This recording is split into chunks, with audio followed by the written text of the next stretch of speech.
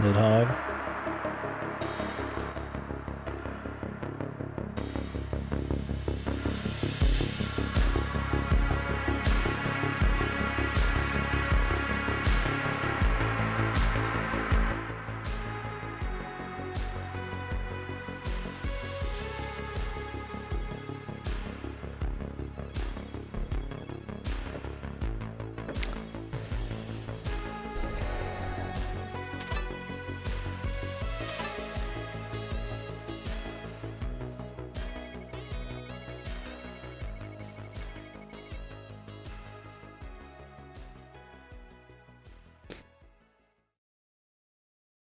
So this is a video game tie-in made by the Shantae devs somewhere in Iraq.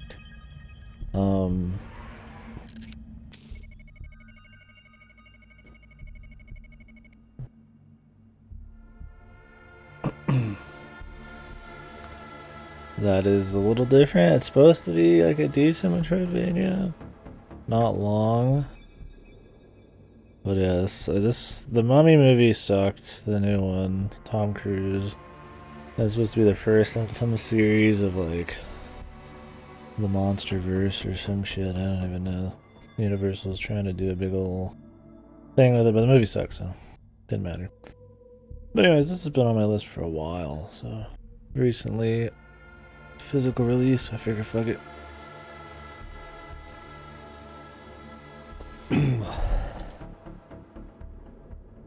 Yeah, you think people would at least know from fucking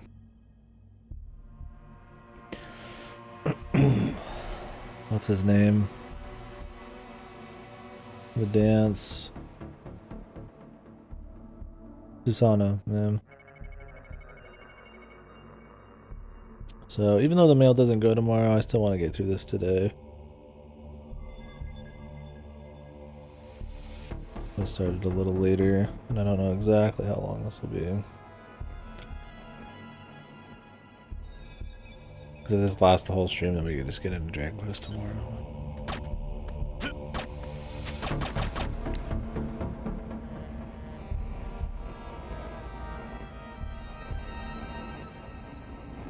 It's always interesting to see if certain movie tie-in games are good, and this one's a bit different style. It's not, you know, modern tech, you know, it's called Demastered for a reason, right?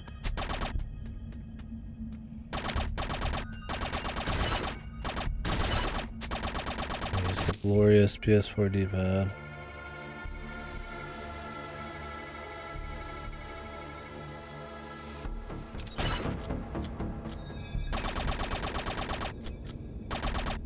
Oh, you can just lock in.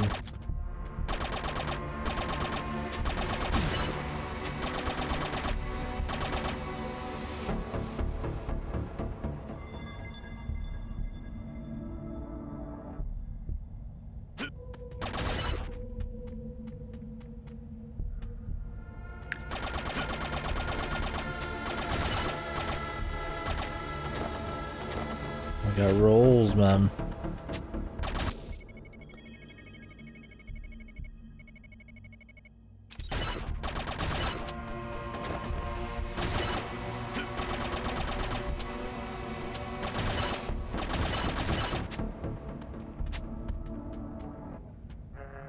Old PS4 cheese grater D-pad, man.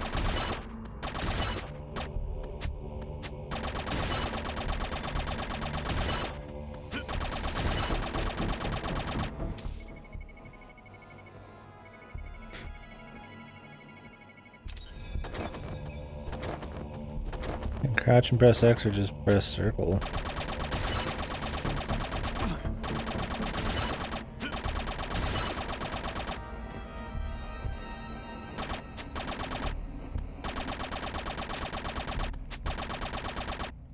I could use a stick here, but it's probably more awkward.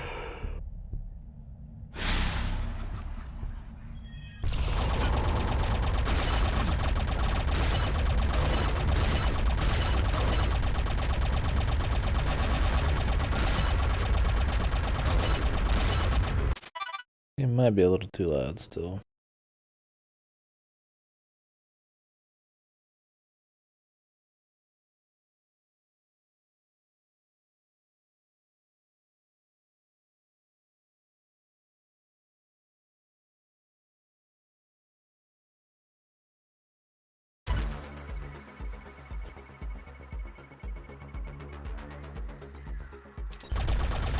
Return to the drop point. Yes, sir.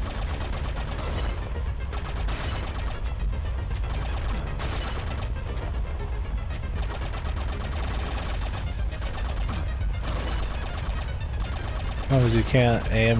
Oh, you can. It's not while you're running. Okay, you can aim down. You have to lock it though.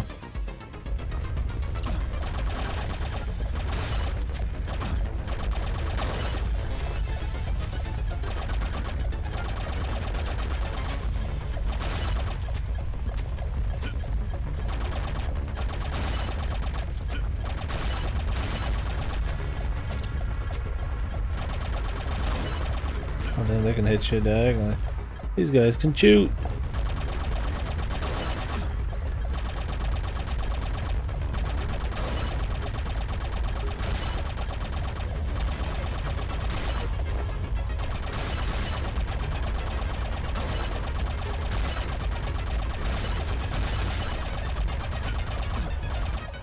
I'm about dead, man.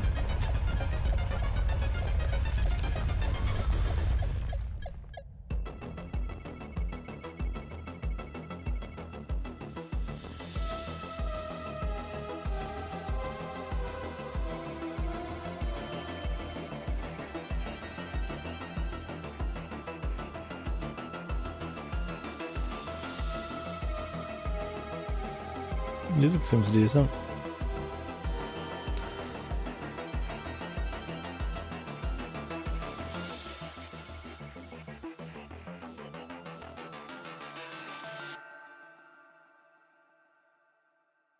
Voila.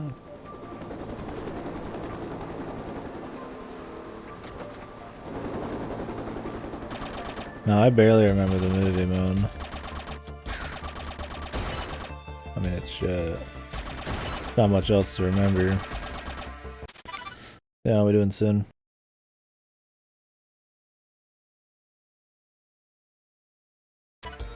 The old Brendan Fraser ones were at least some cheese to them. That was funny.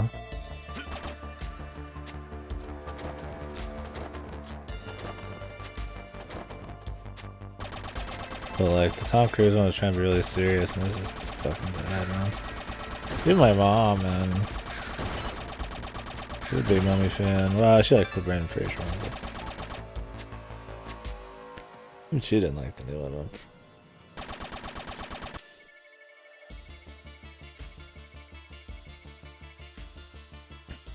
Nice, man. I actually woke up at 9 today. Some horrible acid reflux, heartburn, but my mother came over at 9:20 anyway, so worked out. We're just hanging out all day. Got me some BBQ, some ice cream. I still gotta eat it.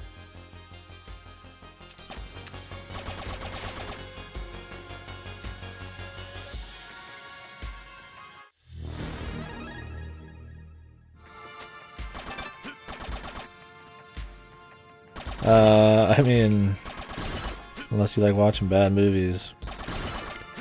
It's not even like, I don't know if it was funny bad. It was just like boring bad. That's what this is based on. Came out around the same time.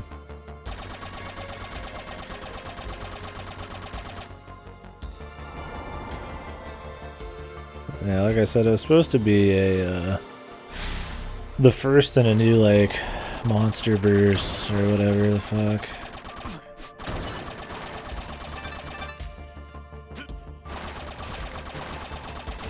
It was so bad, I don't think they are continuing it.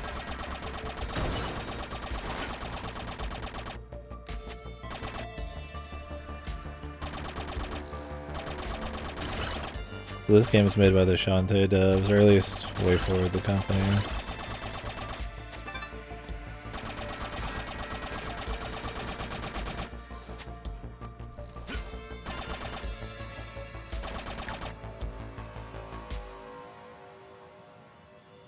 But this is supposed to be decent, so we'll see. So far it's fun. At least something good came out of the movie, right? Music's good, it looks nice. It doesn't seem super tied to the movie. I mean, it mentions the princess or whatever. But other than that, you just kind of have like a very basic. So that's it. Unchained Klitsu. His brain unchained. But yeah, seems like mostly it just kind of gives you the basic. You're just some soldier and you gotta stop the princess at the end. If you didn't even know the movie was bad, you wouldn't even feel like any kind of movie time at all. Hey, thanks, son.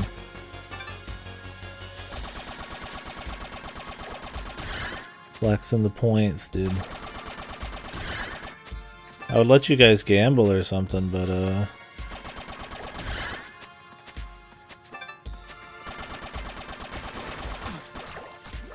mods can't gamble. Shame. If there's anything else you guys can think of for the comfies, let me know. But...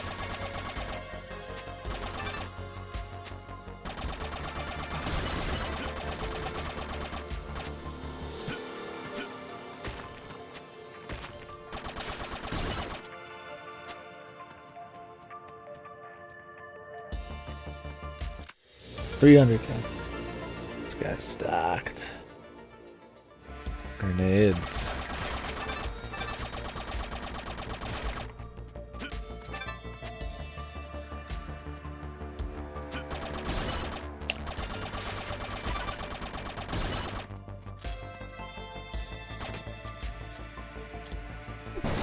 Oh, I see.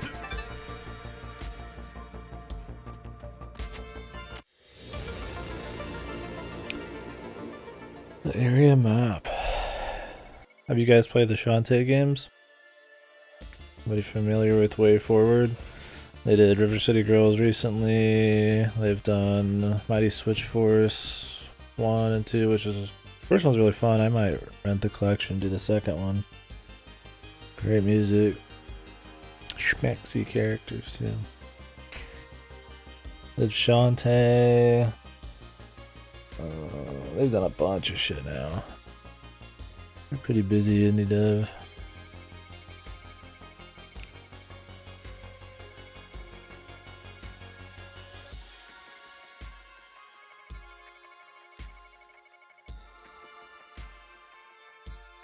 So in the movie, the guy that heads up the entire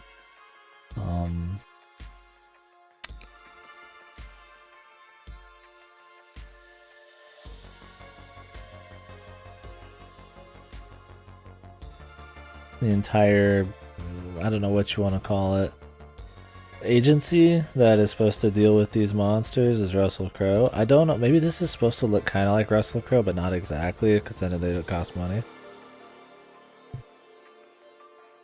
Played one Shantae game? Yeah. I haven't played the original, and I haven't played the newest one. Which I'm actually wondering if the newest one... Like, the newest one kind of just came out.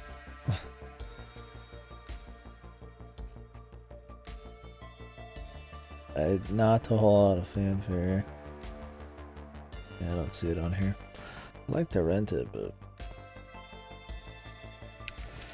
Shantae and the Pirate's Curse is a great Metroidvania. And Risky's Revenge isn't bad, it's gonna be a little slow. The Pirate's Curse is absolutely, I recommend. I like Metroidvanias.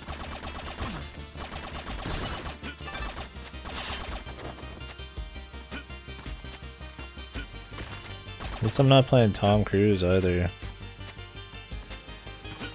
You can give me a Top Gun game and I'll play Tom Cruise, but I'm gonna play Tom Cruise in this shit.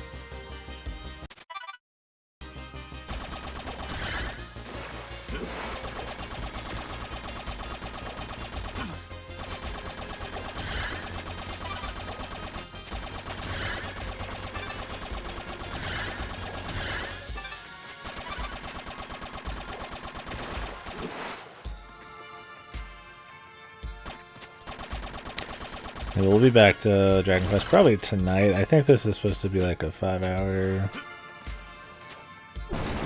game, we'll see. I mean, I'll probably try to 100% it like I do this. Metroidvanias in general. It depends on difficulty, I'm sure. And if that hour timer is tied to in-game or real time. Because how long to beat? If the game has real or in-game time, that skews it by quite a bit. People always default to the in-game, which is usually hours faster.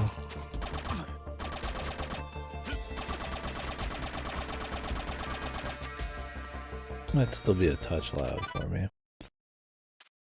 Not much in the way of options in this game. It's pretty much just boom. And yeah, I don't see any volume options, nothing, man.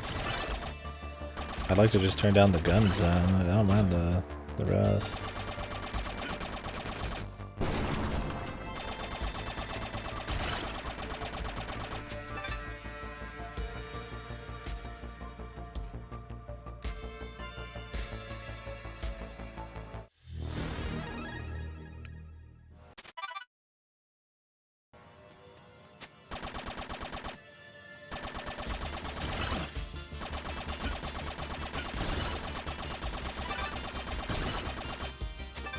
Actually, can I? Maybe it's on the front end. I like the music, really. Yeah, just nothing, dude. Wow.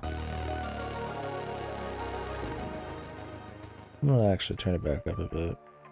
I like to just have the volume so low that I can easily hear myself. Maybe I should just have some pass-through or some shit that you guys can't hear so I can hear myself. But it's good for my ears, I guess, too. What's up, Lassie? Lassie, the biggest Mummy fan I know. That's a lie. Maybe it is. I doubt anybody here is a Mummy fan.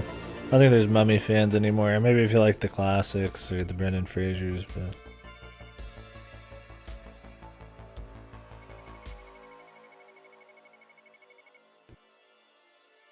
Feeling like a mummy? Our resident mummy.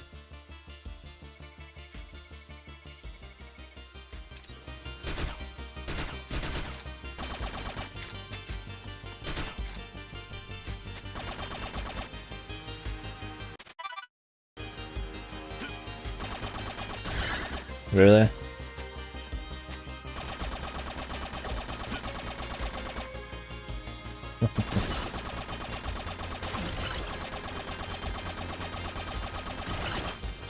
Yeah, that sucks, dude. What do you think's the cause? Just sleep or stress, caffeine? Oh, okay, just an episode of sorts. I gotcha. Well, hopefully it passes, man.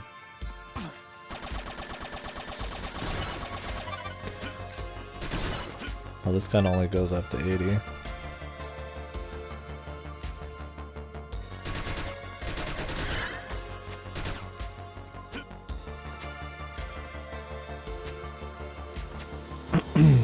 I was feeling pretty good when I was eating decent for a week. My portions have been down this week, but I just have a bunch of leftovers, so... Which makes me tired. Shitty food makes me tired. Be back on that train tomorrow or the next day.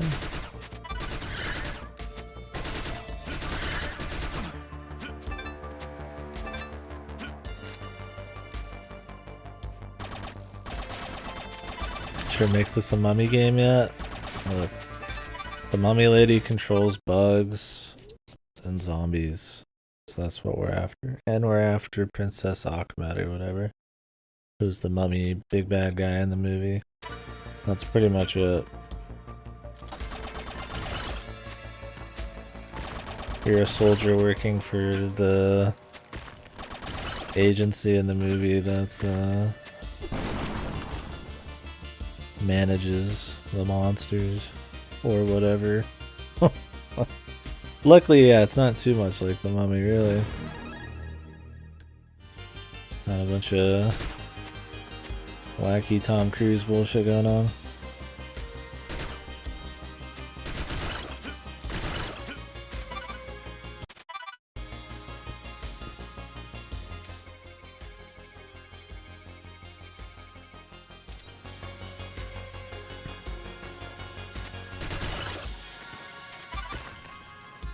help myself onto the ammo.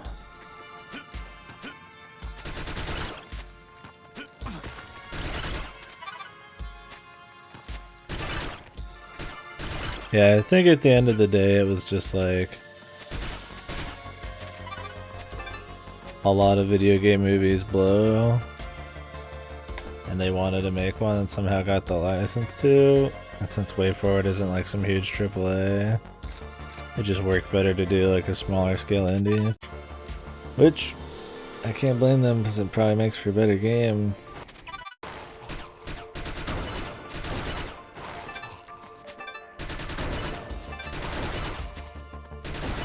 I mean, so far it's pretty much Castlevania shooting a fucking gun. It probably doesn't have RPG mechanics, but maybe like the GBA Castlevanias then.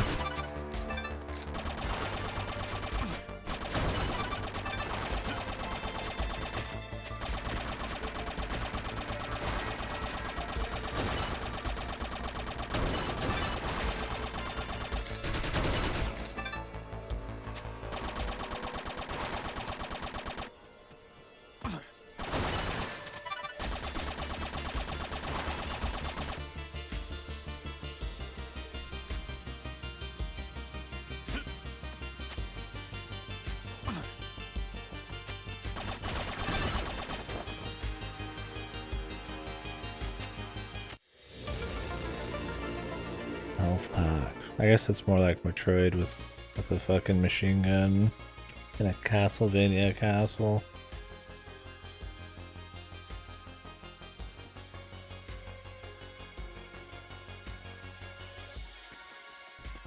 Thank you, sir. Oh wait, we missed a power up.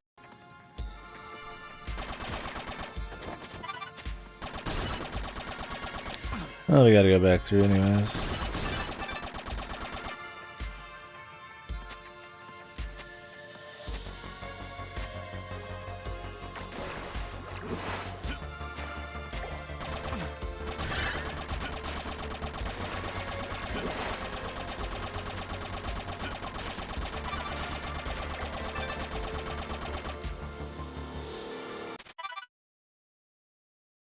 Uh-oh.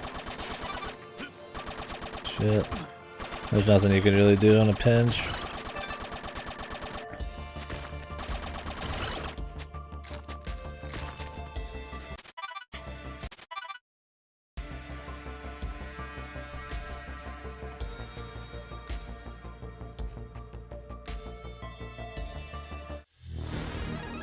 At least you can still do the games, right?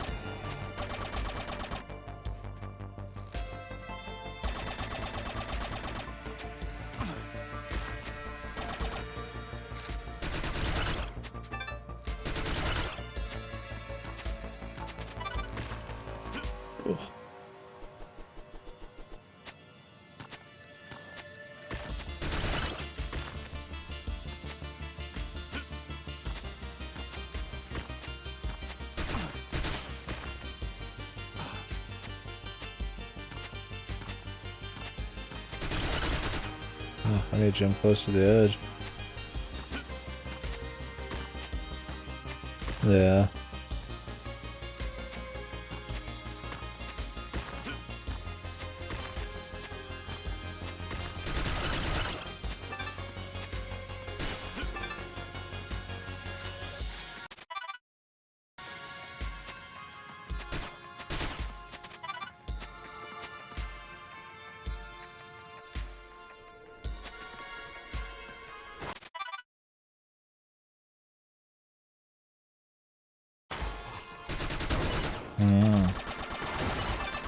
I didn't even know it had a movie component. Interesting.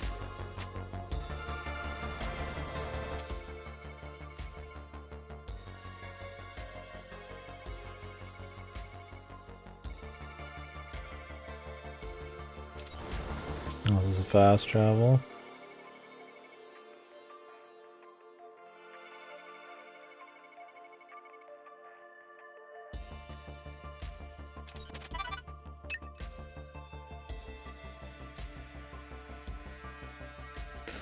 Outside. Who goes outside?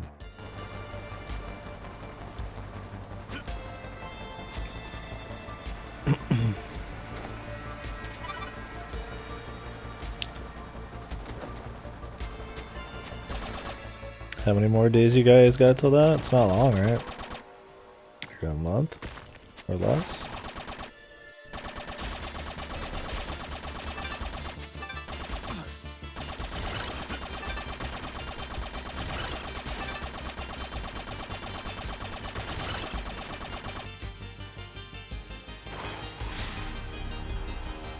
Whoa, dude, this guy's getting sucked.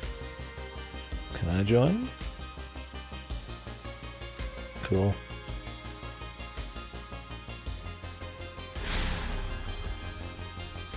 It's gonna be around when I'm doing the Mario Golf-a-thon, man. You guys will be playing Mario Golf, I'm sure, right? At the event. I'm excited for it. Play a lot of Mario Golf games. Still haven't decided if I want to do the NES Open though. It's technically not Mario Golf. Can't play any of the weather's nice. Yeah, good to have options though.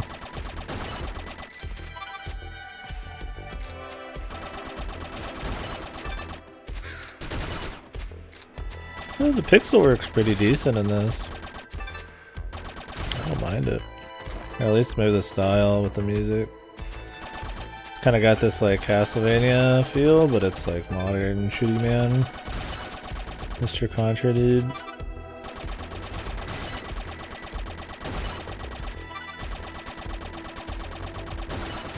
Yeah, well, this would be a good test run though. See if there's any problems or if it doesn't work out right.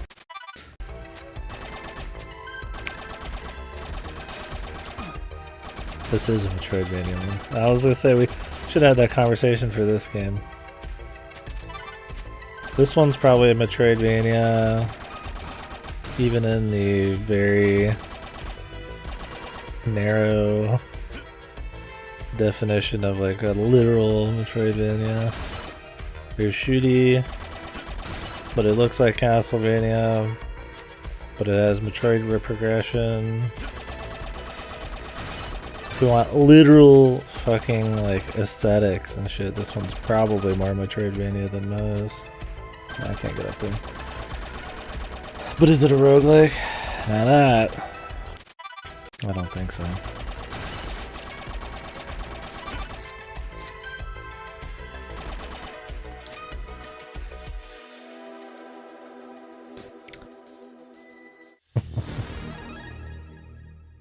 Roguelite.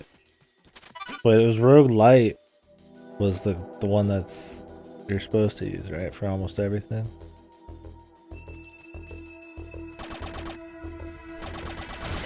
I gotta double check.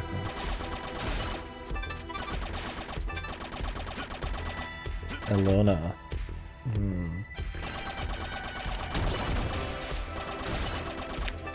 Don't know that one.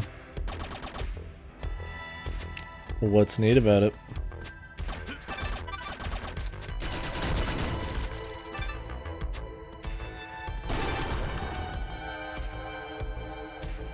You told me this was Zero Mission, I'd believe you for a second. Yeah, feels very Metroid. This is Zero Mission. Yeah. The new coat of paint. They literally just took Zero Mission and put Tom Cruise's The Mummy in it.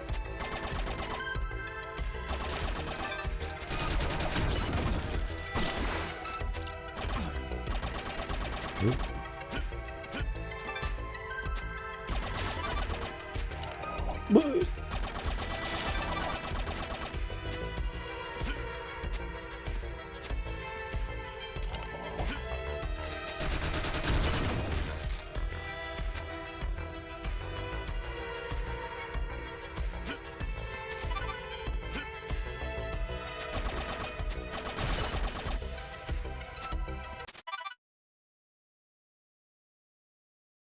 No, this is a Metroidvania, like straight up.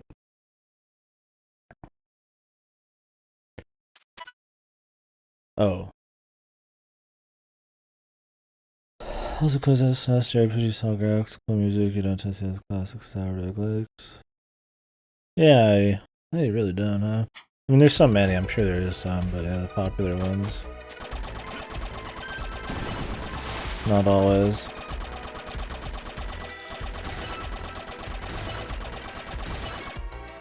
Oh, ASCII one.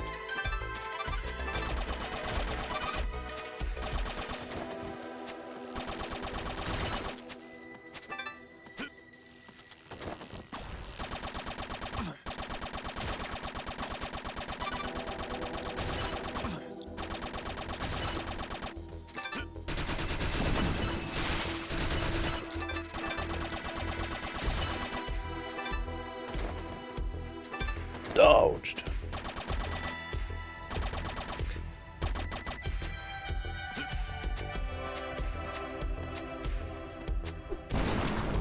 Whoa! What's up, Redless?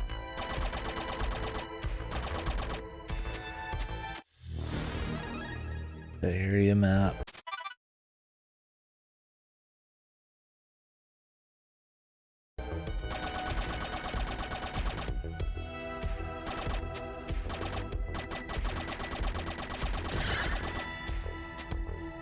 I would like to have that.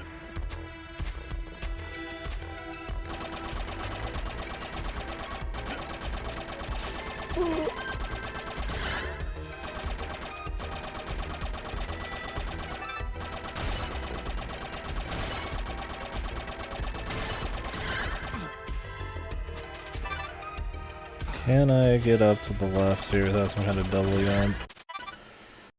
We'll find out. I don't think I can make that jump.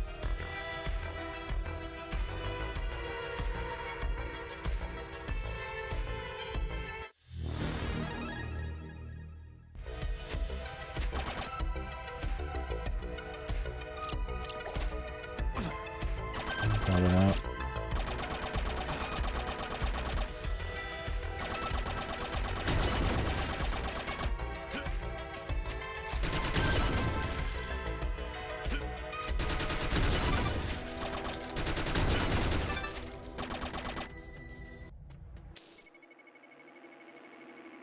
Source of dark energy. I mean, there's a boss.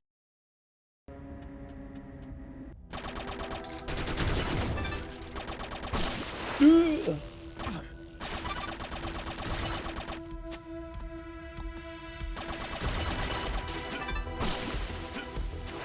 fuck. That shit wrecks you, man. Shouldn't even bother going this way. Relic 1 out of 50.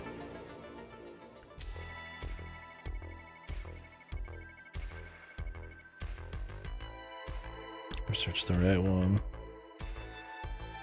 Yeah, the Sky 6 is really soon, but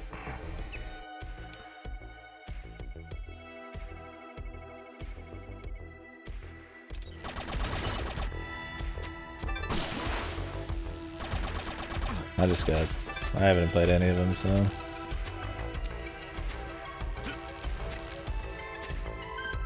couldn't be bothered, sadly. Not yet.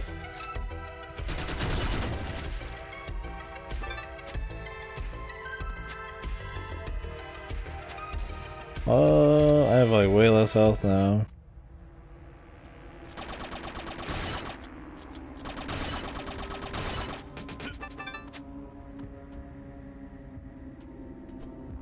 I guess these are here for you to farm.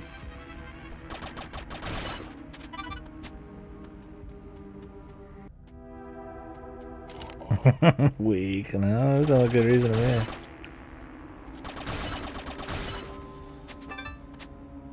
me. Never touching the game. Like modding Skyrim. Modding anything with insane amounts of mods.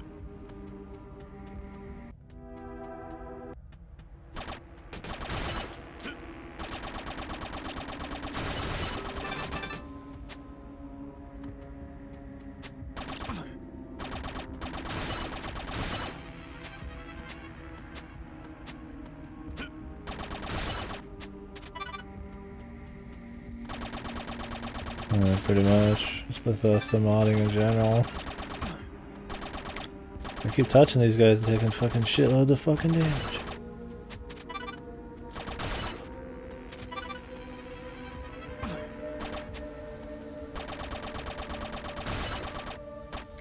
I don't want any more of that. I want some fucking health.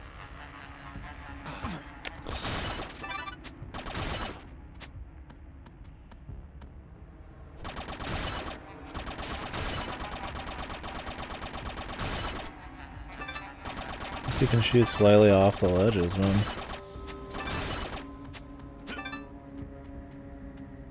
Ooh, smoking a brisket.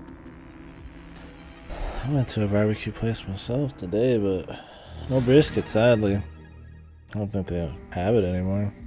So that sounds pretty good. Making me hungry, man. I just ate. You like doing anything to it, or is it just straight up?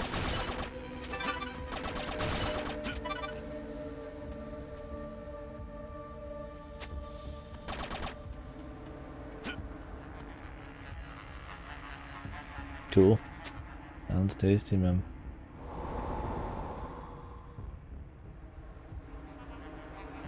Evil lady.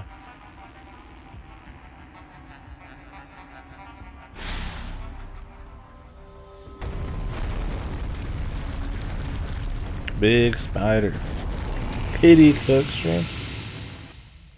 Yeah, let me get you a 10-minute video of a microwave, and there's your cook stream.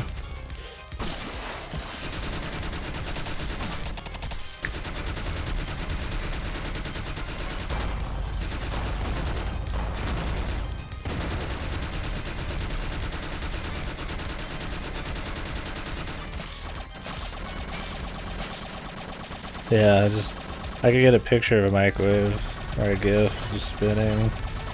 And that's just as good.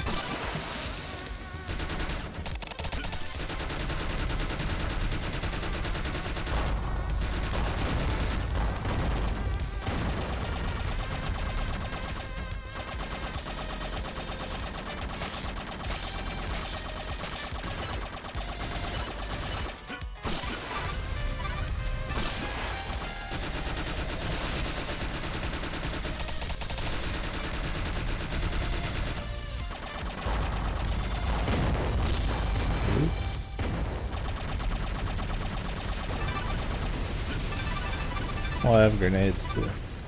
I'll use those. Can I throw grenades straight up? Yeah.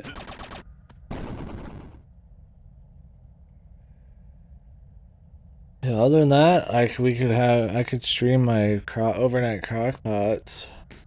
It's just the meat, maybe like some salt and pepper, and then 10 hours in a crock pot, dude. Hell, I might even use an oven. Same thing. Go for like an hour.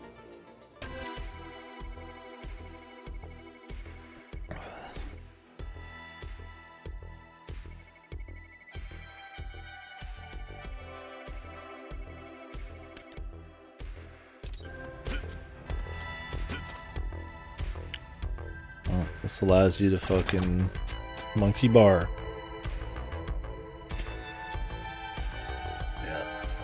Ramsey came over, I just take a shit on a fucking paper plate and hand it to him. Let's get it over with. Crockpot cam? Yeah, I could start the crockpot camera. Can watch it slowly take form. Although it'd be so steamed up you wouldn't even be able to see the fucking inside of it, really.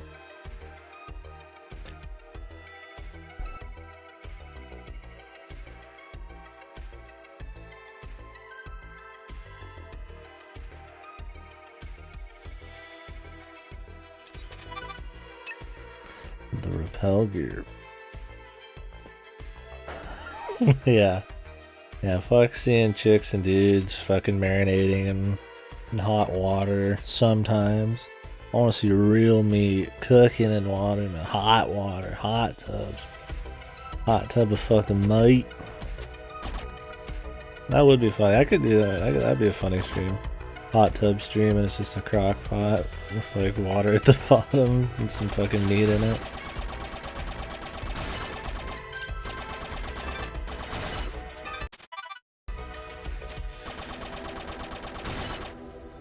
was a cute little first boss.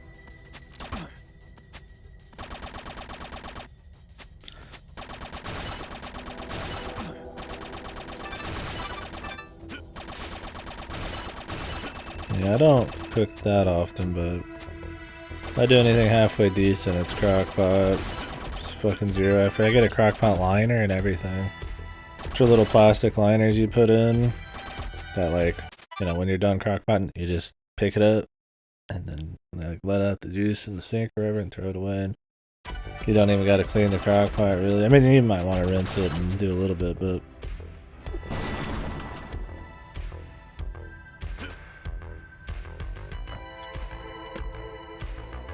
you don't have to do like a heavy cleaning. Yeah, it's called less effort. Less clean means less time I gotta spend cooking. The house of KD cooking, man. Oh, you can make a meal in, you know, 10 minutes or something. Try like 10 minutes work. Try like 1 second of work. That's all I want to. I want to spend 1 whole minute of work fucking cooking, dude.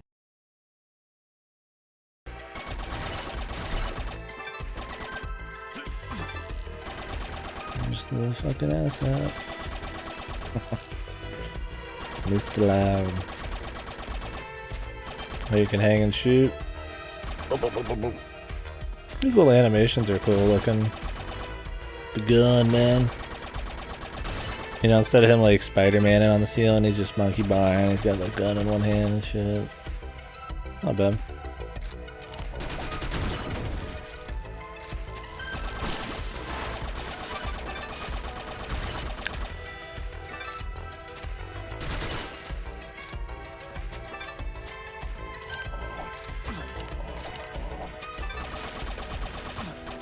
I mean, I appreciate good cooking, and I got no problem with anybody actually cooking, obviously. I'm one of those people where I do something that means that I hate everybody who does what I don't. I don't know very great cooking techniques. And I sure as hell don't know any that, like, would speed things up. Still tastes good. Like, I mean, I guess I could learn some shit pretty easy. Oh, God, these guys blocking are fucking annoying as shit. Just, at the end of the day, just don't care.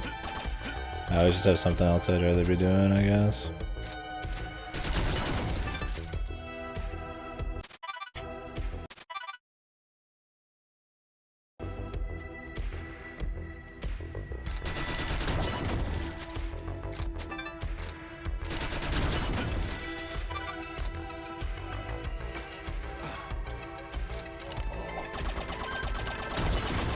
I'll just eat other skilled people's foods, man.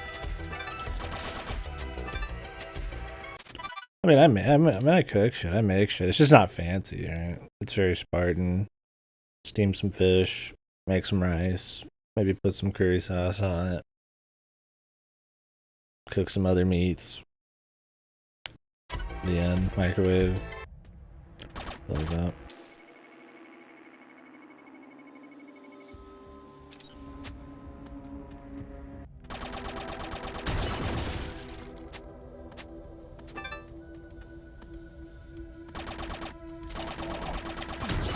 Best thing about cooking, it's usually a bit cheaper. Steam this bitch.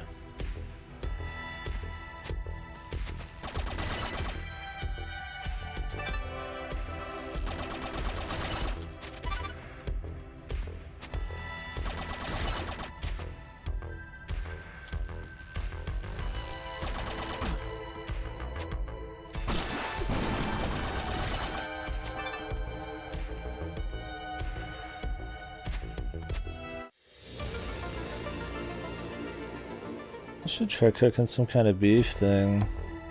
Usually beef shit's just a bit more calories. When I'm actually cooking, I'm watching cows. So. Select weapons. Whoa! All these weapons you can choose from. I hope you get multiple slots, man.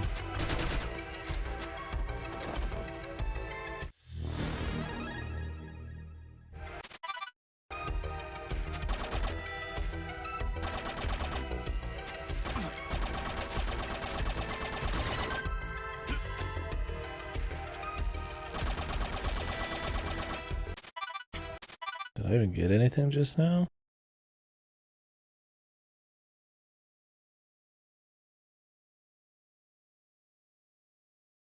Because it wants me to go back down. Or maybe I know somewhere we could go. Might have to be backtracking.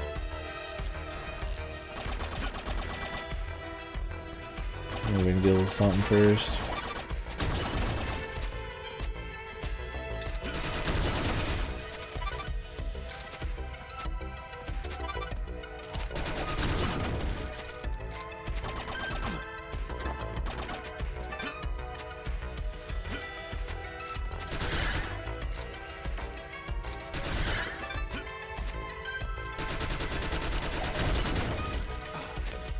I don't keep falling after these dudes hit me.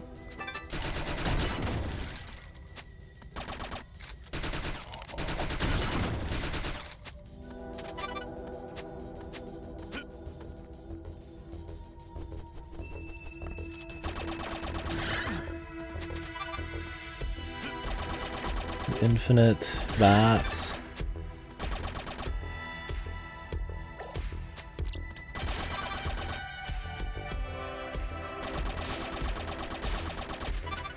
Make sure to shoot these crystals, man. I don't think there's any health refills. Yeah, it's pretty crisp. I'm enjoying the aesthetic of the game. The tunes are pretty good too, but they're not like overbearingly out of place or anything. I got kind of like this moody electronic thing going on.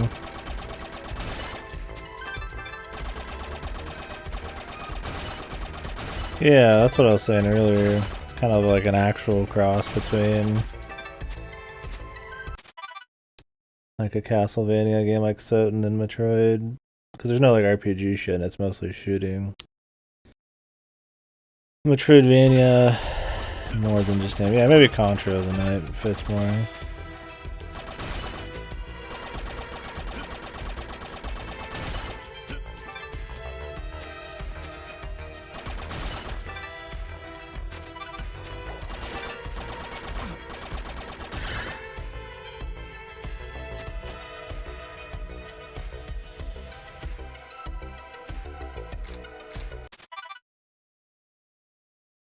Very Contra, yeah.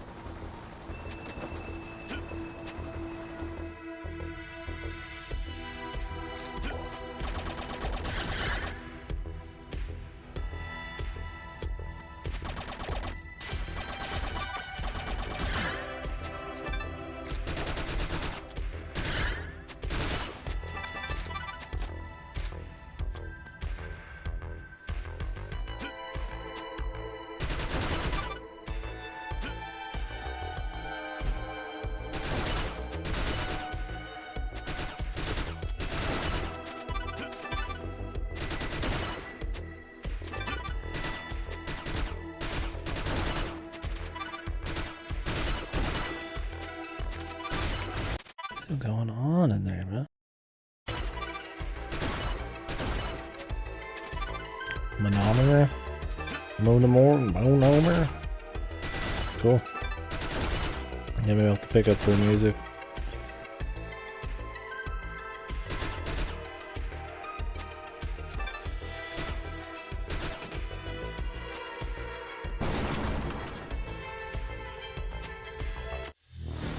Nice. Hills Baku.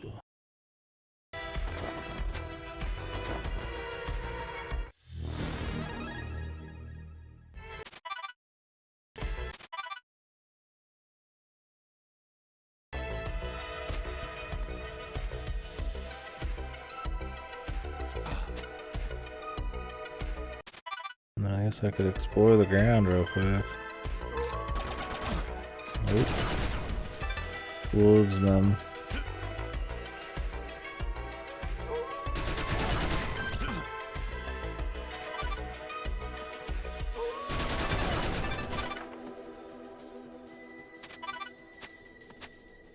Alright. Ain't much.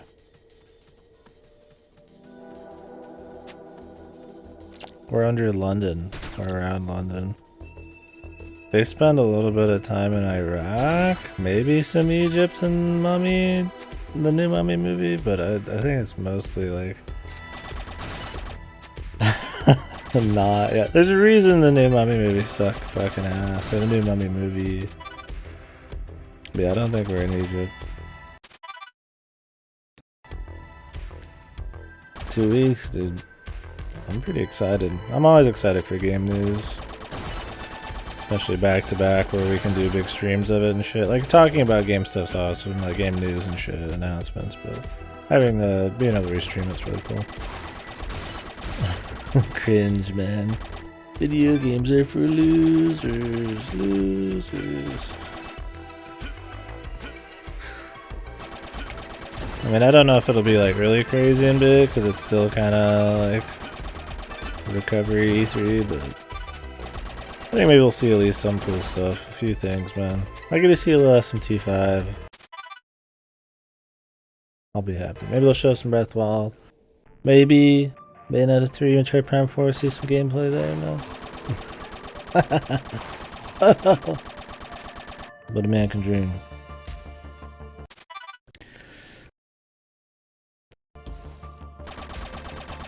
For our 35th anniversary of Zelda, we're going to release the Skyward Sword Remaster.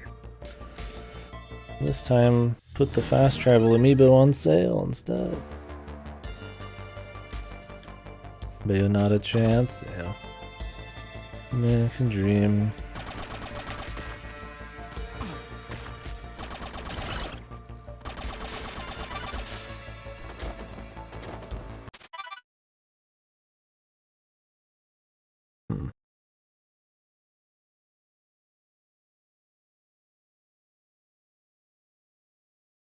How do I get to this waypoint?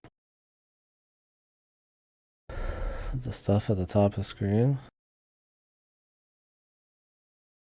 13 Sentinels for it? Yeah, I don't know if we'll hear any 13 Sentinels news there. I wish, man, but yeah, I don't know. It's pretty excited.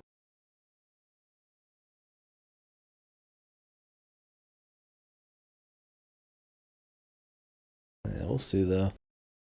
Who else is gonna be at E3 other than Nintendo? I mean, Sony's not. Not that I'd really care about their showing, you know what to expect from them. It's just when. Wonder if a new God of War will come out. Like, yeah, of course it will. It's just kind of like when. I'm curious about the stuff that I've never seen before, or doesn't even have like a chance, or it's unlikely to even like be a thing. Those kinds of announcements. Halo Infinite. Yeah. Yeah, the rumor that there's going to be a Switch showing before E3 is... A lot of people have been saying that. I don't know when though. I assume they'll just drop like a trailer, not have like an event about it. Maybe a trailer and then they'll show a bunch of it at their actual show. God, I hate this fucking thing.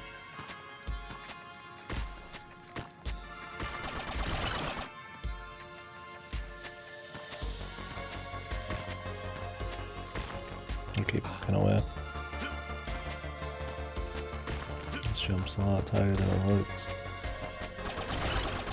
The crickets or the locusts and the breaking platform, I always jump it early. P5 Arena? That'd be neat. But yeah, I don't know if they care. I wonder if we'd see a P6 at this point. Probably not. If Sony's not having a thing, I don't even know if we'd see any of that. Because they're always like really up Sony's ass. I mean, I guess there could be like a Sega one? Is there a Sega press conference?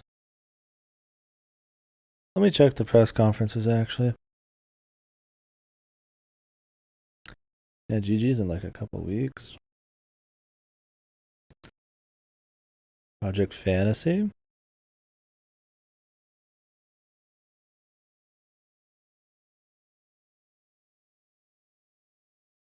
I don't remember that one.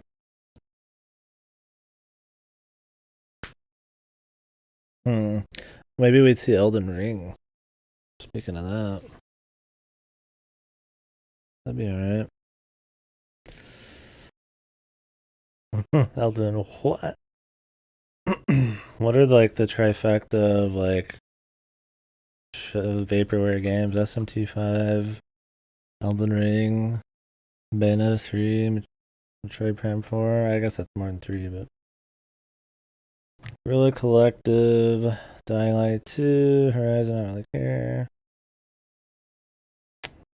Okay, I don't care about that. Summer Game Fest, blah blah blah, IGN Expo. These are all like late, mid to like post June. Yeah, I want June 5th, dude.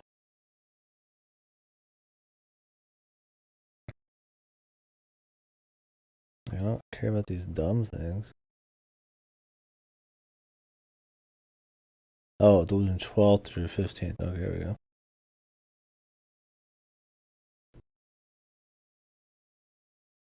Oh, Jesus. Yeah, I don't even remember that fast though. Yeah, the Grand Blue RPG. There's also like League of Legends games made by the fucking one of the Four Horsemen of the Darksiders people. Not that I care about League of Legends, but like weird spin-off games that just are vaporware. Relink. I'm not expecting much, Lassie, but that's why it's exciting.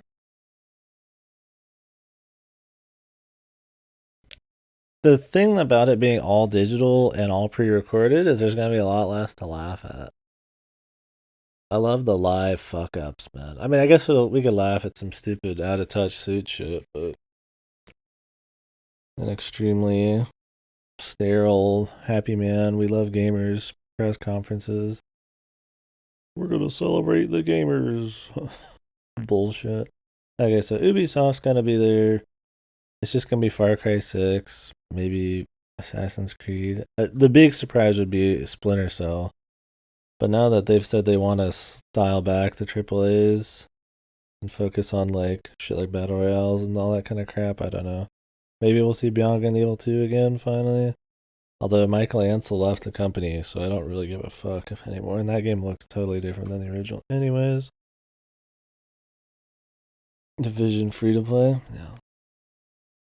Xbox and Bethesda Game Showcase. Starfield. I guess seeing what Starfield is actually gonna be would be nice. Is it just gonna be Fallout in space? Is Bethesda fucked? Can they even make good games anymore? No, Beyond Good and Evil 2 is supposed to still be around, but it's supposed to be very big and ambitious. So I think it's the technology and stuff. They've been kind of delaying stuff and pushing that. Maybe we'll get dropped. I don't know. But it's apparently still a thing.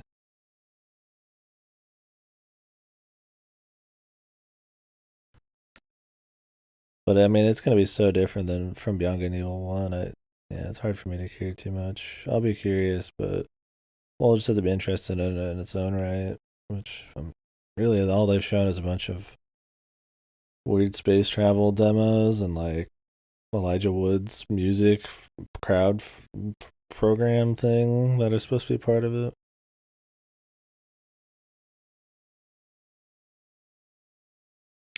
Remaking this old Splinter Cell, I mean, that'd be cool too. More stealth games, especially Splinter Cell, would be nice. Future game show, PC gaming show. What would we want to see at the PC game show? They're saying Baldur's Gate 3. Why am I seeing XCOM 2? Player Unknown's Battlegrounds? What? Oh, that was previous games revealed there. Okay, I was like, what the fuck? This website's stupid as fuck. PC game show. I mean, I imagine Total Warhammer 3 would be interesting. I don't know what the PC game show. There could be anything. There could be just really cool indies they showed. I mean, they showed Wargroove at one of those. I mean,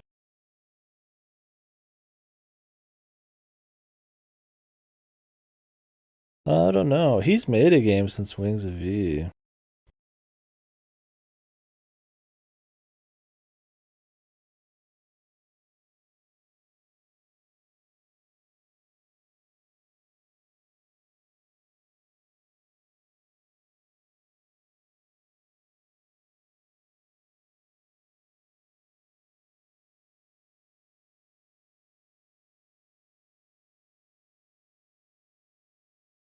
Roa came out in 2019. So it's been 2 years since that. EA, I mean, really? Really? What's EA got going on? Boshi coming to the Switch. How would that even work? Is it just, can you even download freeware when it's like that fan gaming on like a Nintendo shop? Or has he removed all of the references, which is like most of the games? ARM. I'd be surprised. Seems like a never will happen thing. So yeah, EA. I don't care about Dragon Age 4. Don't care about Mass Effect 5. I mean, I would care if they were good, and I'll probably get a laugh out of some of it, but I got zero faith. Square Enix. Well, we might see FF16. I'd like to maybe see a little bit more of that. Other than that, would there be some kind of, I mean, maybe some Life is Strange shit? I would love to see Deus Ex or like a proper Tomb Raider thing. I doubt there'd be a new Nier. Yoko Taro seems like really hard up on mobile, and then the remaster just came out, so. Yo, new Drakengard, let's go! Drakengard 1 remaster, let's go! Yeah, child soldiers, yeah. Nintendo's just always got the most possible options. Oh, I've heard of Breakers Prologue. It's on my wish list, I think. Seemed interesting.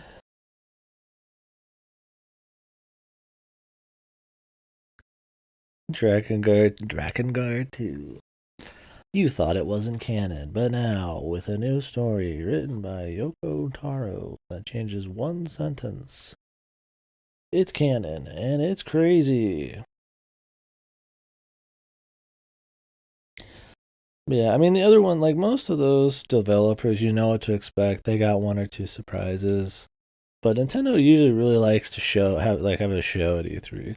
They've always, even when E3 was dying, they had the big booths. They had all the crazy fucking like set pieces and like all of the custom like little mini buildings and shit. Like they went pretty all in on the presentations, and they've got a pretty deep IP choice where there could always be a fun surprise.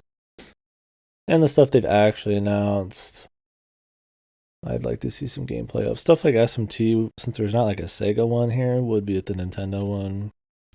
If Alice were to announce anything Persona, it would probably be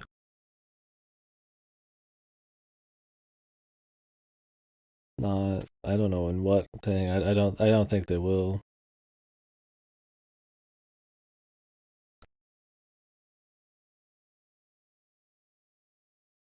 Yeah, I just want to see some SMT5 gameplay. Like that's it. And stop fucking making $50 porn. An April Fool's joke? What was? Was Brave Earth Prologue an April Fool's joke?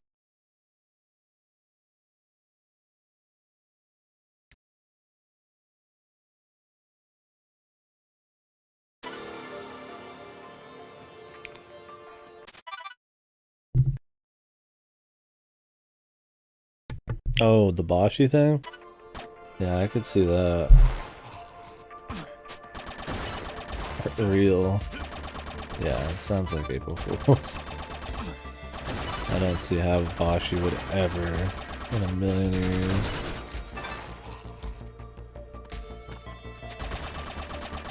Come out on like anything.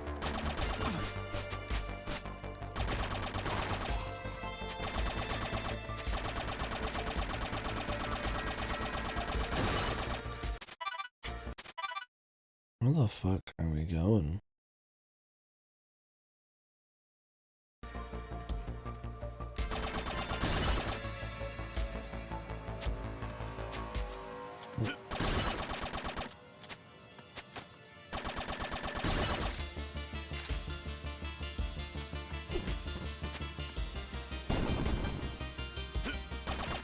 What does the N++ have a bunch of like references? I mean, Boshy's pretty much completely just founded on being non-stop references, from the stages to the bosses to the music. I mean, it's all just from other shit. There's like no way.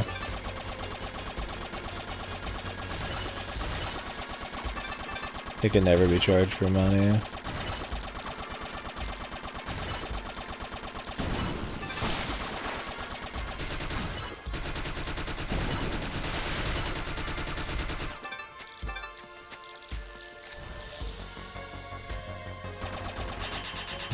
Games, I think, just sell a lot on the Switch, man. It's kind of the whole deal.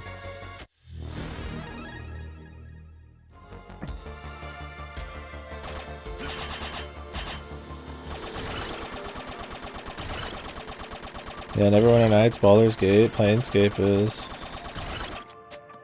Hell, I'd even thought about playing those versions.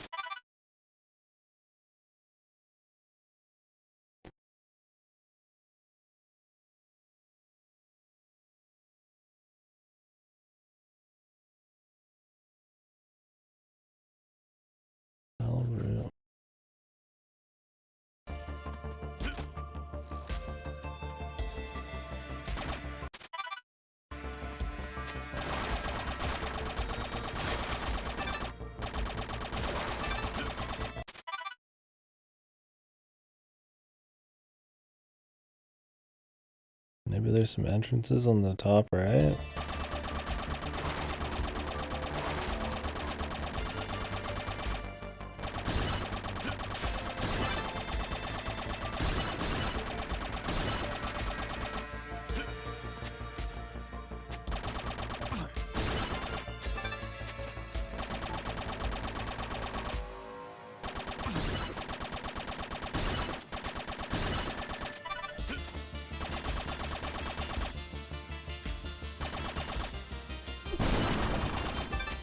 I haven't seen it, luckily.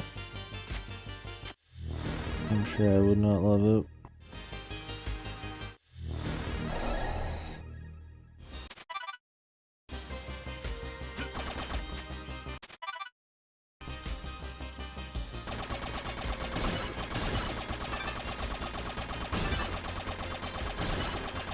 Hey, who's excited for Far Cry 6? Fellas? Ladies and gentlemen?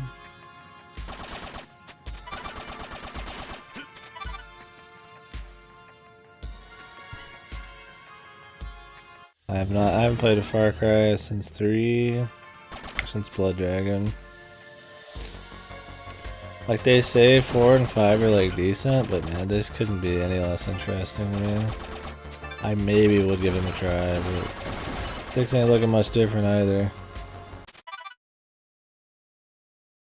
Lee. It's gonna be some good brisket, man. Yeah, I've seen a bit of Far Cry 2 at my cousin's house back in the day.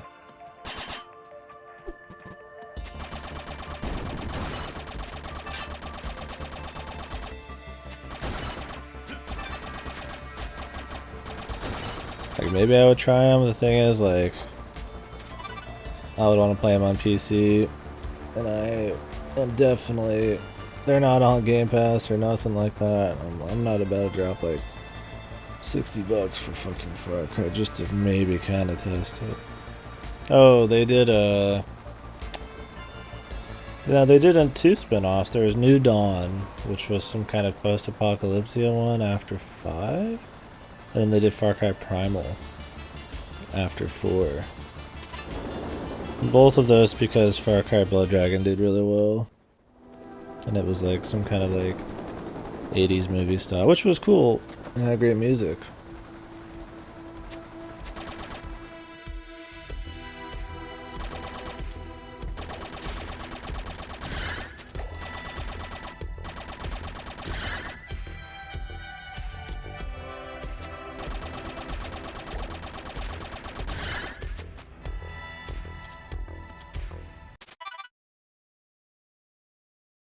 Where are we going?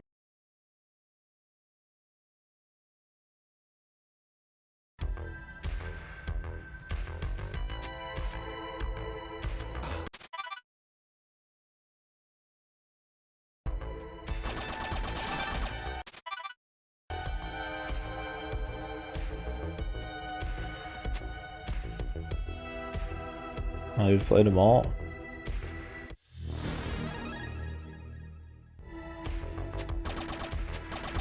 Yeah, that'd be the only reason I'd probably play them, just to shoot some shit. And I got so many shooters, it's just like,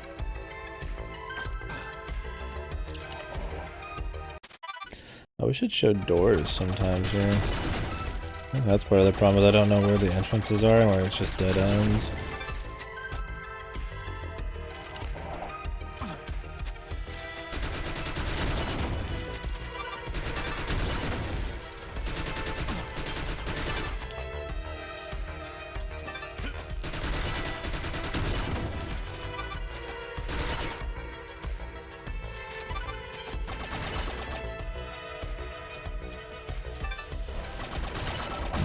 I mean, to me, it's kind of like the Assassin's Creed stuff. Like, I could see myself playing some more of them, but at the end of the day, it's just very mediocre to me. Very uninteresting, especially from like an announcement standpoint. Like game news, I'm definitely not pumped.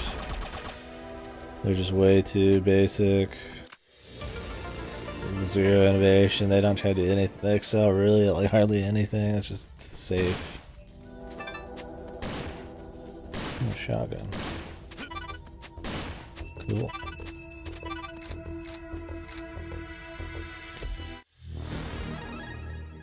Like 3 was pretty dull for me. 3's one everybody always is like, yeah. Crisis of the Timer, the first game came back. Better in real life, yeah.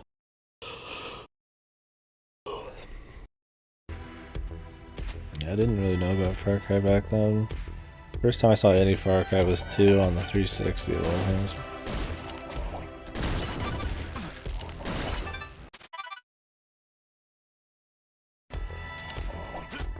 Congratulations, man. You've won.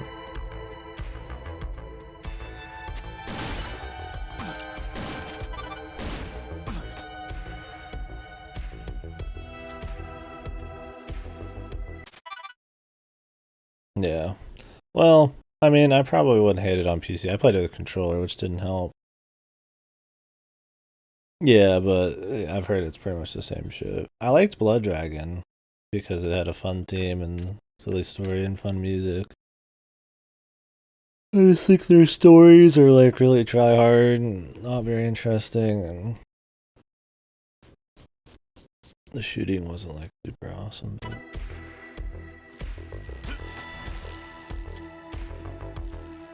like I said, I've only played like that one, so.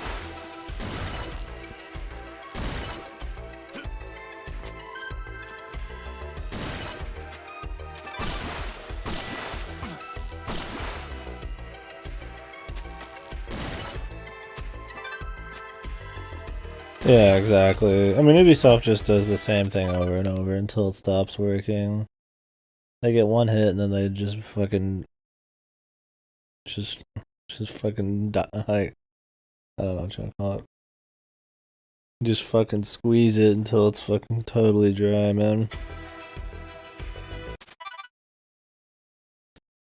Beating the dead horse, whatever you want to call it, man. Just, oof. The repel point's below me.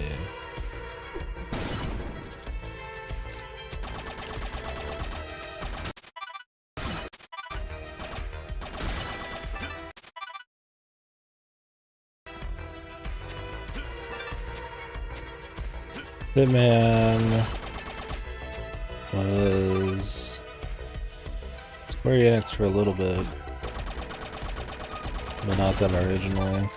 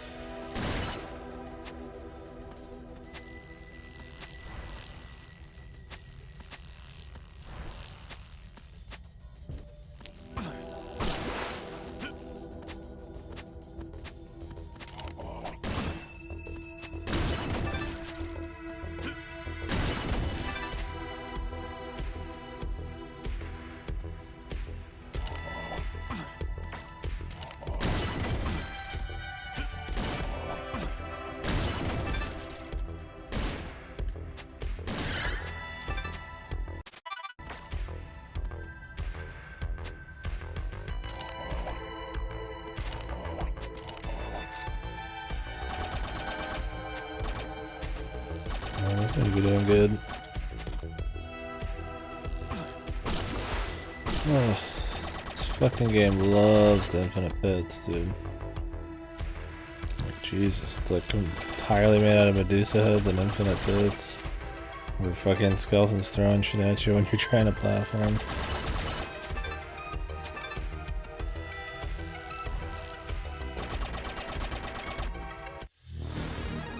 Oh no, exit over here?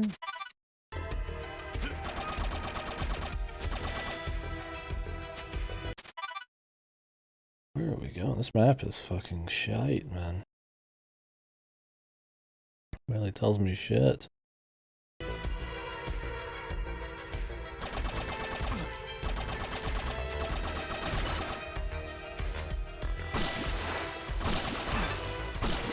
Because it doesn't show you where doors are. There's no like small gap or anything. Like the side where a door is. So like you're like, oh yeah, I've seen this whole area. But it's actually like, I have no idea actually if I've seen the whole area because it looks the same whether you found it or not. Unless you have a map.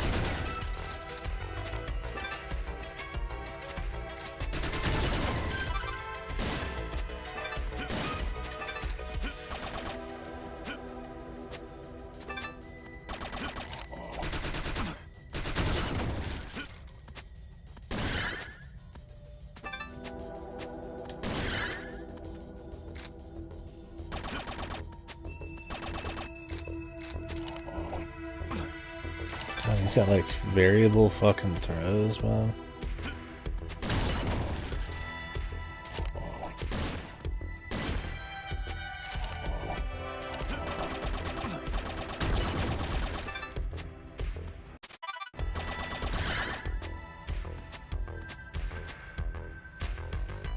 Most of this game just being lost so far. Because it takes fucking forever to get back to places. And none of the platforming's very quick. And there's at least one fucking bad or Medusa-esque person in every fucking room, dude.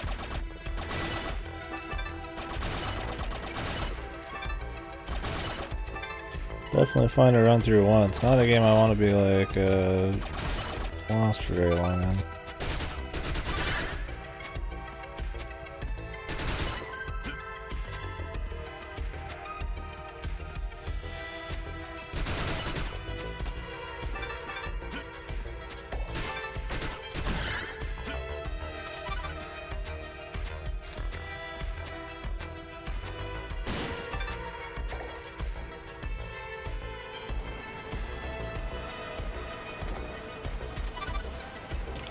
There was a health station too, man.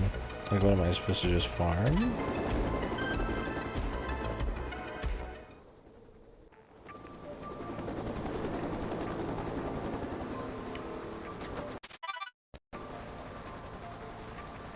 Neato.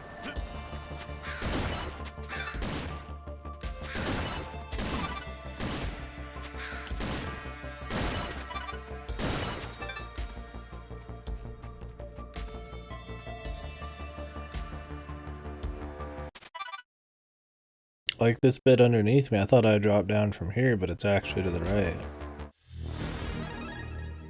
Yeah, like what the fuck? Just show little fucking gaps, man. I know where the fucking doors are.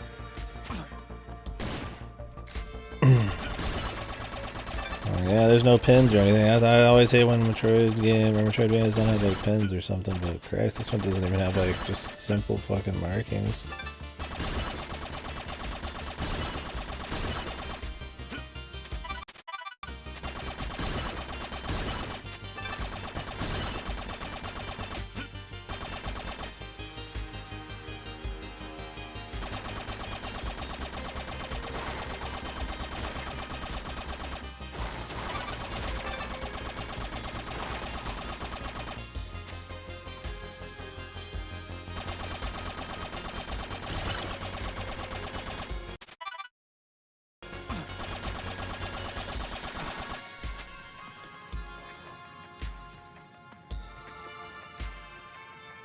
A lot of streamers were playing it who never touched Hitman before.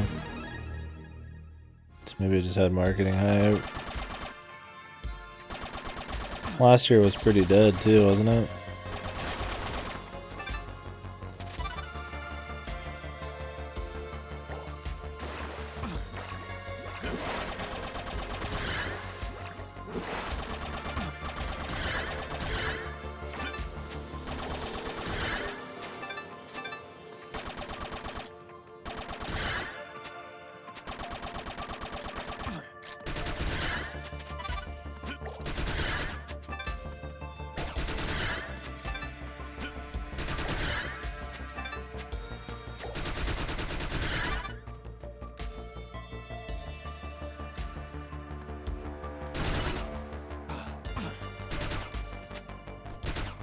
There's another door.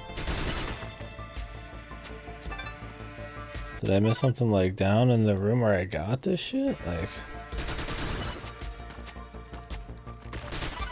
just can't tell on the map, dude.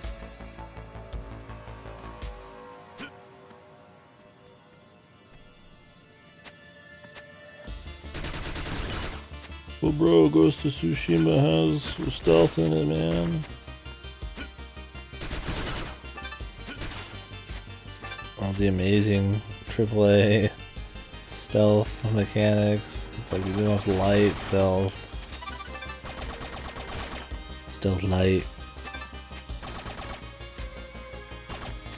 Which is fine to have stealth light in your game, but I don't know why they tout it as like some really hot shit. I mean, even in Sekiro, it's like sneaking up on guys at least, I guess, gives you a very big advantage if you can pull it off. And like for mini bosses and shit, but like even that's just stealth light, man.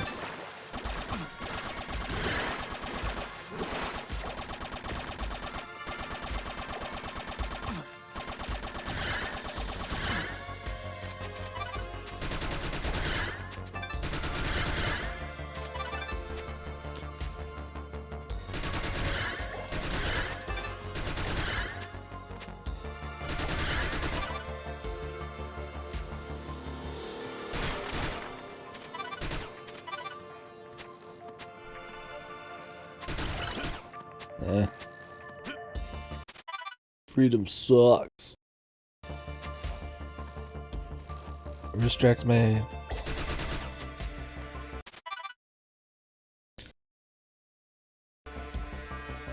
Yeah, I think people like the wacky shit too. Or at least streamers do, probably. The big funnies, man. The big reacts.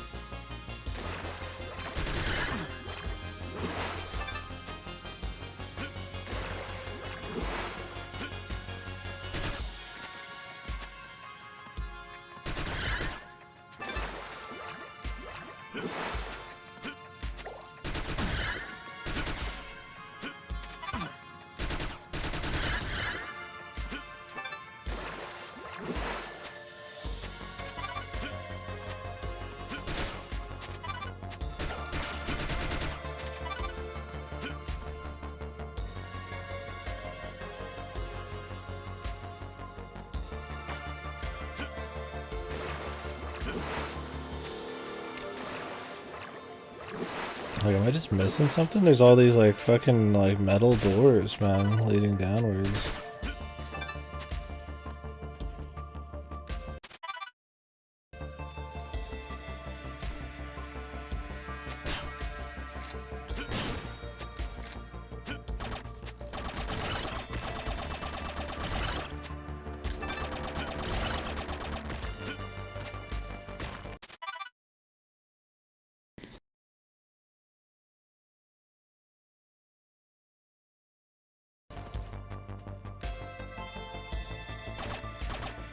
Yeah.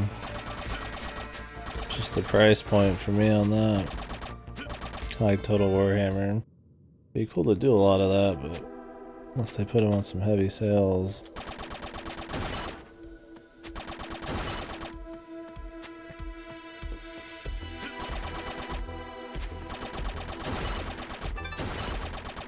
Well, I mean, that's not really like a fault of the dev or anything.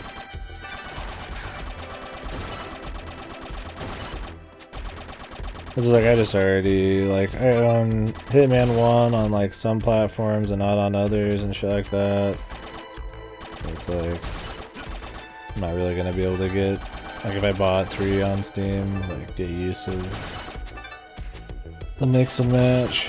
And I sure as hell wouldn't buy it again, right?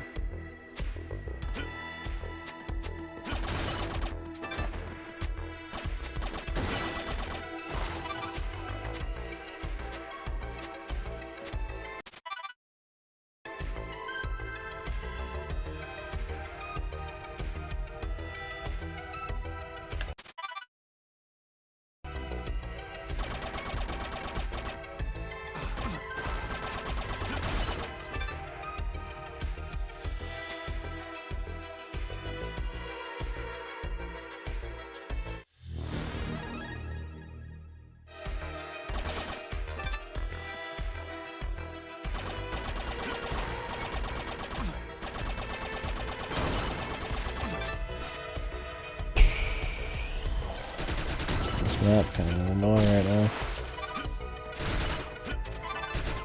Maybe it was like a really obvious area and I just kind of ran past it. I'm not sure. I wish this map had better, like, just like knowing where doors are, where unopened doors might be. A little bit.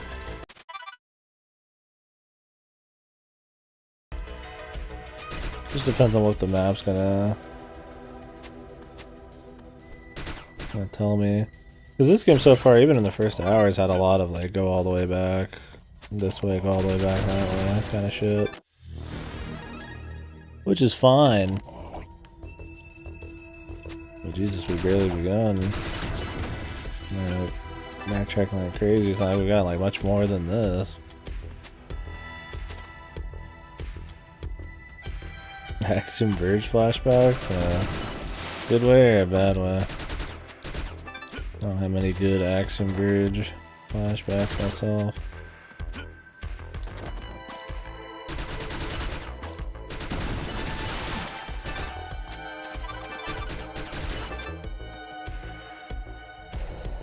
Axiom Verge had very large, just swaths of fucking, like, backtracking. Which, I mean, you could say, well, that's just fucking Metroidvanias in general. Like, it's backtracking with new stuff that makes it more fun, or, you know, the layers are dense enough where a retread back through an area helps you find new secrets or remember new secrets from later. Like, there's a bit more going on.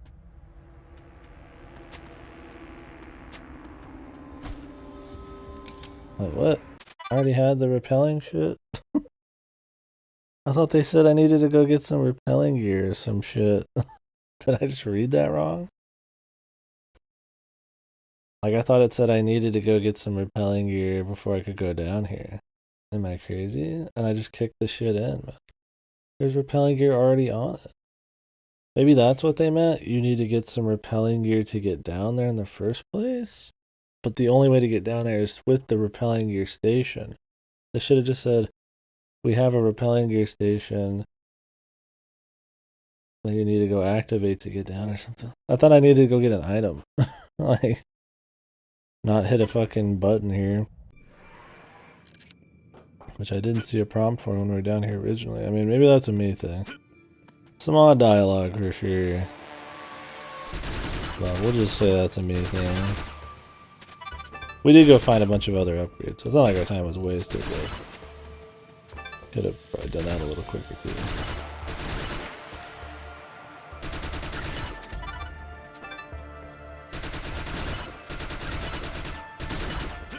Mickey Mania. Sadly, I've never thought of that game in my life. I thought about messing with some of those like old Disney platformers. Those are supposed to be hard as fuck, which is fine. Pretty good. Yeah. Well, we'll just blame this one on me. I do think the dialogue was a bit misleading, but I might have just been distracted. We did get some stuff, so it's not all lost. Oh, really? Interesting. What happened to Disney making games? Bro, Kingdom Hearts. God, these guys are fucking, just fucking units, man. If they get that throw out, they're fucking good to go, man.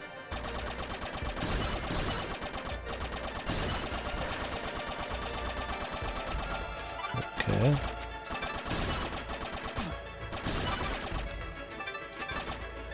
Man, I don't like that there's not like heal stations either.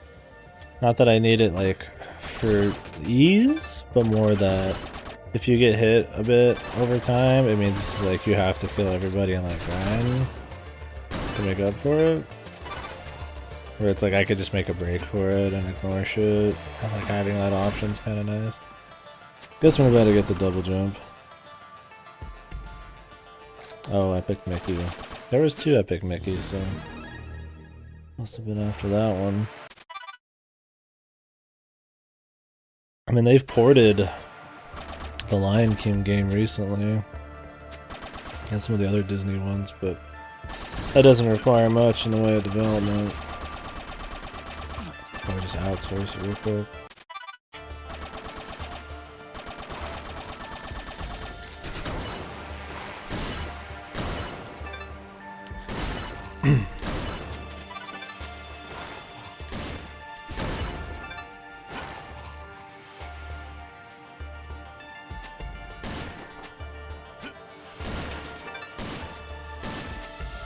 Yeah.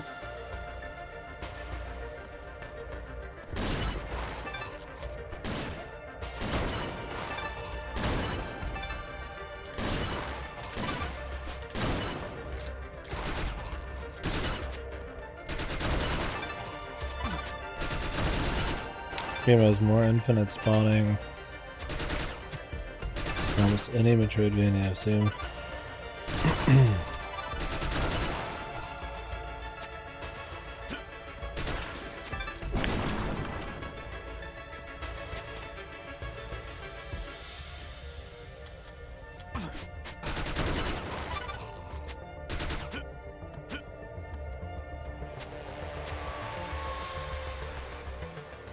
Or did they not? I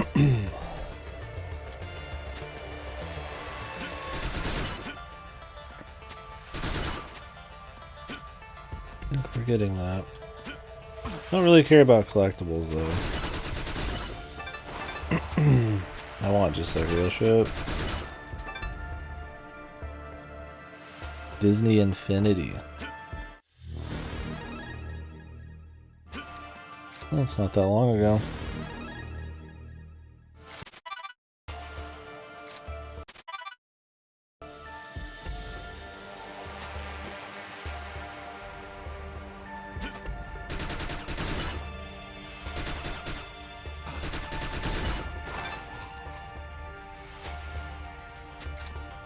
I mean, it's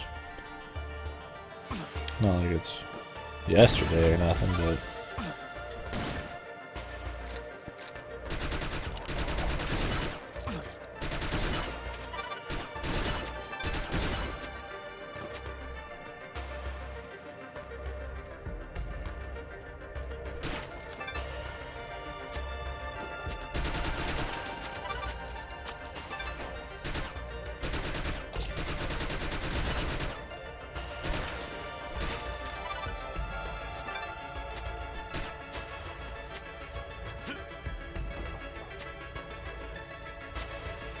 Because like this room I know I haven't fully cleared because we haven't seen the other edge of it, and that shows on the map.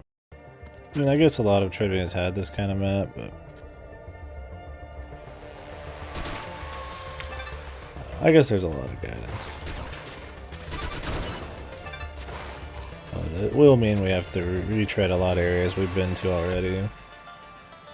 So there's not like an actual like, area map for everything. Because I just won't remember if there's a door somewhere I couldn't get into or not. Like the very beginning of the game has one of those metal doors, but it's like, it doesn't show that.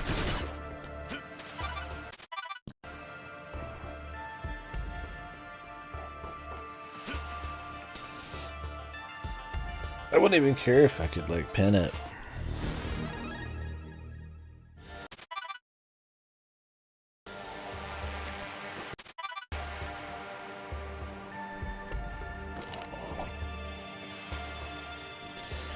Man, Axiom Verge 2 is coming out though. How long has that been in fucking development at this point?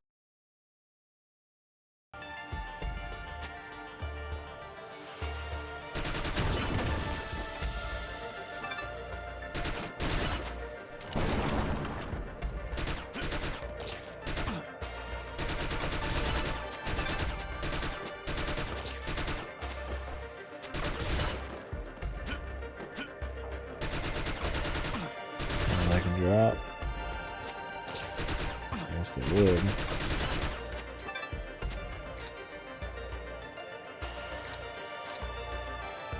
Axiom Verge was so big for a while, man.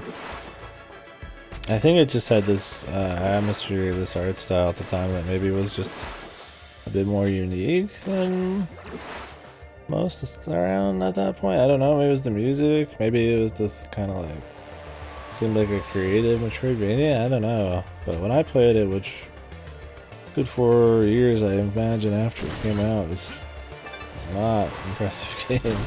Not a horrible game, but man, just really just poor level design and fucking just atrocious item pickup setup. Very unrewarding exploration. Like, I'd play another one. I mean, they easily could have fixed it up.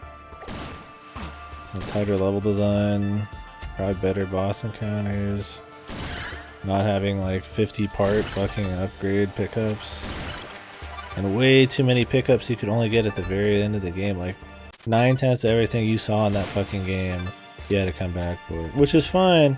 But when you gotta go out of your way to find something, and like you feel like you put in some effort to find it, and then they're just like, yeah, come back later.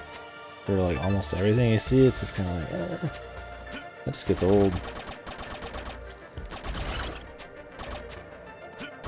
Yeah. I don't know, like it wasn't like a horrible game or anything, I was just like, I did not get the hype on that one. I like these games a lot, so.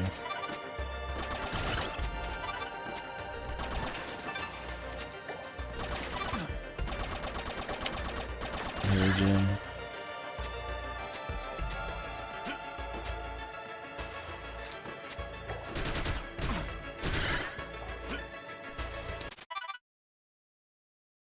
Yeah. God, I mean the game was pretty linear too, wasn't it? Wasn't it just like you kind of went around counterclockwise around a map, and then there's just this huge straight line through the middle that's supposedly your shortcut?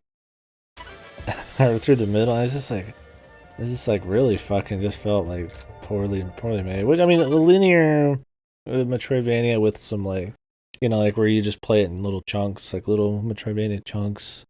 Then you come back and do them. Like, that's not horrible on the surface. It's not as, like, nice, but yeah, it just felt like shit. And I remember hating the bosses. I don't remember any of them, but I just remember hating them. I remember some of the guns seemed cute, but didn't really matter at the end of the day.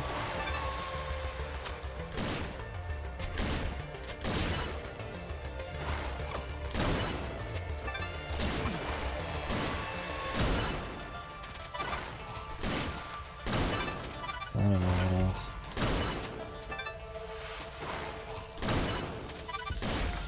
I wonder if Dodo was gonna play that one, or if he just talks about it. I might seeing it again to kind of figure out what I thought of it a bit better. It looks like I finished this left side, but there's actually something right there on the right.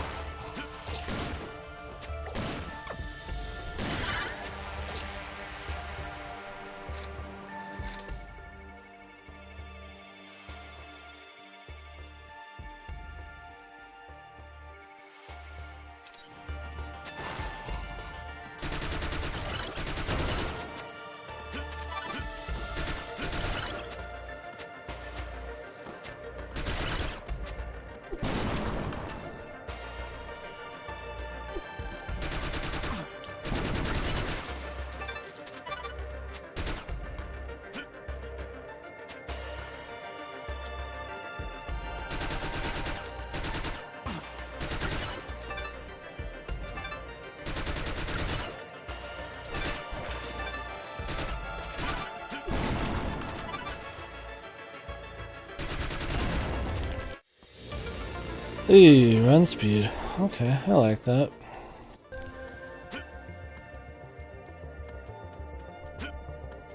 Just quicker speed, I mean.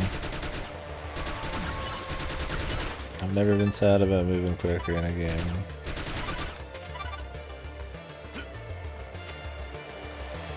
Just clear some bigger jumps.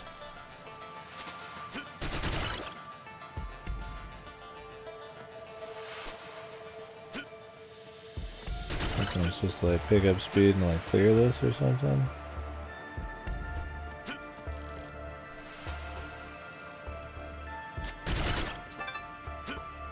Missed me jump.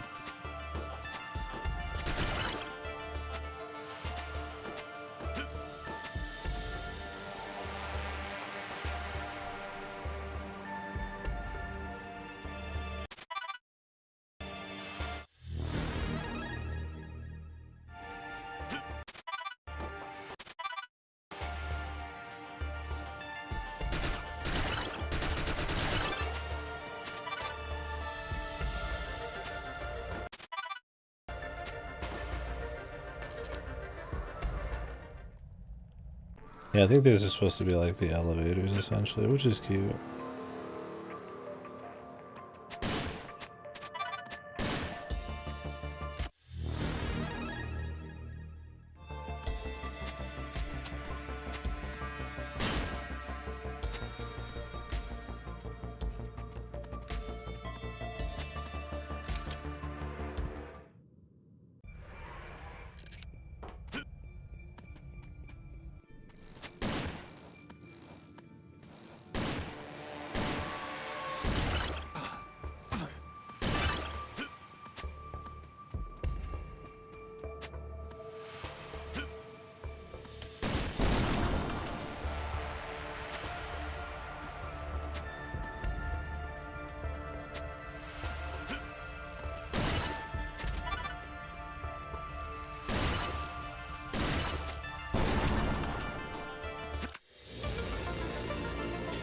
Incendiary.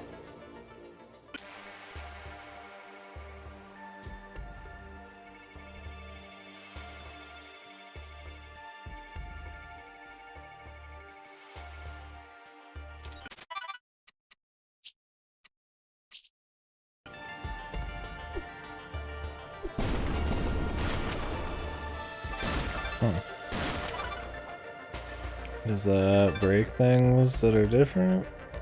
And hopefully they can all like do the same thing.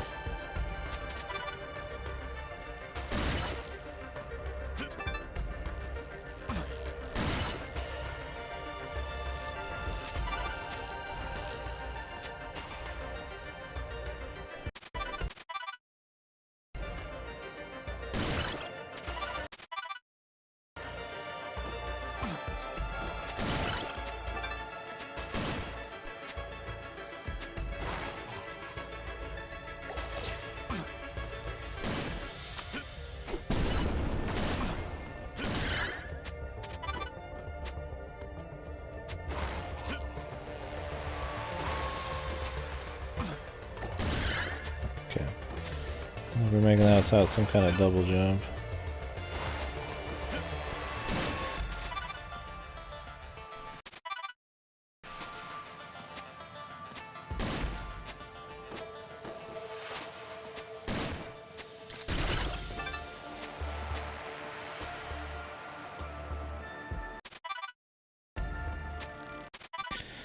gotta drop down further. In that one room, never mind.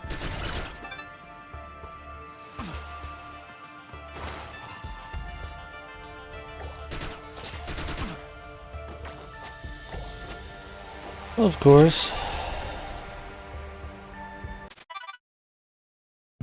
Right back.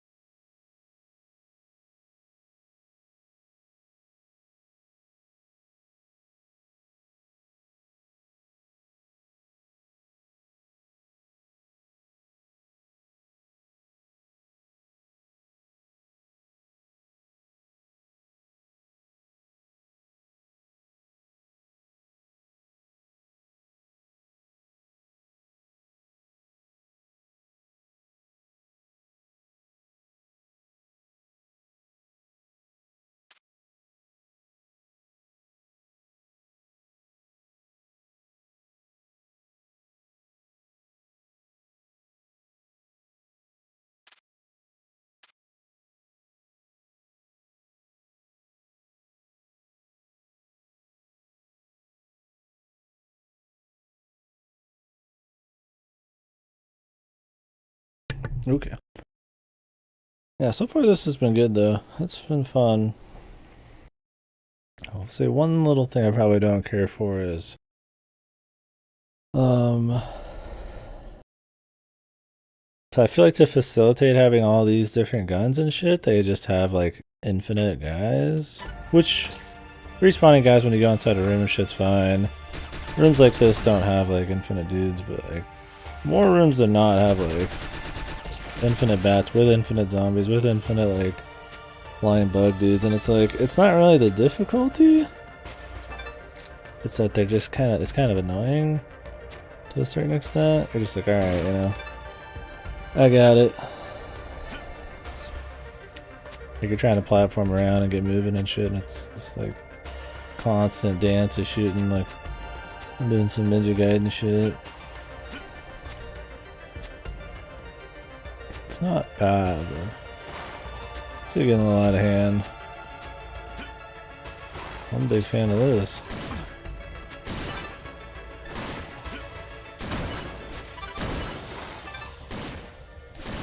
I think Super Metroid or something. Like, there's infinite stuff, but it's only in like those certain like wells, pretty much, which are made to be infinite, so you can essentially farm them. In this game, since it doesn't have like refillable health stations, it kind of incentivizes grinding. And especially with all the infinite guys.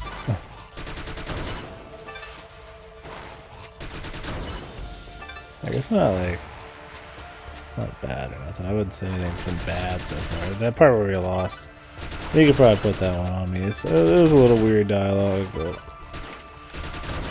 I should have seen the prompt, or at least just tried it again at that point. I don't like how the map looks though. Very little information, and I don't mind spending more time searching around in a Metroidvania. But rechecking places I've already been purely because the map has very little information is just kind of a boring way to re-explore. But I don't need them to tell me where everything is. Although, Metroid does tell you where the items are when you run into the room, but just, you know, is a door here or not, right? Like, let me, just so I can remember, oh yeah, I should go check this out. Like, they do give you the area map. But I don't know if it covers everything and secrets and shit, so you're still gonna want to go back and check stuff. I don't know. Maps being fucked and not perfect in Metroidvania when that should be one of the easiest things to get right is just... That's just the genre at this point, man. Very rarely do all of them have, like, just enough information, like... up a little bit with exploration and like pins, putting your own fucking like notes on the screen is, I think, even more important. Cause that's player driven, that's player, you know, like you're writing it down, that makes you interested in exploring, it makes you want to go back and check. I mean, it's a little less mindless. God, a lot of these situations too. Fucking almost infinite rats. Bone men guarding them. Alright. I don't think I'll go for 100% map completion. Like, if I just kind of miss like a little touch of a map here, it's not a big deal, but I will try to get most, if not all, the pickups. I do like that the combat's a little harder, I guess. Because you have to, you know, jimmy around and shoot, and, you know, like people were saying, contra it a bit. Yeah, it's fun.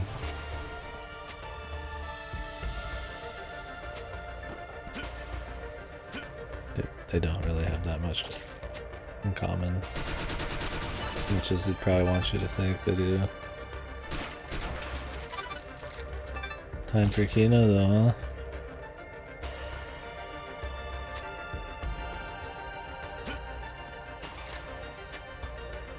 I mean, I don't know on the remake. I don't think the Head Has Code remake ties that much into Birth Me Code, but maybe ask an expert if Goto's here or something. But I mean, the remake was made and had some of the rewrites after Birth Me Code, so it's not gonna be a big deal either way.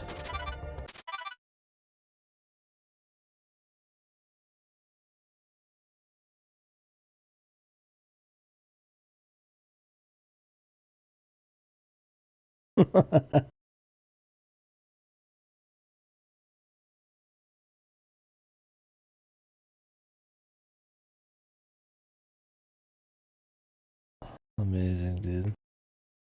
2 thumbs up. Human version of Five Nights at Freddy's, though. Like, what? Yeah, that's exactly what you're gonna be getting.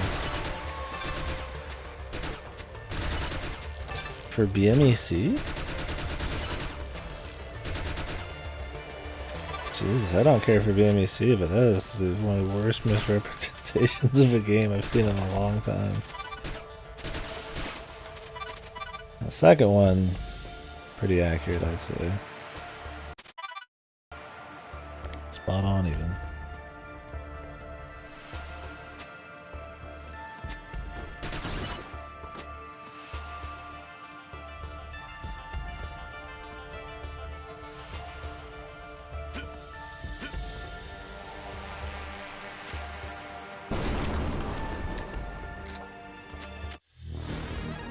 See, like, if I had not seen this door here and just left, And like I would never even know this to like go to the right here. Granted, yeah, I mean it's right here. It's not that hard to find, but it's just like if I had just missed it, I mean I would have to re-explore the whole map. Kino soon? Oh yeah, dude. All that up with the HASC playthrough, my dude. Like a true Giga Chad.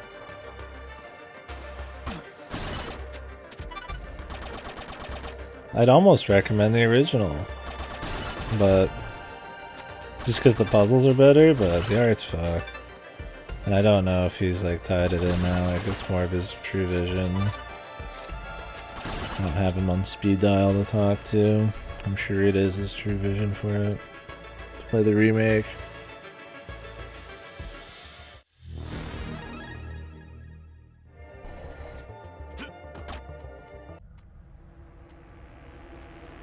Lost time.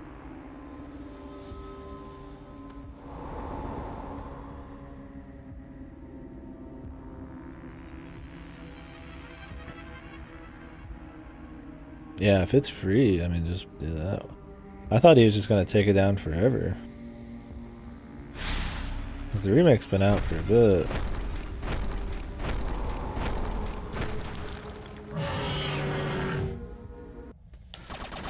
Crocodile Dundee over here, man.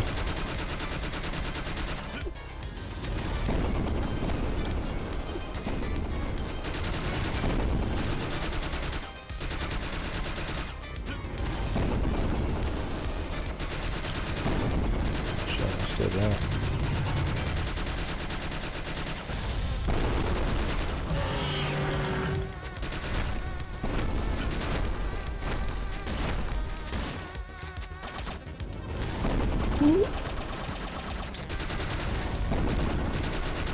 God, it's got like a combustion deal going on.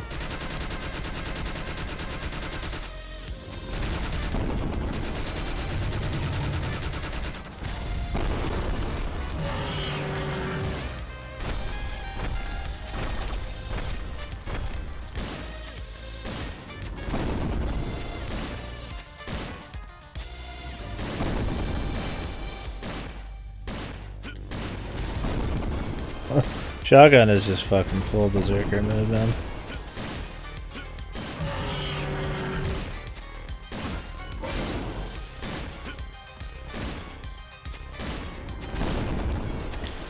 Big damage, but fucking hell.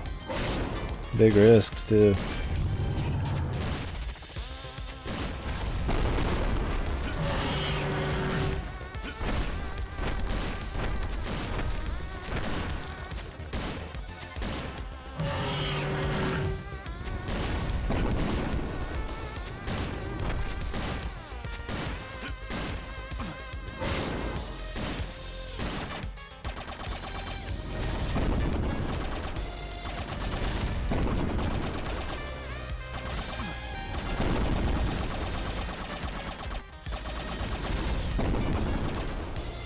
Just gotta dodge out of the way. Yeah, even the flames, dude. That was sloppy, but it did a lot of hits. Right on the money. Made it through just berserker mode. Very surprising license game. Yeah, that's pretty good too. I mean, it's pretty decent so far, at least. I'd be surprised if he made the remake free. I mean, that'd be cool of him to do, but he feels like he would just try to axe it from existence more than anything.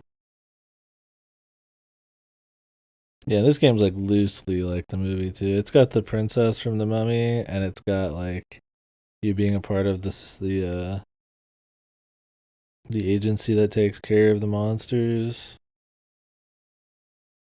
But other than that, it's just like some kind of Soden castle. Well, it's under London. But yeah. Soden castle feeling thing going on. Contra blasting.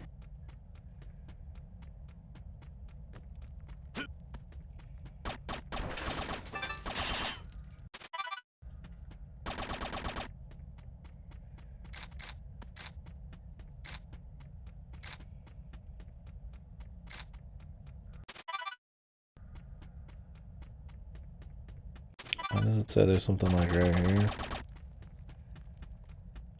Oh, it's just a waypoint, I guess. Yeah, it's by way forward.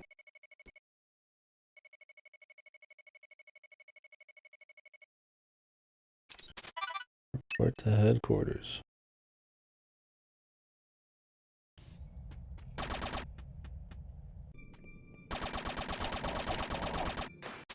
Did we get anything? I mean, I guess not. We just killed him.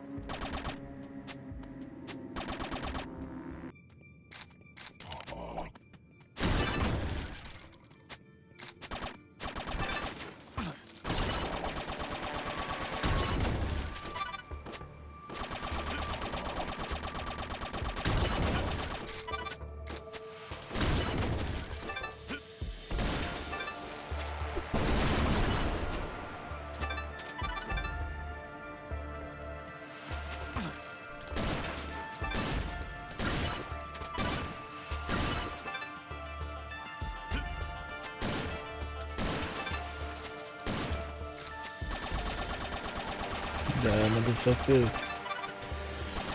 Get some health.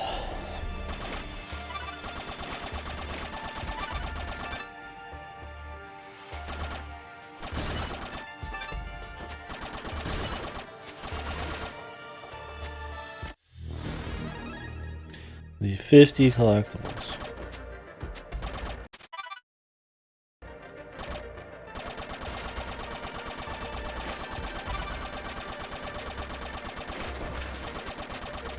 I forget there's a roll. Should really use that more. No iframes on it. Unsurprisingly.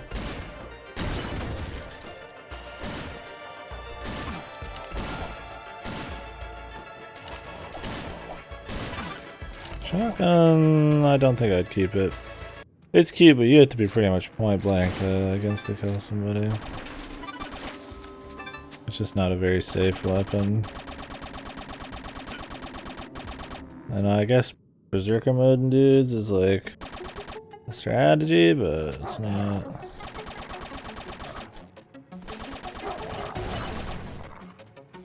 Not probably one I'd want to like stick to. We're just playing it safe.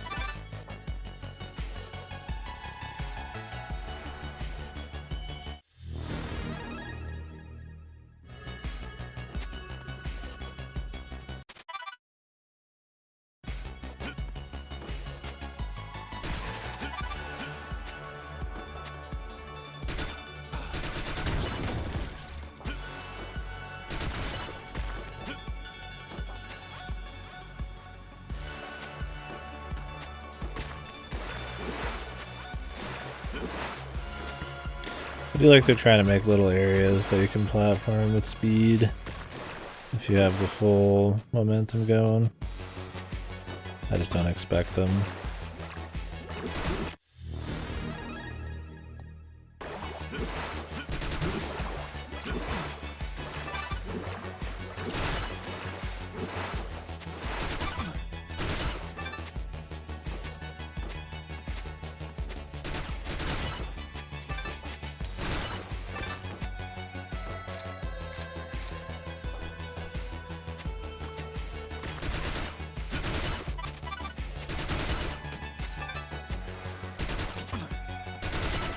Motherfucker.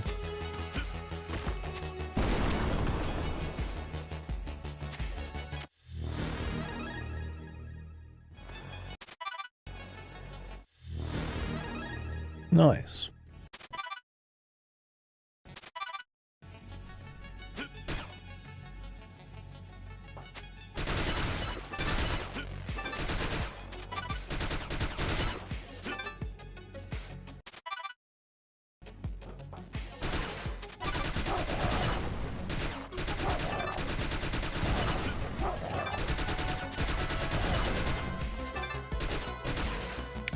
Good, I can hold on to the ceiling.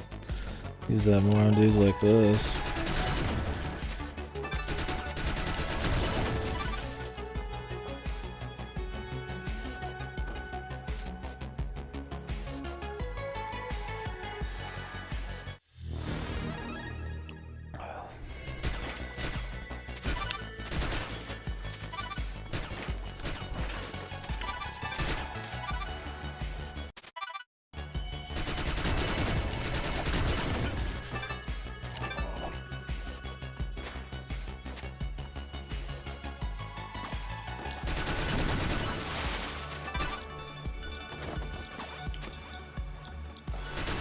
Nope, not this way. I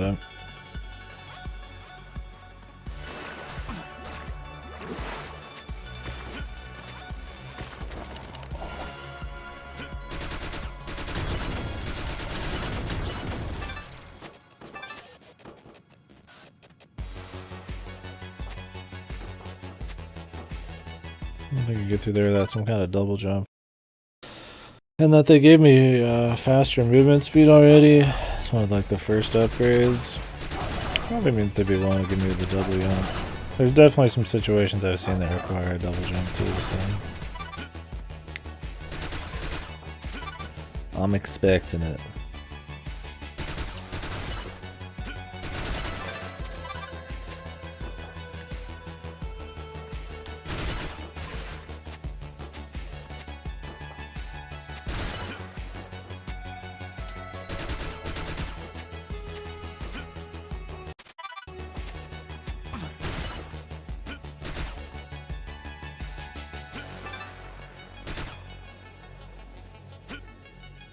I don't even know if I could get up there if I wanted to.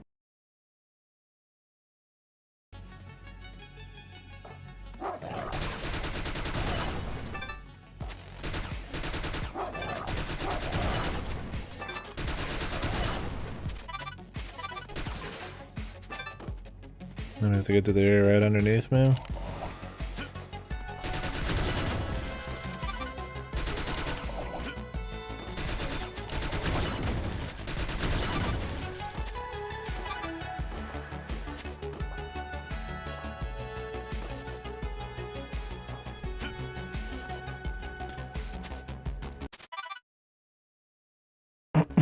Oh wait, there's two vertical paths. I think we have to go like really far back.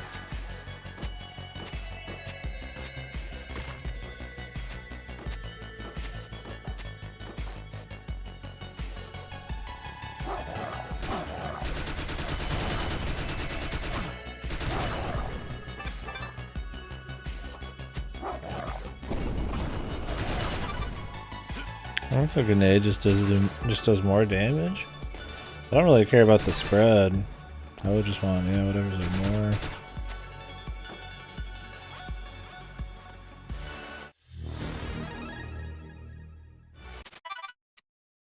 They don't really explain it.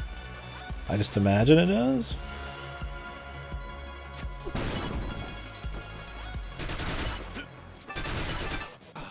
Cause I mean, I could pot shot him.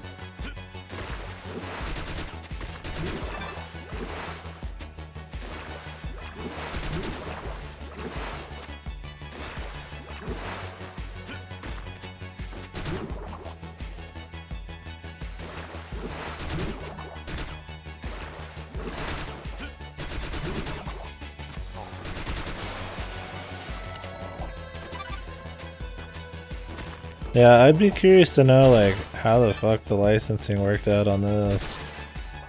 Why they thought they needed a game, especially when this movie came out. It's like, game movies weren't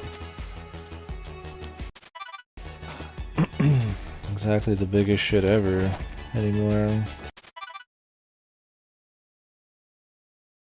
But why wait for it and like what they said to get it? Okay, where the fuck am I going?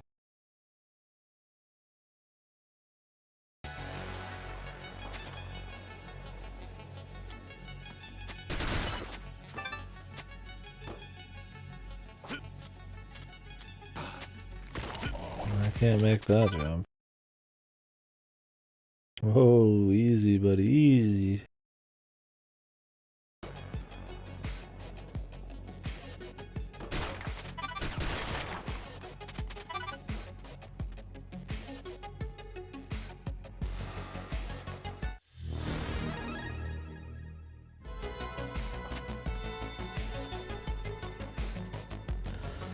Okay, maybe there was a path.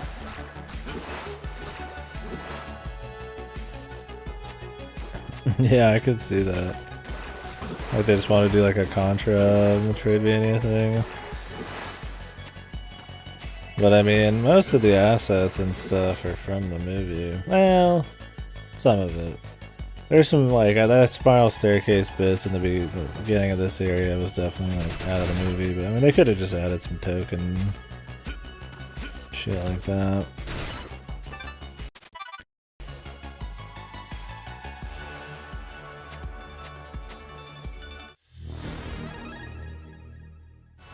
Yeah, maybe.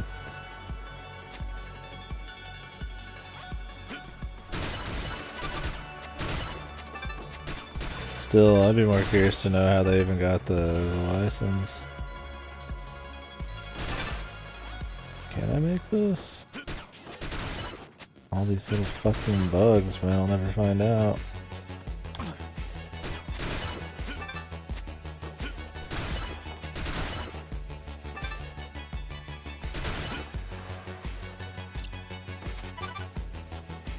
It wouldn't even matter if I could. I don't think I can make the next bit.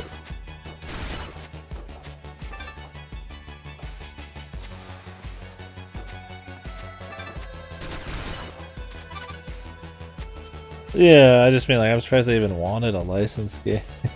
Maybe that was the sell, man.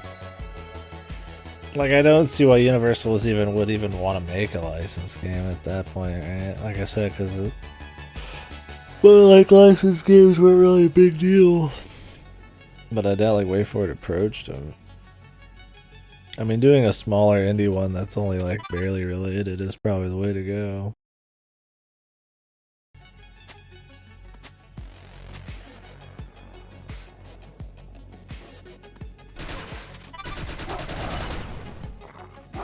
Yeah, I don't mean competition, man. More that it ever even existed kind of thing.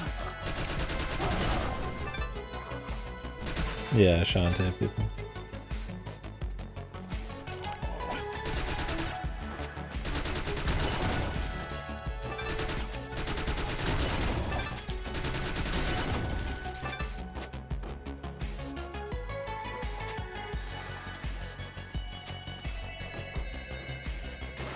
I guess I could just swim over here. I can kind of get underneath it. Is that truly just it? Maybe. So that background is definitely like from the movie, but no telling how far into like a project some of these art assets would come into fruition. I wouldn't be surprised if it was made by them by default. They make enough games. Jump height increase. Could be.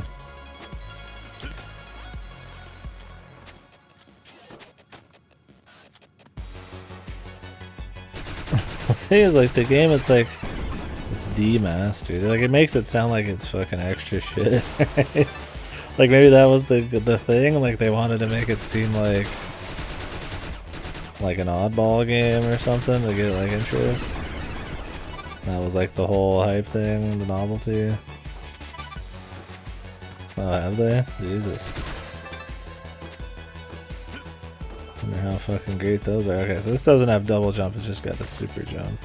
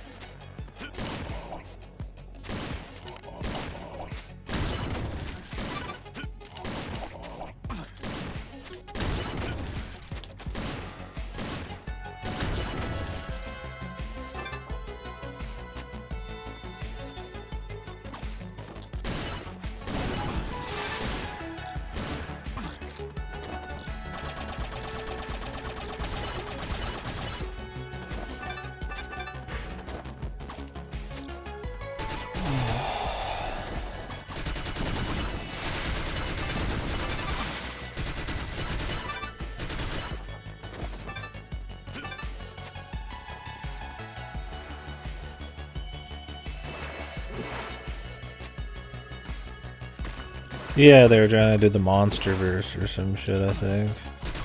Something like that. Because they set it all up in the movie, because I mean, I saw the movie. I know, it's just, you know, the mommy's gonna be tip of the iceberg, you know, you're gonna get like a Dracula type of shit and all that stuff. Like all those kinds of things. Werewolves and Dracula and the Frankenstein type of crap.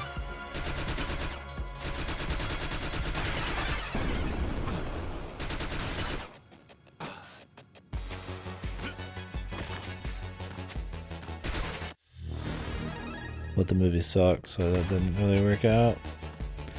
And everybody's trying to do the cinematic universe, right? With the Godzilla one, DC, Marvel. How many other fuckers are there? And most of those probably just don't pan out at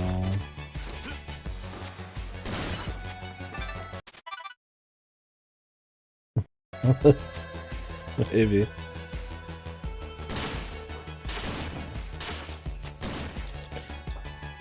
The brains, man.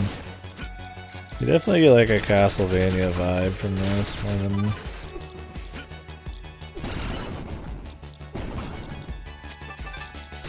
like visually. A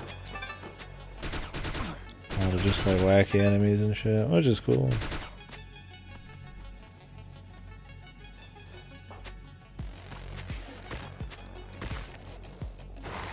Which I mean, I can appreciate. It doesn't feel like just a super cheap movie game. Half thought out.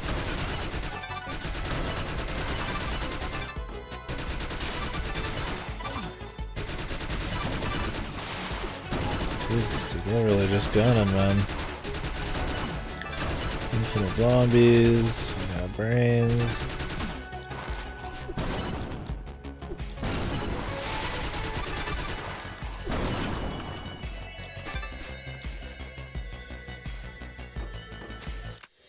C4. Go and detonate with R1.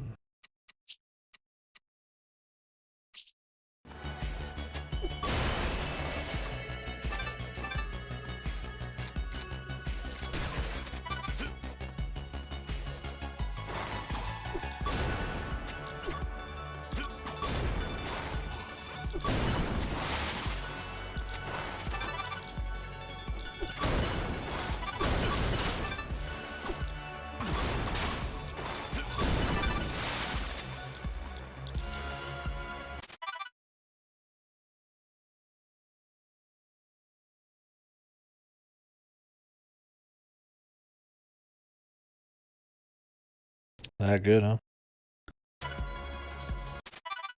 How far along is it?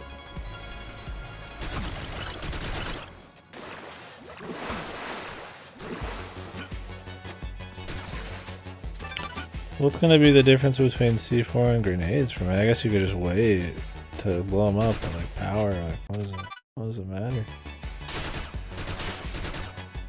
Well, I'll definitely check it out when it's done. I'm not much for weekly watches. Yeah, the summary I read, been cool.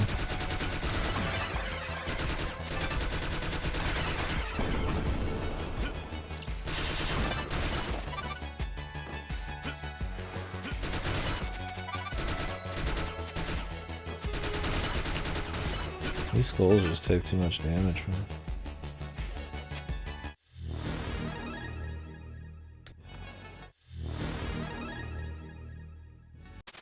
I'll always take more ammo. You actually need it on the bosses.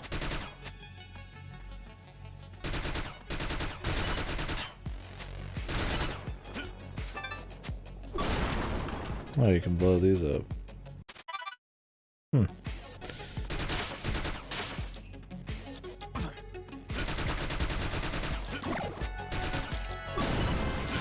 Makes it seem like a better grenade then.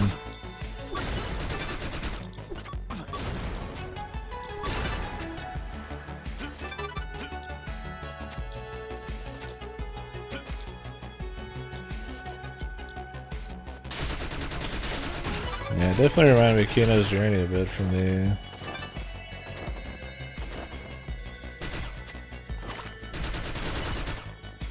little synopsis I read.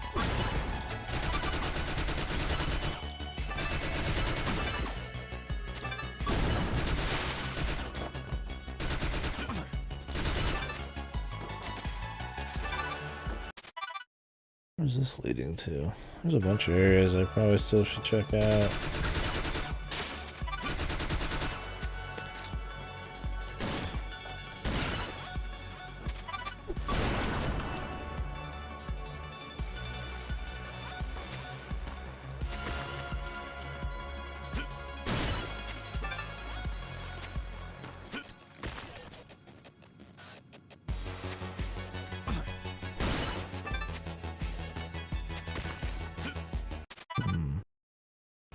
This will be more of a drop down than anything.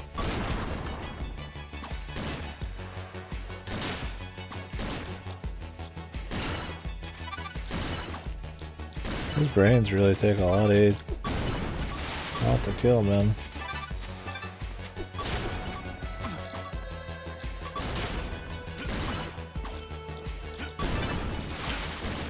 God damn, dude. I just avoid him. Yeah, I mean, I don't know if it'll be exactly the same. I haven't watched the new season of Kino's Journey, but the old one's good. It was hard to tell exactly how similar they were, but I just got the vibe of, like, somebody exploring around different cultures, seeing different bits of humanity kind of thing. I don't know if that's actually how it plays out. I mean, I read a Mal summary for the one you were talking about.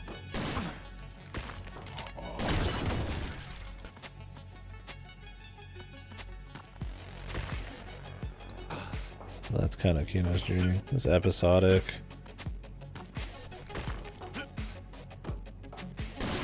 Deal where this chick runs around on her bike, like different countries or different interesting shit's going on. It's interesting. It's Kino. Got some pretty cool shit in it.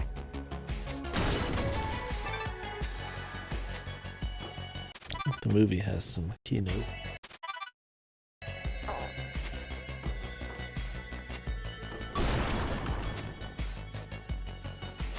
Another gun.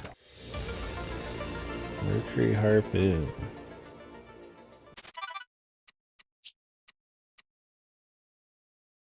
Alright, man. Enjoy. We missed a gun. Well, we'll go back. It's like the old sniper gun, man. Like Pierce.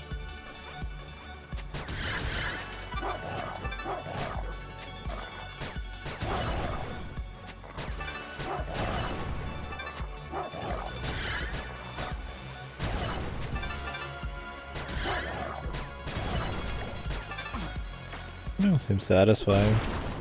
Stronger, but you know, just single target.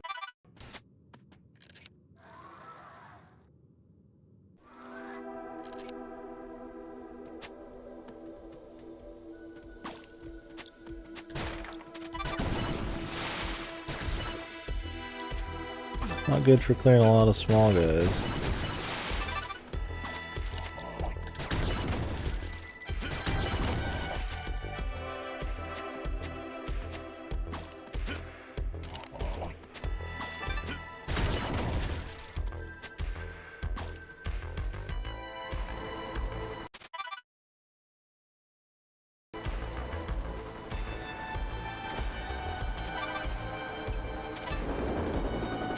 Explore some shit with this C4. Or some quick shit at least.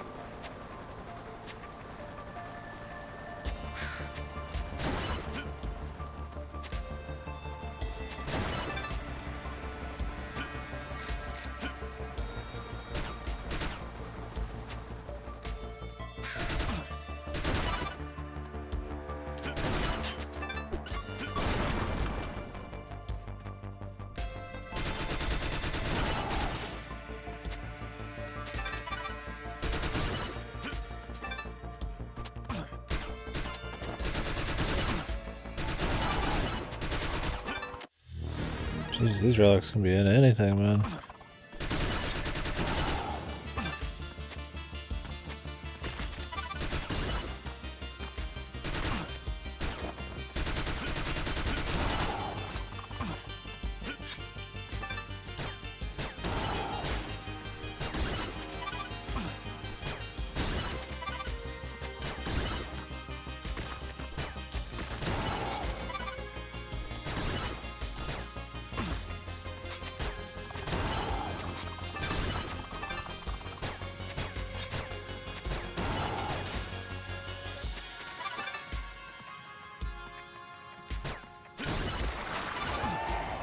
The fuck?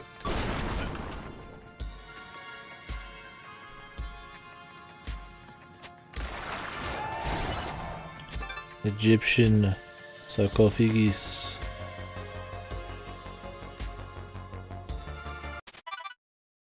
I was hoping for like a quick little side thing here, but we're going a little farther under than I thought.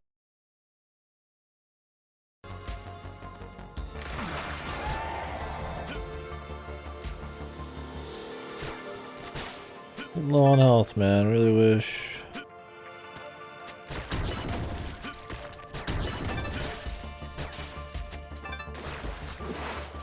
There's health refill.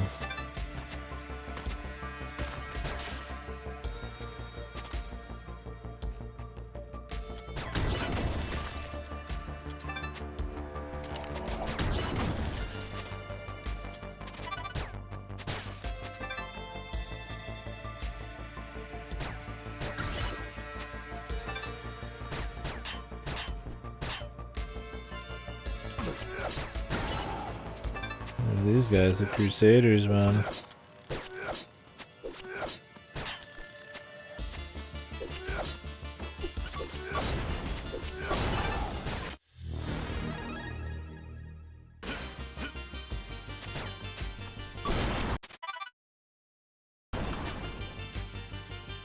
Okay, we're back here. That's cool. Not really.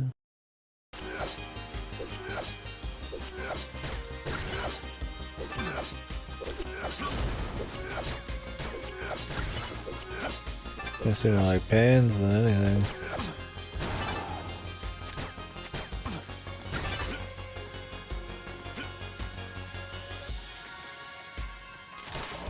Like, do they just want me to like farm health back? 5 health at a time? I don't want to sit and do that.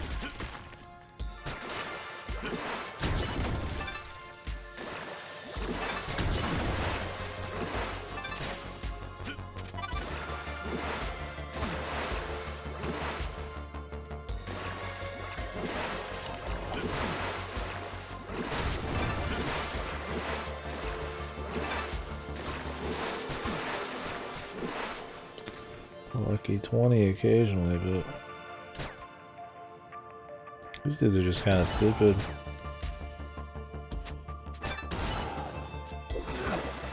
Jesus.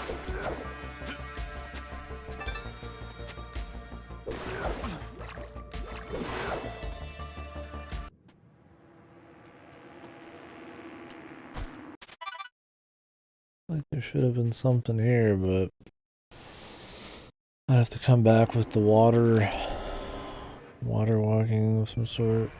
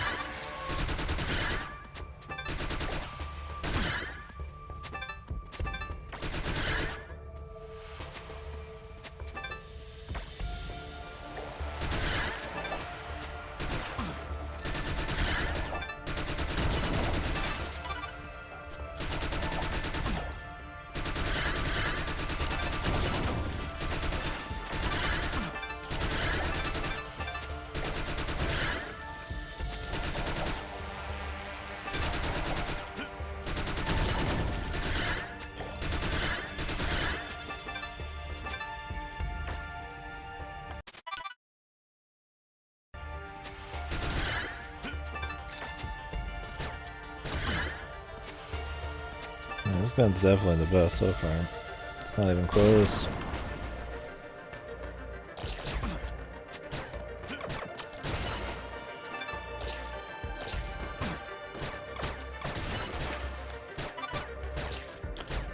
High power, decent ammo.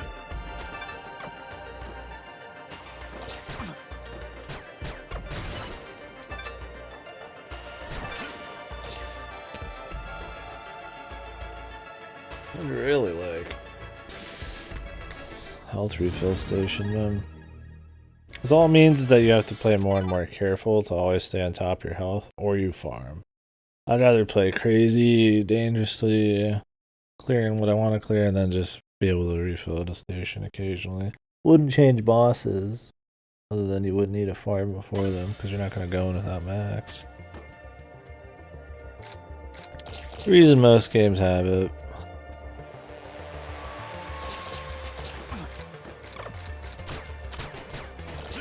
It just kind of introduces tedium otherwise. I mean, if I can get a full refill if I find a health pickup. That's a little different. Also makes me just want to like pussy out for most of these fights.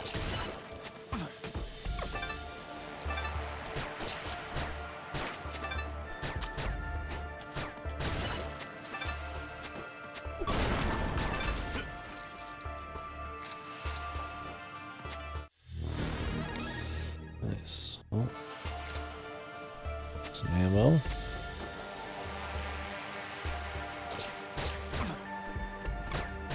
Doesn't help the enemies are infinitely respawning. Usually I have a lot of health. Kinda hard to actually like not take a hit on them without playing super fucking pussy mode.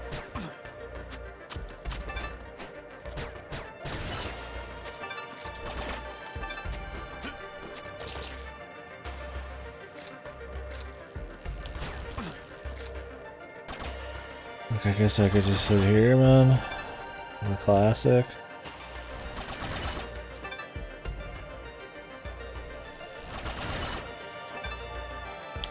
It's like, would you rather do this or just have a health station placed well enough that it doesn't eliminate the challenge?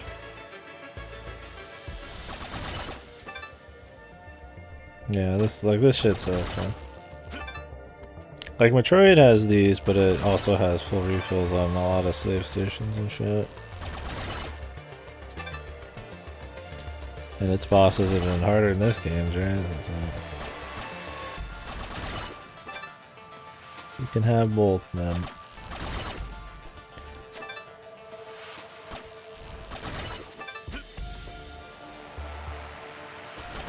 Like, have it just be on saves, right? I mean, I guess there's a lot of saves. But you could just have like special save stations. I think that was a thing too. Is that a Metroid game? There's like certain ones that actually full heal you and the rest are just normal saves.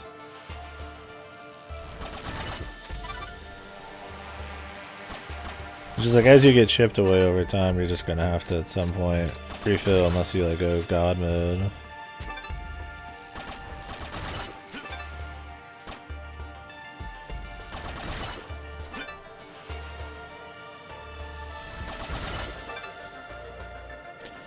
Watch, I'm gonna find like a health pickup in the next fucking room, dude. Oh, there we go. A little quicker.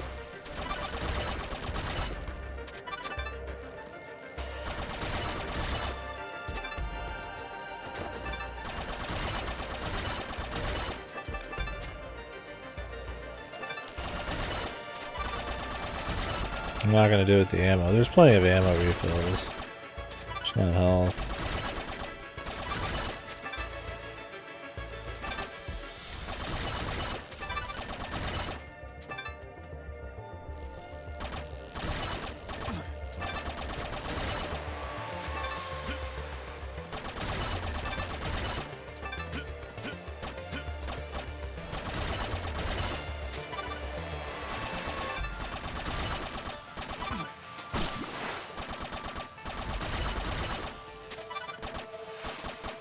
Can't wait too long because they start picking up too much steam.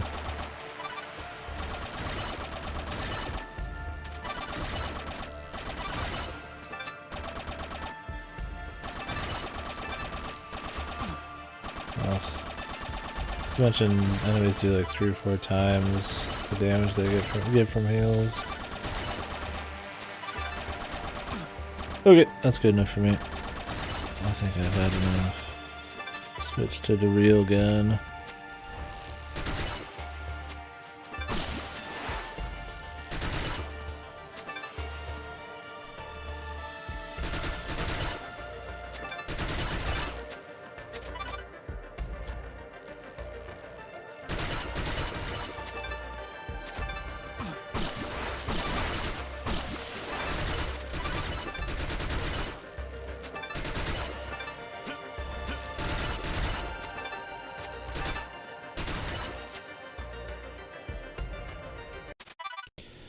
Okay, this is also connected to this area. All we've gotten so far is one ammo bandolier or whatever. Alright. Well, I mean, maybe if I had the ability to go into water, there would have been something back there.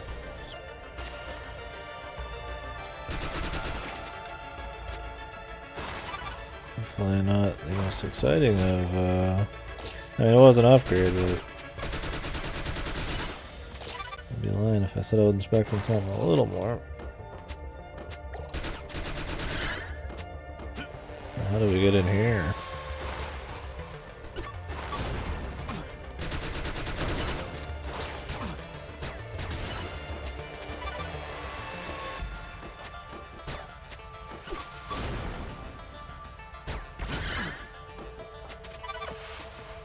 He just kind of walked through the wall there.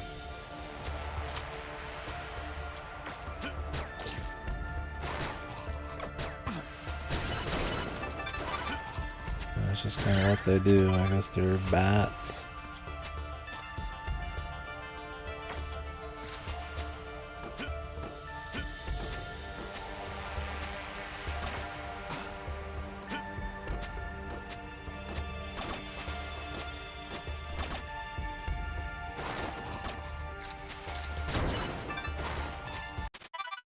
Alrighty. Well, that was that.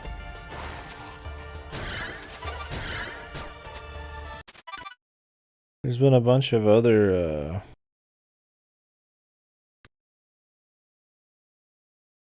like metal grate spots, but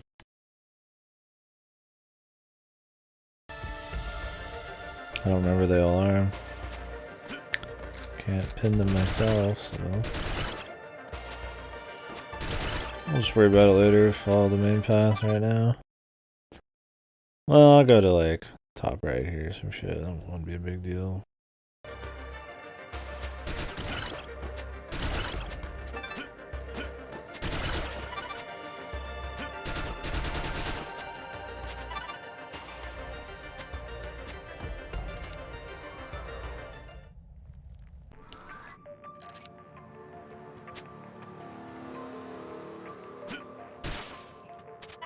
Oh. There you go. There was one.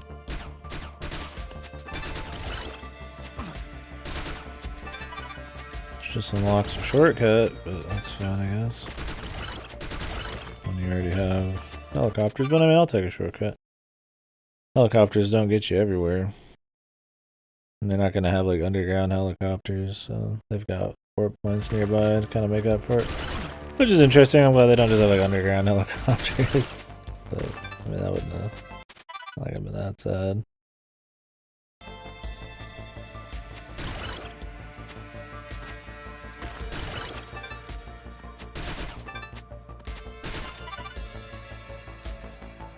Just have it be like over some fucking hill or some shit, right?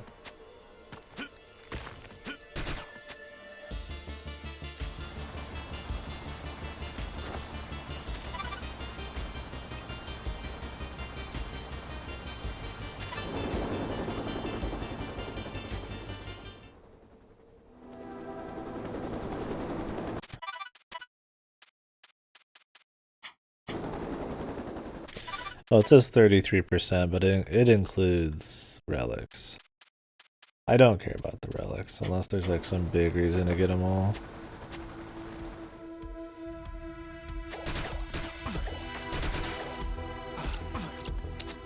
Yeah. Never just fall all the way down, man. Feels good, dude.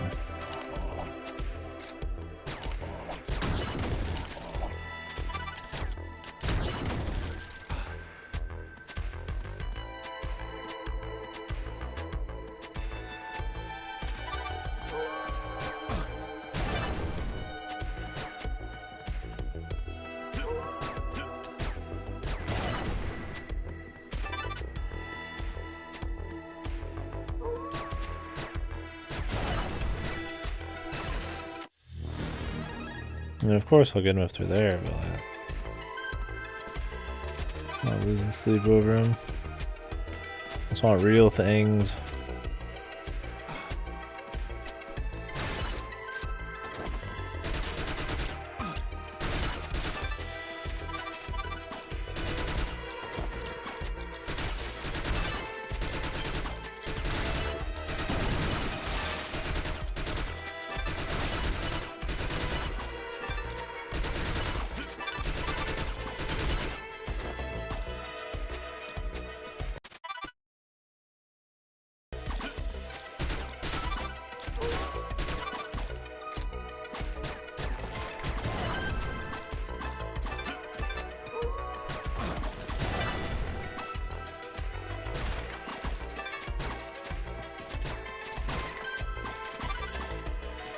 Now, what's right underneath me, man? Okay, this is the side path. There we go, that's what I like to see, man. Elf.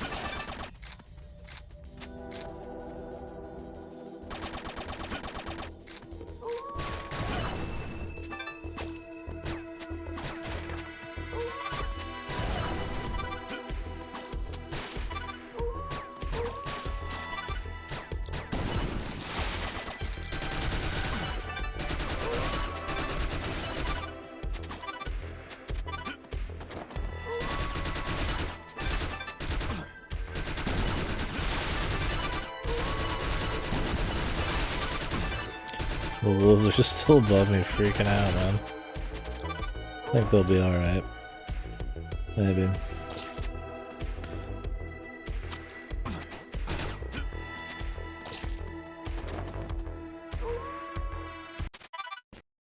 What is this direction? I think I'll just lead back into that area.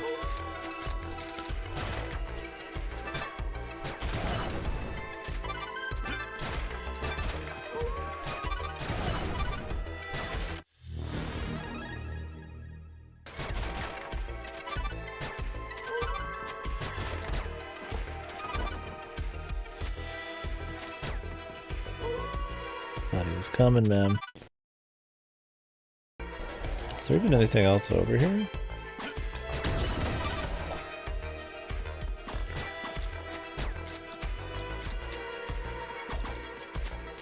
Might have just been up.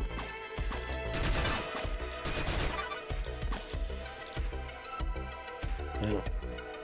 Oh, go back that way then.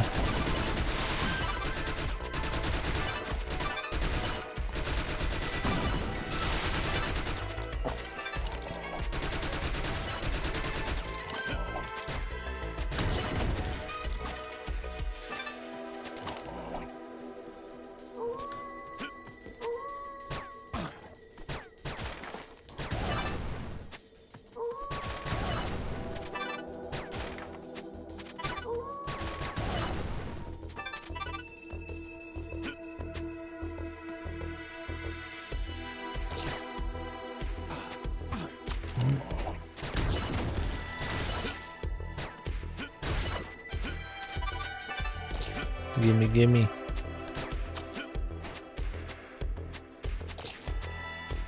Well, I mean, the shooting and moving around's fun enough for sure.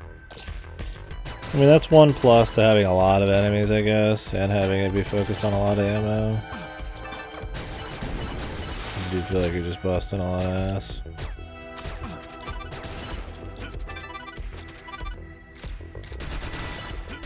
I'm just saying that the infinite enemies can kind of feel a little artificial sometimes. Or a little lame. Just occasionally, like when you're just platforming around trying to do shit. If you don't plan on clearing every single dude and you're just kind of going through, then it's not going to be a big issue, but if you ever have to like slow down for anything, it's just kind of like, alright. I like that the grenades throw pretty quick. Feels nice. Oh, here we go. It's the one I didn't have yet. Flamethrower. Is there a game with a good flamethrower?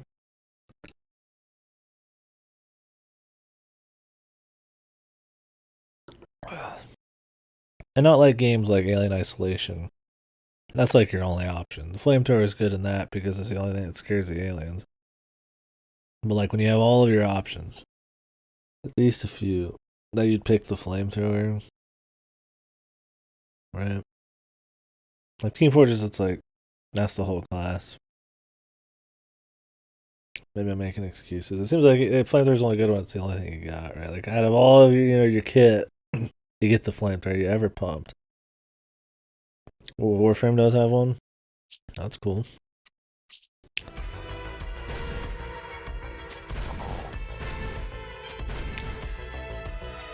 Let's see if this one's any good. Man, this shit eats through people for sure. And that's all I've got that machine gun for.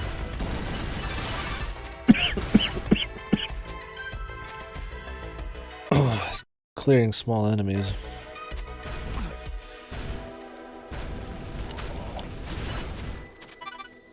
It just eats through ammo, it looks like. Light scrollers, yeah.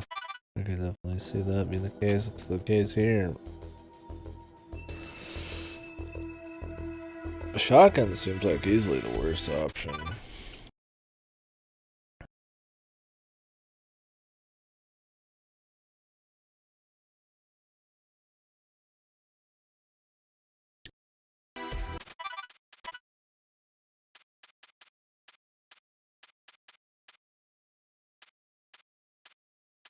Jesus, yeah, I forgot it even was in Halo.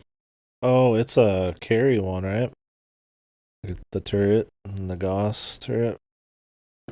Jesus, that was horrible. Usually the problem with flamethrowers is they just don't have much feedback. They don't feel exciting. Like the enemies it just feels like you're throwing water at an enemy and eventually they die. And usually in a lot of games it takes too long. Like I think they try to balance the flamethrower by like, since it doesn't miss easily and it has like a big, like easily movable range of like spray, that it needs to have its damage like toned down a lot to make up for it. And I can't like stagger or anything, right? If it's like a survival game or something, but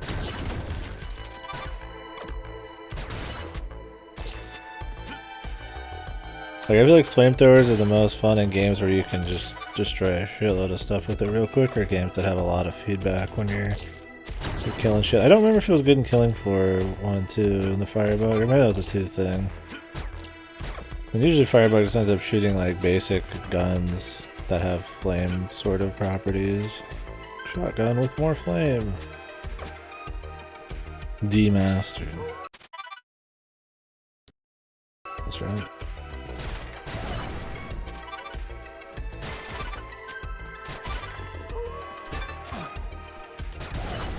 Yeah, I mean, not even just effective, just fun. I don't know, maybe that's just a me thing. I'm the same reason I don't really care for dots in games and shit. They just don't feel like rewarding.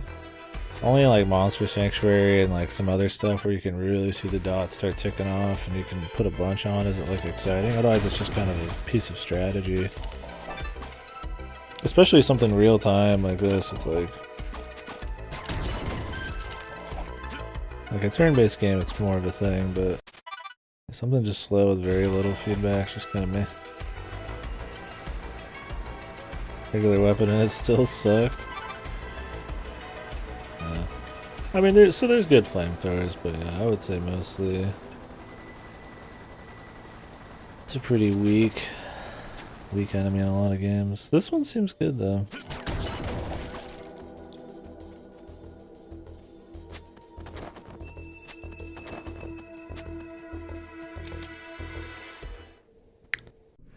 His death, yeah.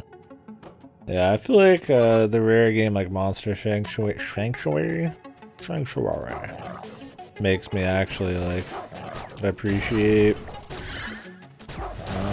like dots and status effects. And I do think they bring some kind of strategy to games that I guess is necessary. Maybe they're like unsung heroes in some games, but they're not very exciting. I'm like, oh boy, you know, like, well, it's like if you get poisoned in like a JRPG or something, you need to deal with it, and you need to bring stuff, and you need to have certain spells available. If you deal poison, it's not really that great. It doesn't feel good, it doesn't look good, and most games don't facilitate it correctly. Sanchi out on the grind. slave. That's nice, yeah. I don't know what a left kit is.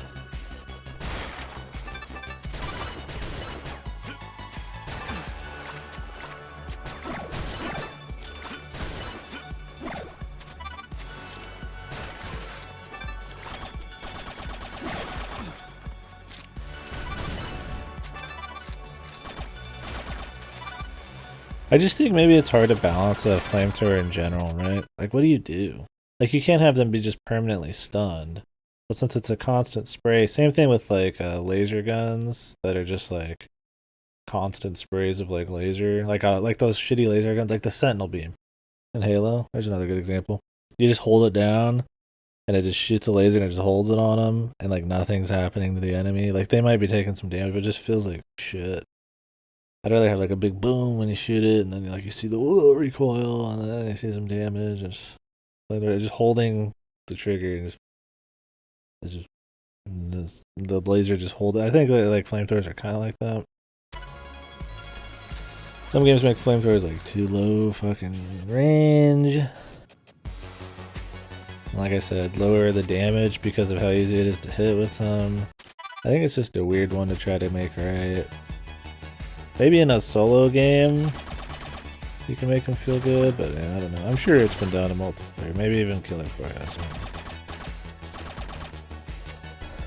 Pre-made turn-in packs to finish those in bullet. Okay, I figured it was something like that. Oh! Great. Awesome. Why do they put so many of these?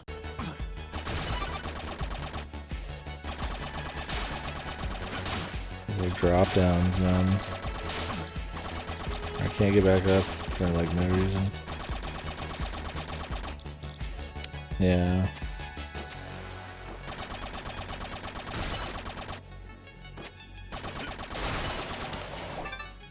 Yeah, I feel like the best way to do it without having it be like imbalanced is to have like enemies, like in this game or something, where there's a lot of small things and you need a constant spray that just bullet, like projectiles just cannot cover. And that means also there's feedback because things are dying instantly, right? It's probably the best way to go about it. I mean, I've played some other shooters, I can't think of what recently, but for the flamethrower was really good, but it was like super low ammo, you only could do like a little bit with it. But then at that point, it's just good because it's a heavy weapon. It could be worse than any other heavy weapon. It just seemed better.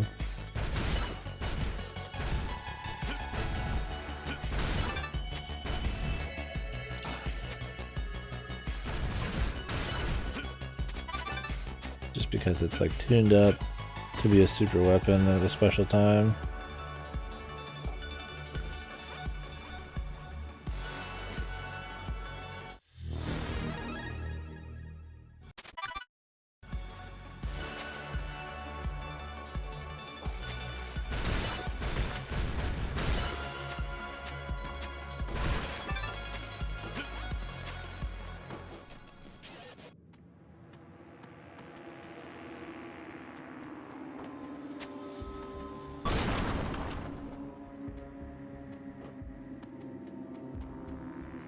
Jeez.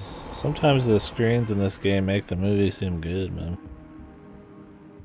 Like some of these backgrounds, not too shabby. The movie is really lame.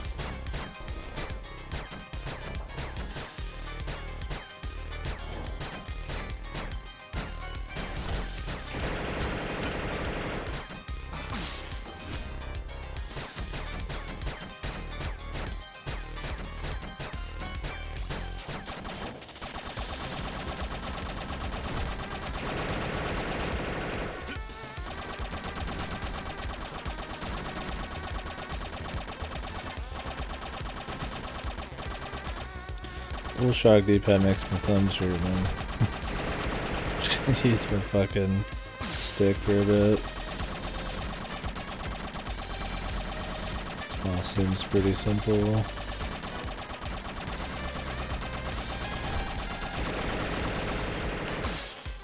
Even if I get hit by every attack.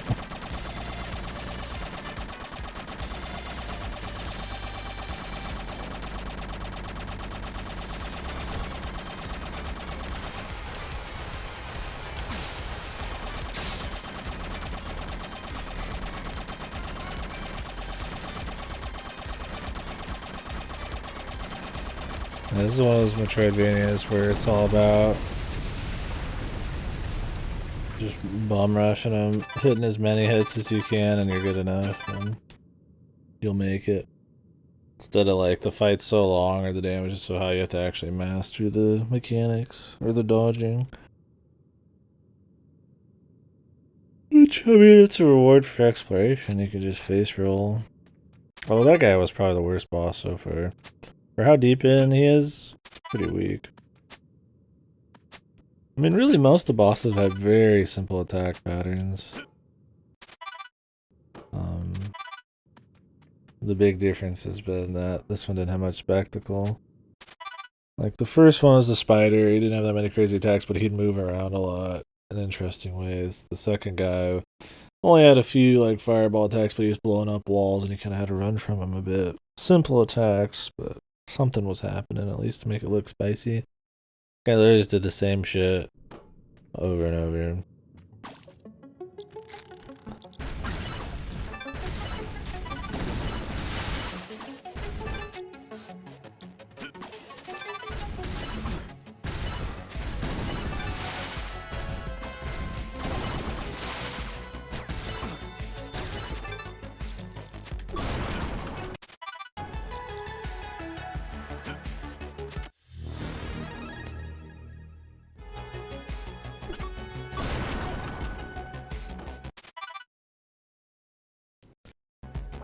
Wanting to be down here.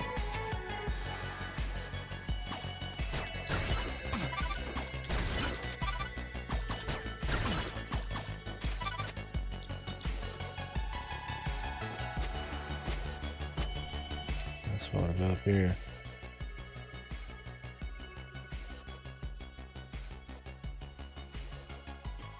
Yeah, this has got to be. Forgot his name again. I looked it up earlier. I don't know why I always forget his name. Russell Crowe.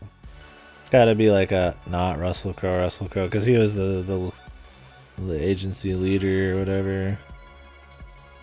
It's supposed to be like, what was he? Fucking Dr. Jekyll. He was Mr. Hyde or some shit. What was his name?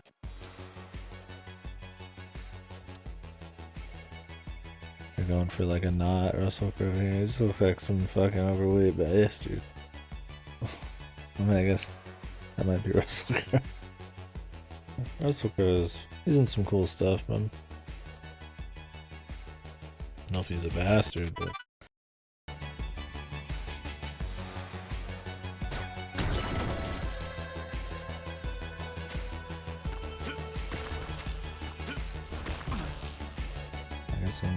I need to shoot that. That looks like a optional pathway.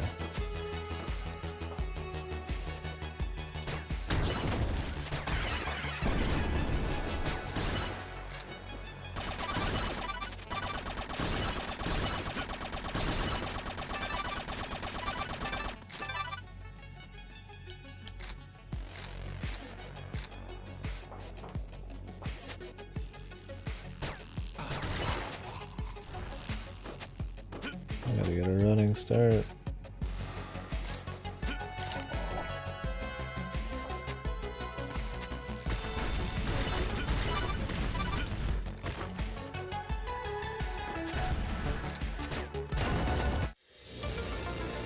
Ooh, power up.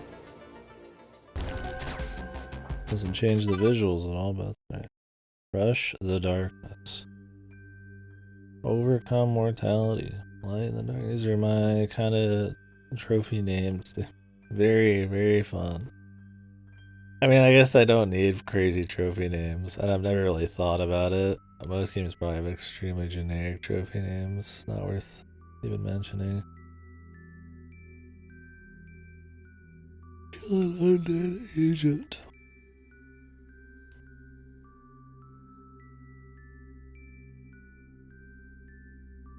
Oh, nice. Well, I guess we're gonna defeat it. Of course. There's all sorts of shit. Die and be resurrected again. Well, I haven't died yet. Don't plan on it.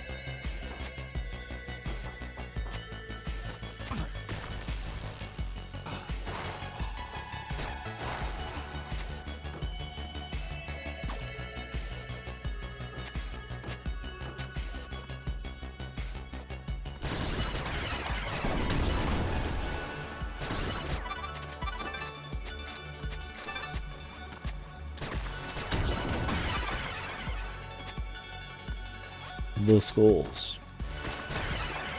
Most games you're like, oh yeah, the skulls are, that's gotta be the one that's easy, those are really easy to kill on mobile. In this game it's like, they're pretty mobile, but they're also like, take a lot of fucking damage. Luckily this gun's kind of just the one-shot gun, but...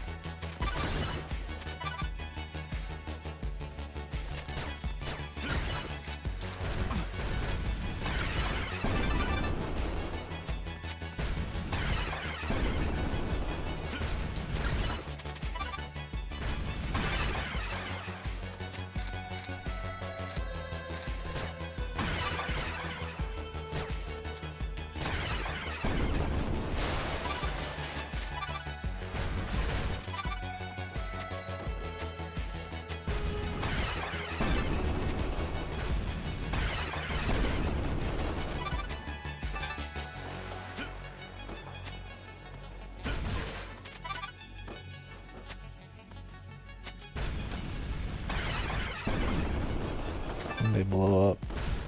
Even if you do get them before they get to you, man. I mean, at least when they hit you normally, they do disappear still as well, but...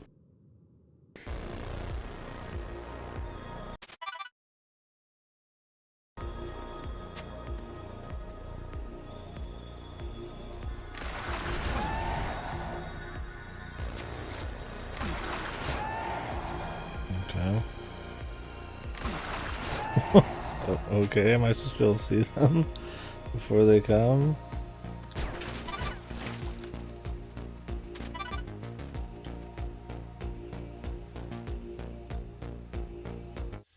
Me use computer. Be smart.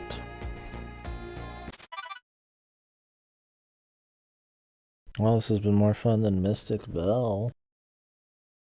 For sure. Mystic Bell, like, it just had good art. It was a very charming game, but goddamn, just not very good movement, shooting, just gameplay, and just the mix of adventure game shit just really didn't pan out. Great. Really more than just tedium. Oh, this looks nice.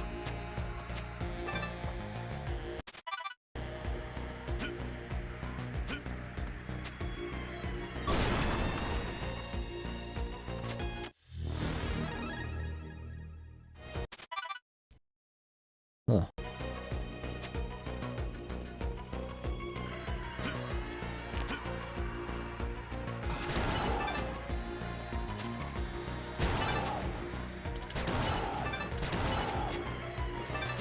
Almost made it the whole way. Above me. I also think the music's pretty good in this.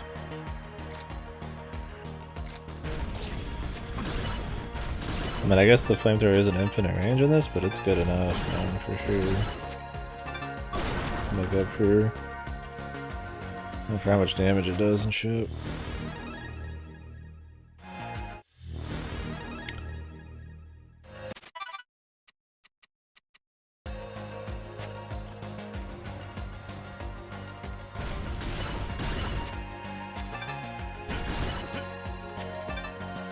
That's always one thing with like spray weapons. like some kind of Uzi or like a laser weapon or flamethrower is, depending on the animations of the enemy and how they die, you can waste a lot of extra ammo. So if the ammo is the supposed to be the balancer, you gotta just like know how long it takes to kill some enemies.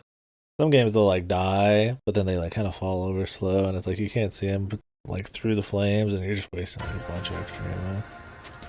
I know Killing Floor I do that with like fucking SMGs and shit when I was playing the SWAT class or whatever. You should like at least like 5-6 shots past like what you need to do. That's an interesting thing because it's just tied to like purely animations. I'm guessing we get some way to go underwater at some point here. But we'll go back and check those out at another point.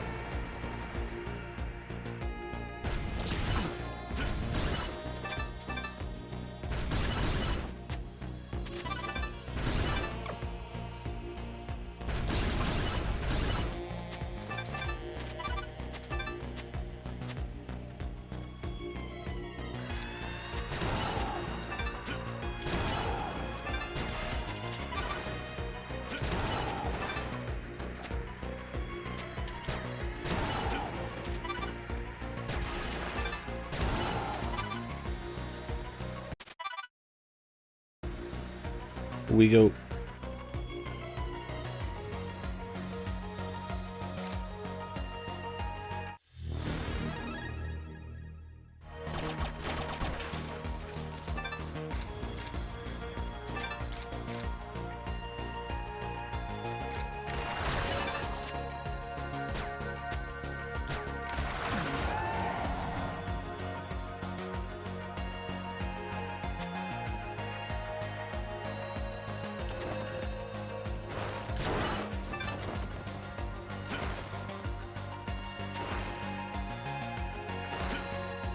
Actual mummies. What the hell in my mummy game? I don't believe it.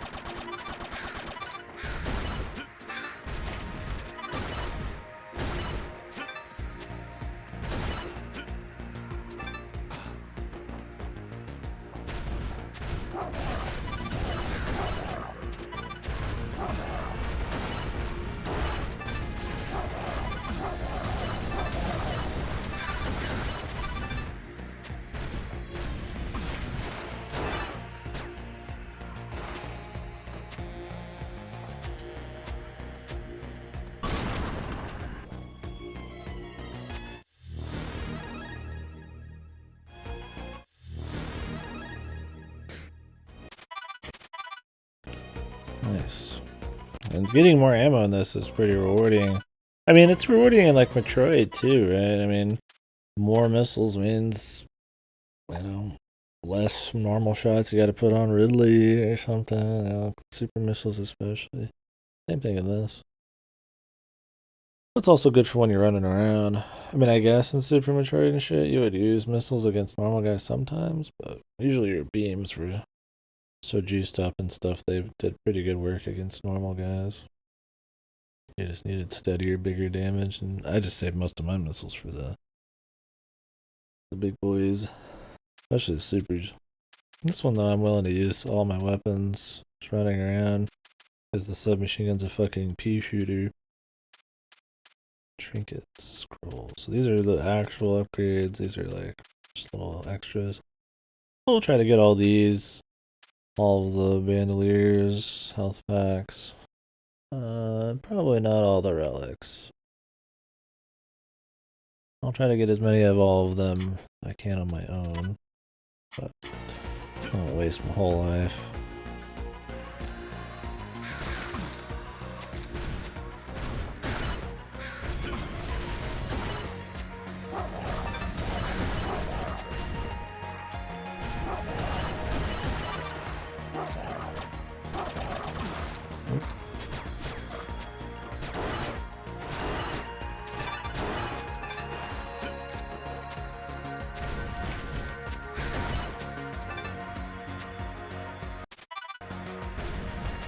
I guarantee that's just a relic.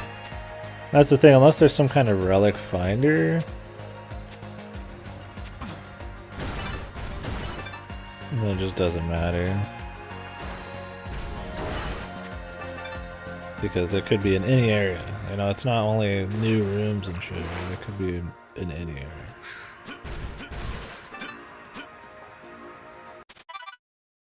We can come back to that.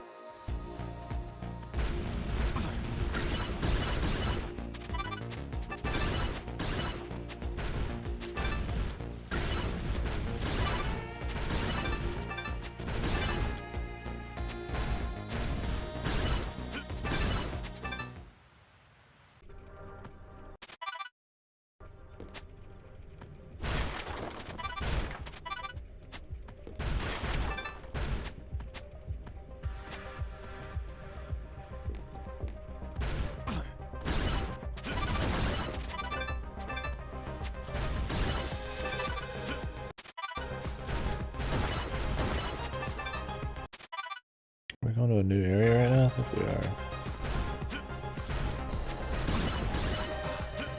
I won't be doing that just yet.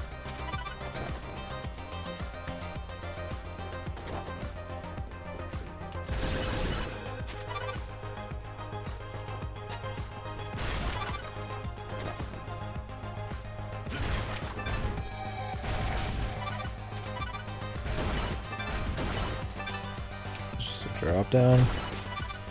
Seems that way.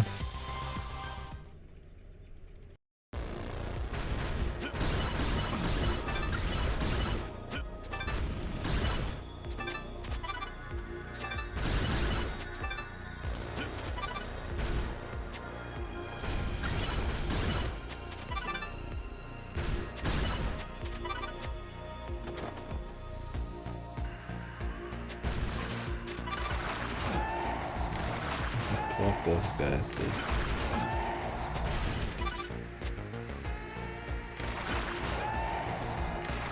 I can't do that.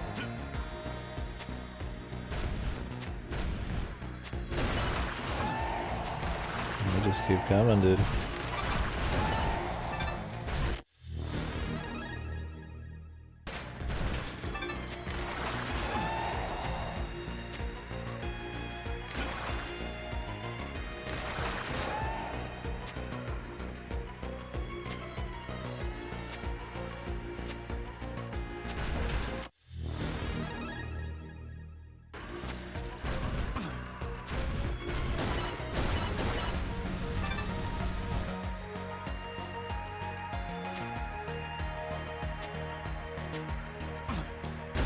God, dude. The fucking... This game has more Medusa heads than fucking almost any Metroidvania I can think of. I mean, I'm sure there's something that takes the cake that I've played that I don't remember, but I mean, most levels, most areas have some kind of Medusa head-esque thing.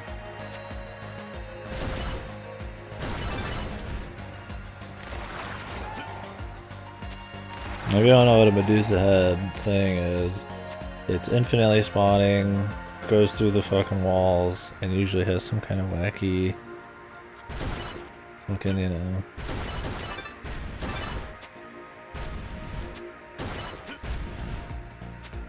wave pattern or something similar to it.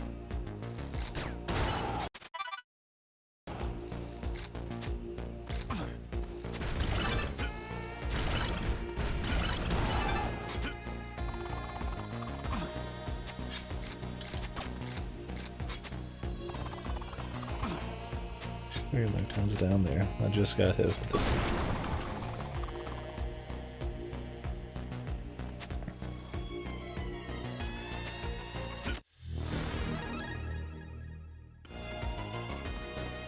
Luckily, the platforming in this isn't so precarious, so getting hit by a single fucking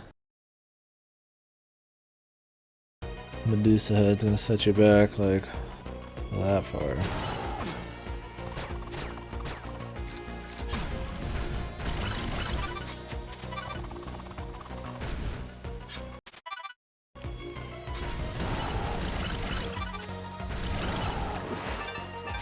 Another water bit.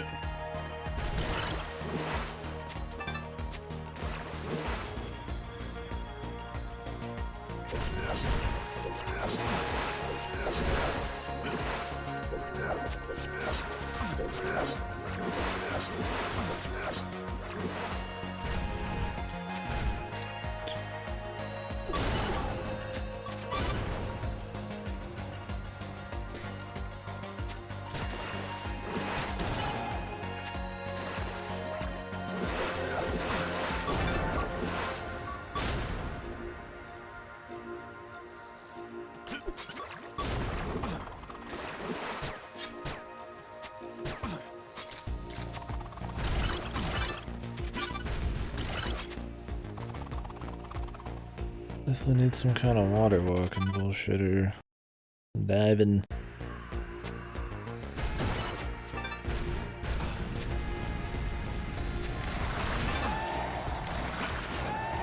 I assume this is the same, but we'll see.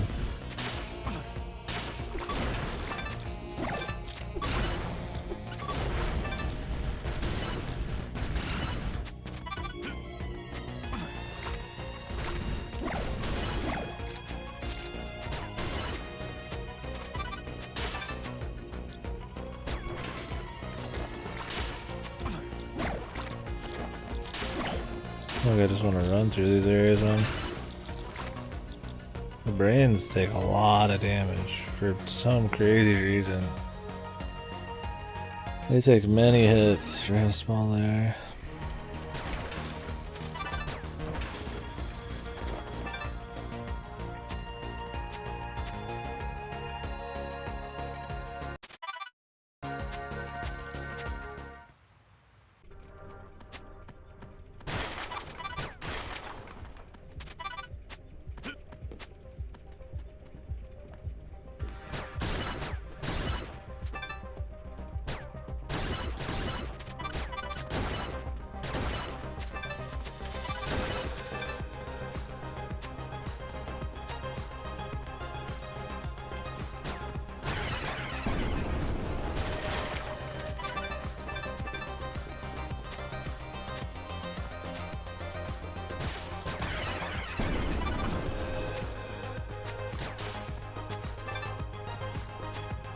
Surprised that wasn't a collecty, man.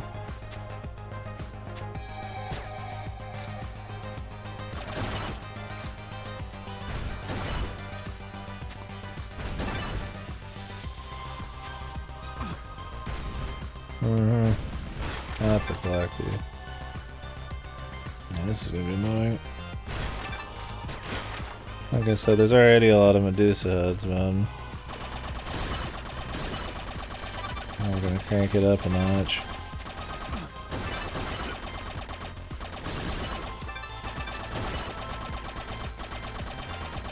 And have precarious platforming, I was talking about before.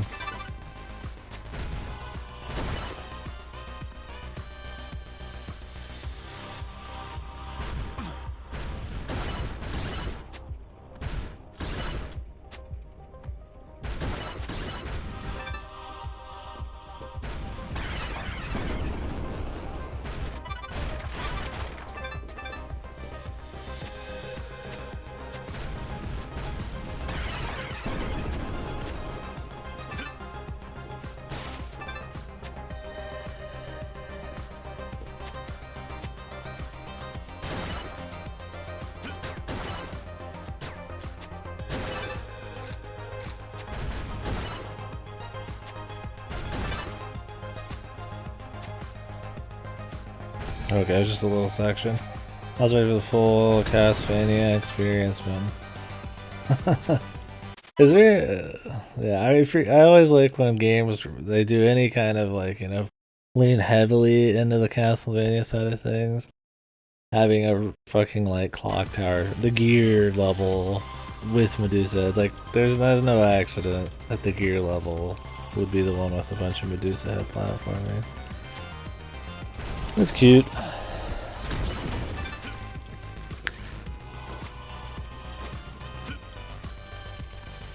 It's like, I wouldn't even call it like it's some kind of staple of the genre, right?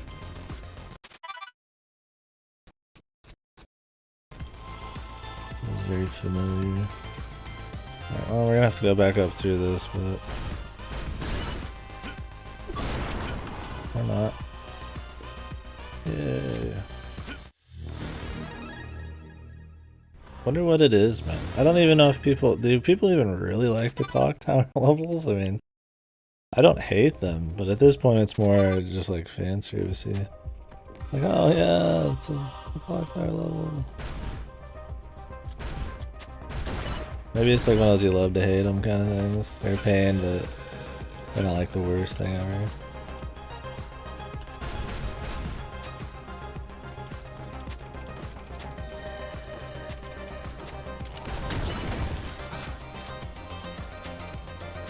Get this out.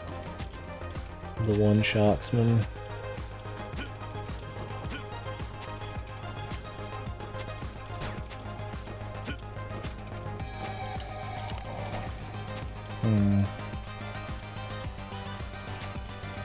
Definitely something on the right there. Have to go back. Might just be damn collectible though. Pre-Mummy Metroidvania prototype? Maybe, man. Maybe they're gonna make a... Like I said, a more straight-laced Metroidvania instead of a Shantae cartoony. We got the fucking Contra mix here.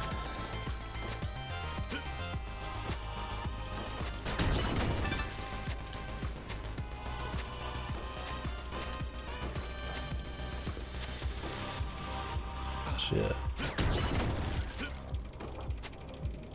Wasn't ready, man.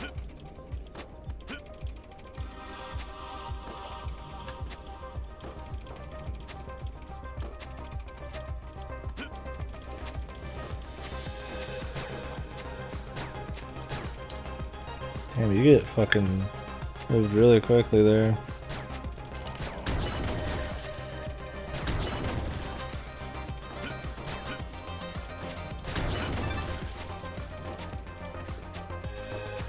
You're ready for the jump and not the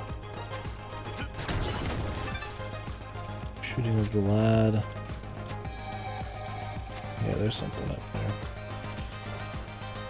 there. Ooh! Damn, we gotta go quick.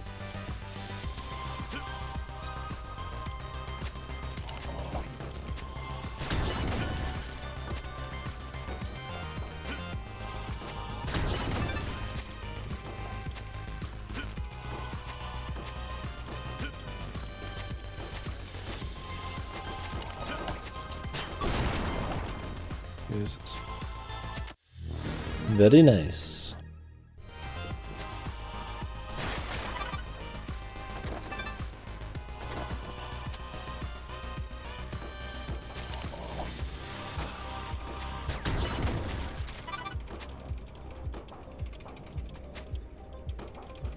Can't tell exactly when I'm gonna fall there.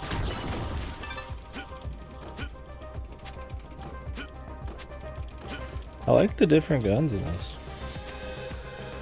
It's a nice choice. I could see you instead of maybe like the flamethrower using like the machine gun because it is longer range, but the shotgun just seems bad.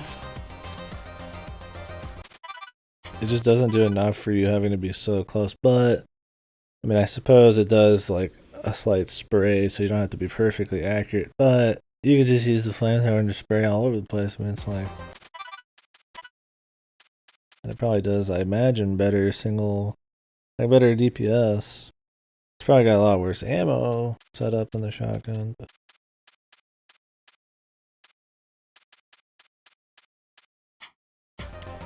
Maybe I just enjoy that I can shoot dudes quickly, or I switch between these and use them for different things, and... Some of the running and jumping coupled with like precise aiming is kind of rewarding if you do it right.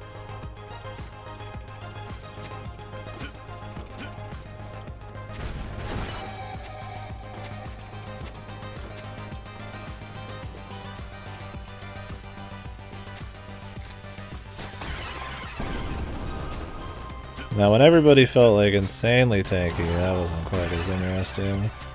Now that I have some stuff that can kind of like manage guys a bit differently. Granted, I mean you need to actually hit them with this.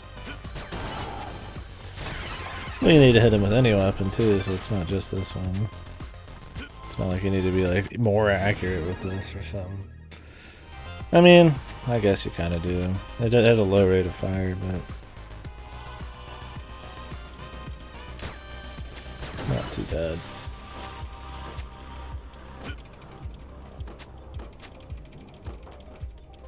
It's rewarding.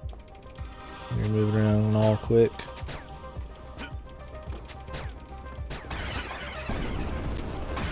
Ooh, oh, that was kind of good, huh?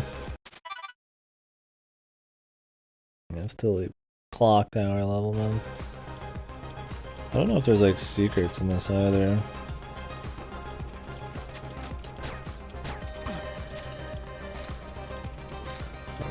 flamethrower of this shit.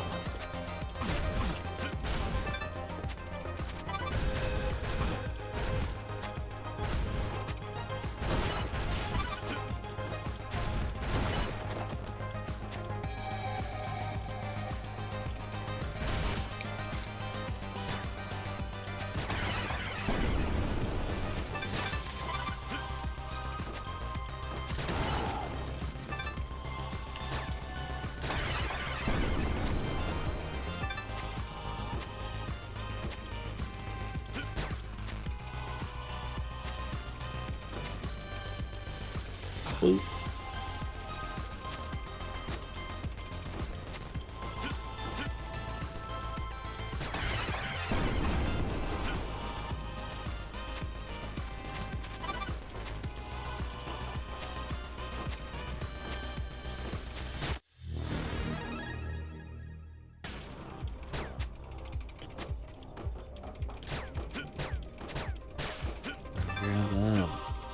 What the point of this guy down here is?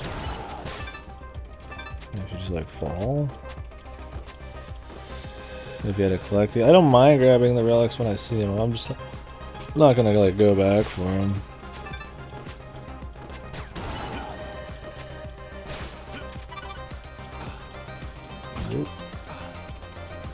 I couldn't tell if that was actually some kind of secret there.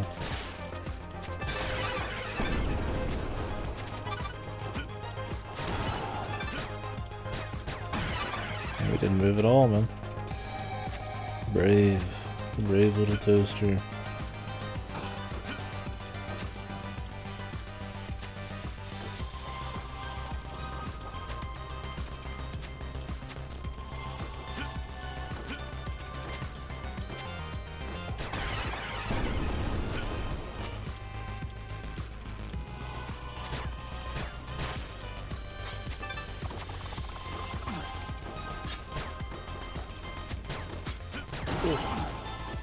I nail people on these cogs is a pain, man.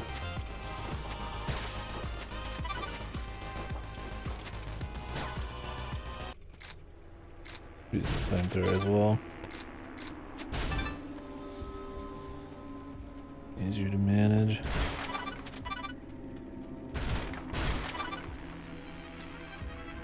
Sounds like a boss revving up here.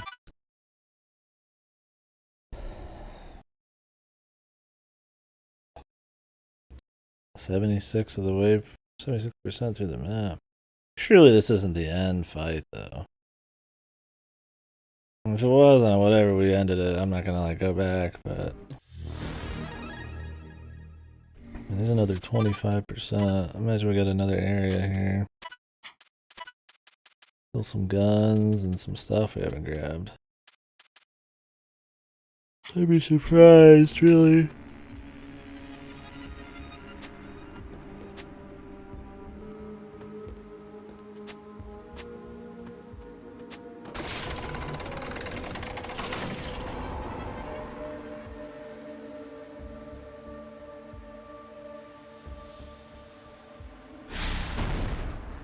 Had full health.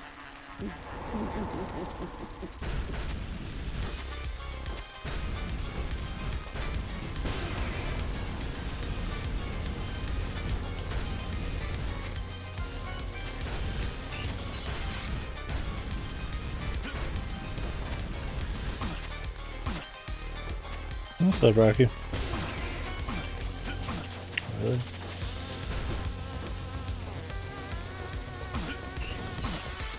You just take damage there, or you have to get above. This one's more platformer heavy.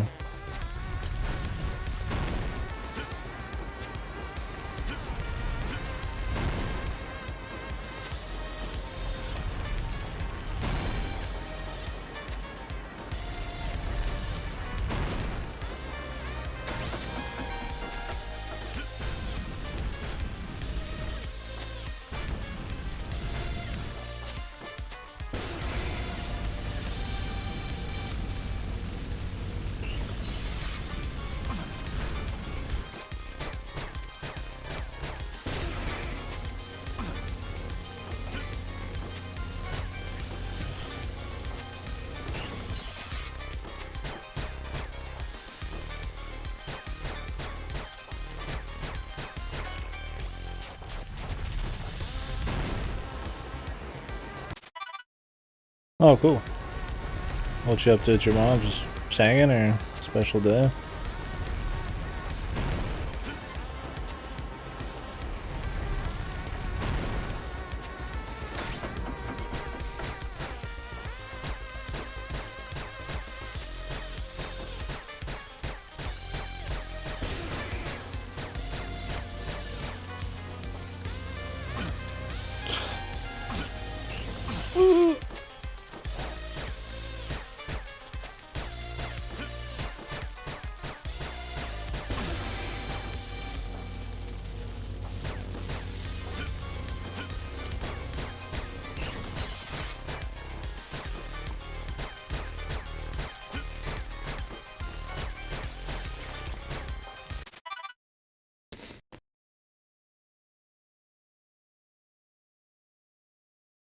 That's kind of neat.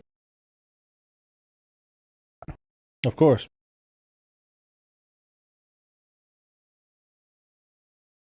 I don't even know how you'd start. All I know about mushrooms is they're a fungus.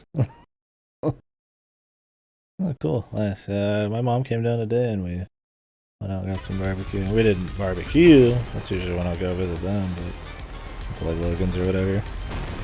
Yeah, Logan's menu is kind of blows now. I don't even think they have like brisket anymore, man.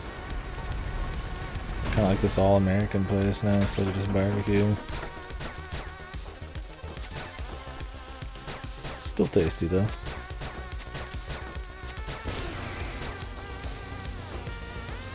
Yeah, I was thinking that too. They were downscaling it before COVID, but yeah, it's like extreme right now.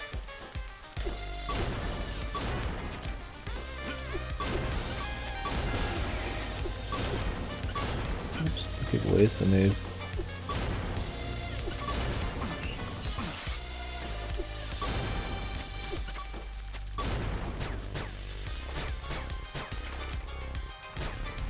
Oh, you can still shoot him.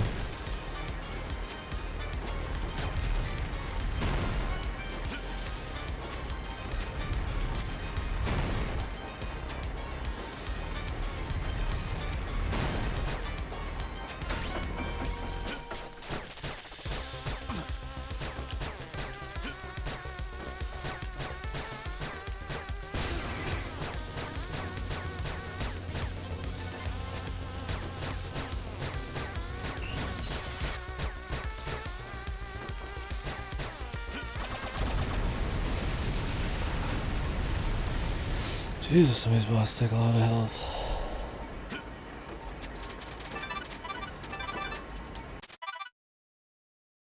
Yeah, I don't know. I didn't see any. Maybe it was hidden somewhere on the menu, but I used to get like a combo, right? I get either like a half chicken and like brisket or like brisket and like chopped pork, and it's like you can't get like I think chopped pork was on there somewhere, but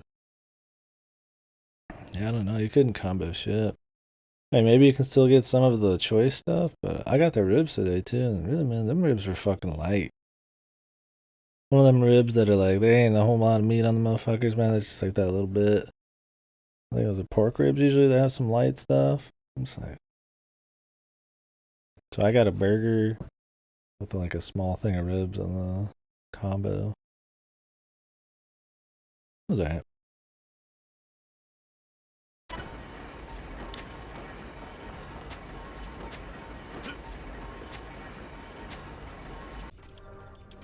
Yeah, I've had the Walmart, the ones that they have are kind of already warmed up there. Cooking. Yeah, those aren't bad. They don't have them anymore at ours. They're not too shabby though if you want some ribs in the pinch, the pork ones.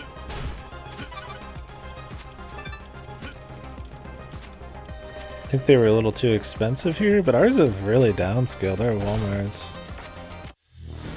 Now we only have rotisserie chickens. Sometimes they're already pulled apart, sometimes they ain't. We used to have like pork, grilled chicken, ribs, all sorts of shit.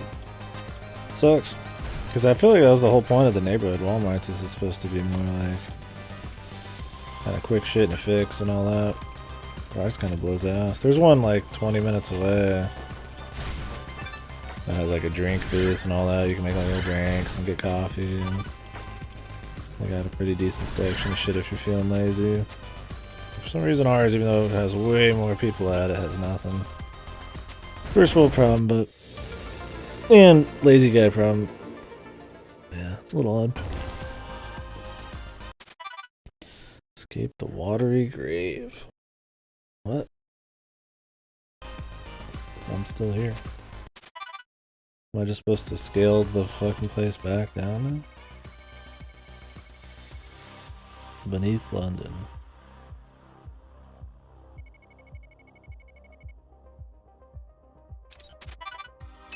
The Crusader Tombs. Tombs. Well, we'll go back and check all the water areas.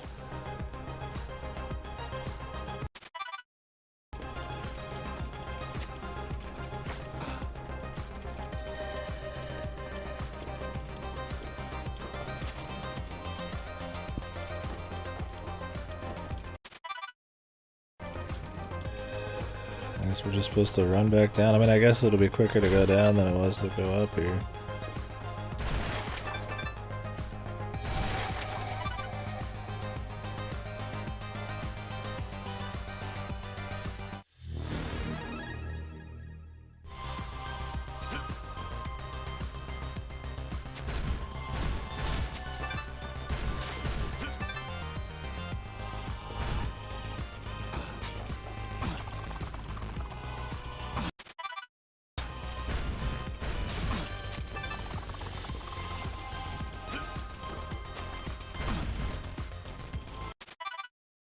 See if there's some kind of secret over here though. It's the only place in the entire tower that's got like a square that has not been discovered. Oh, it's the area map. Well, place is pretty simple. I don't think we need the map that badly. I mean, I guess they figured you'd fucking fall here or something. I don't know. It's a straight shaft, man. There ain't a whole lot of area I need to figure out. But I'm glad we got it. Probably counts as a part of the percentage, which I'll not be getting 100%. Because I only care about the real power-ups. I don't care about the collectibles like this. Unless there's a special map for it, those would be almost fucking impossible to find. Well, not impossible. They would add a lot of extra game time I do not want to spend. Not because I don't like the game, but it would just be like mindlessly running around the same areas we've been to.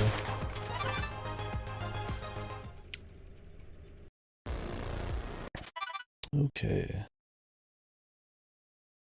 Time to explore. Metroidvania special.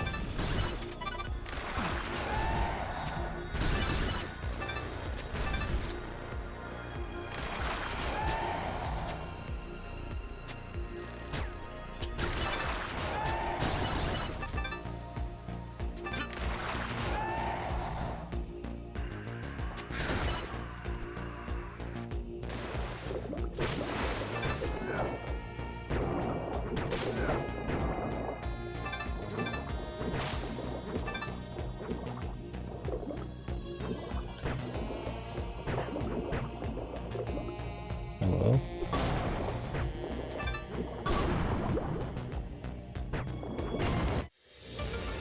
Phase dash. What?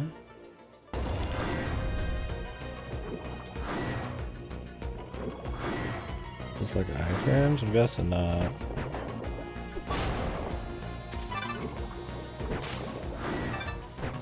That's cool. Does it do damage? It might have iframes.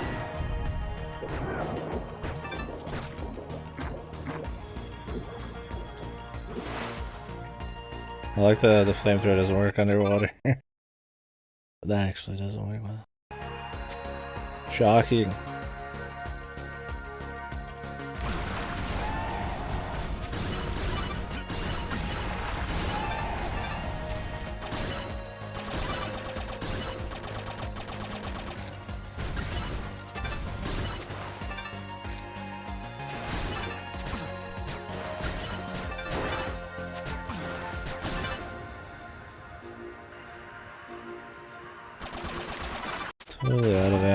that boss though.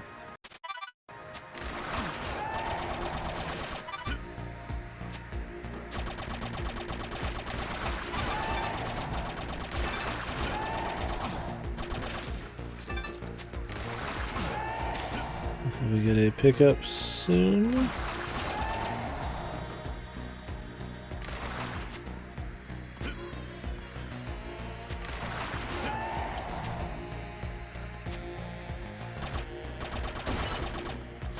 I'll refill soon.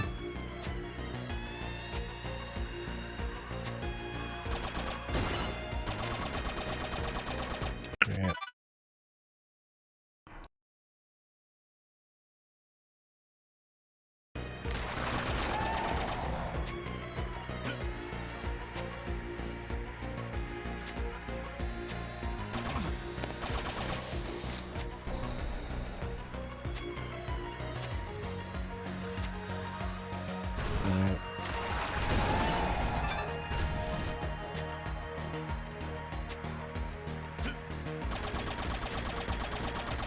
Go.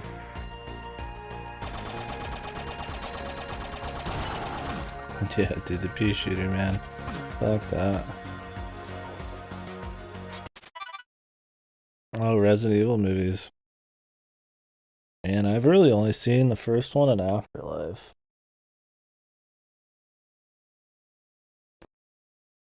Should watch the rest. Yeah, and I only saw the first one when I was like a kid, so I barely remember it.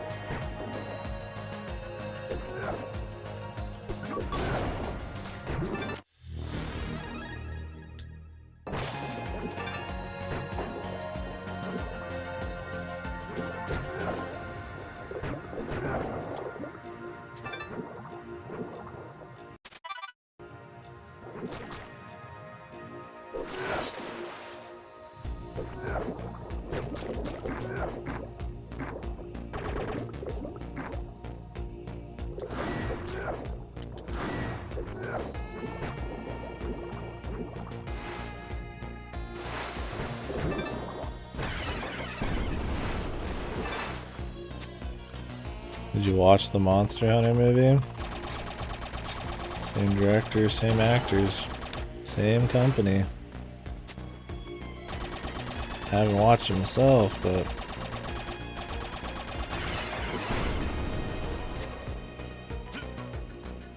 oh, the fucking one with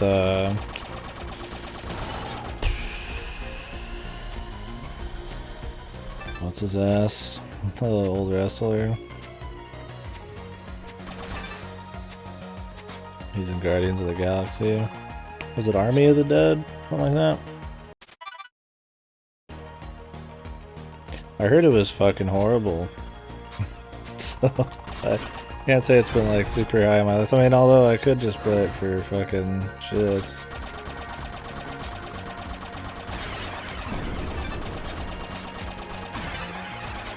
I'm getting destroyed now because I have fucking no ammo, dude. Christ, man. What do they fucking think? The pea shooter, dude. Overall, you liked it? I mean, I could see myself just liking it as like a guilty pleasure thing.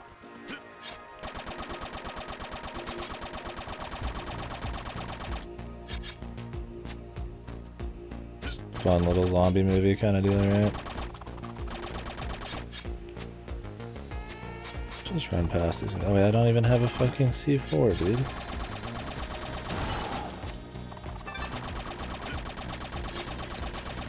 Yeah. Like, I was interested in maybe watching the Army of the Dead thing, but like, that's pretty much why. It's just like, seeing some action movie with fucking zombies and shit. It's been a while. Yeah, exactly. Guilty pleasure shit.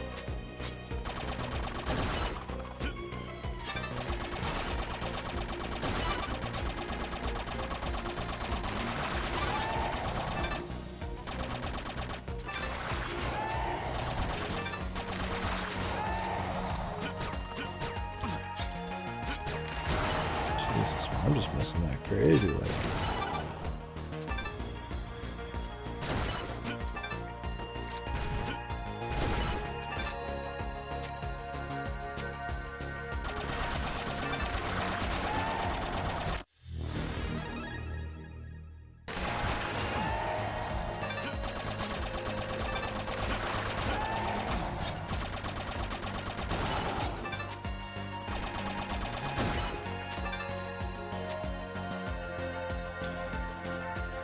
I need to go farm health.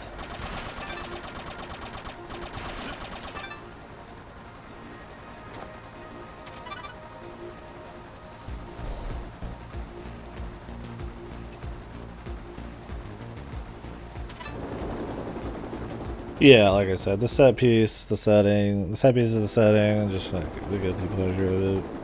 I could see myself totally liking it. Just depends. I heard it was pretty long.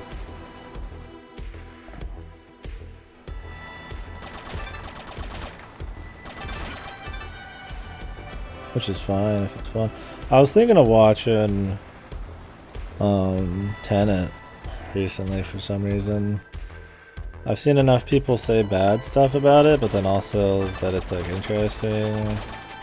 I tend to like Nolan shit. Then I was like, I might just try it out, at least just for like the wacky like effects or some shit. Or experimental or some fucking crap. Thinking either Tenet and or Jacob's Ladder. I think it's time manipulation. It's got Pattinson in it. I don't know the name of the main character though. But yeah, some kind of time manipulation shit.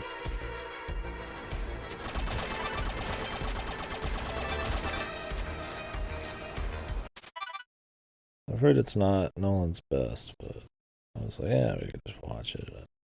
I've not been watching enough movies or anything lately.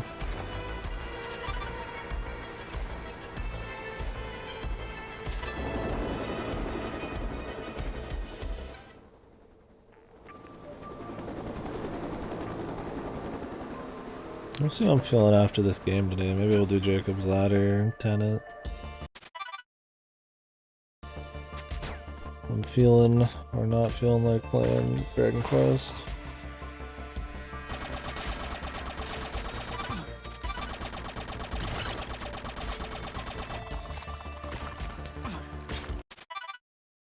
The original Jacob's Ladder, though. I don't give two shits about the wacky remake.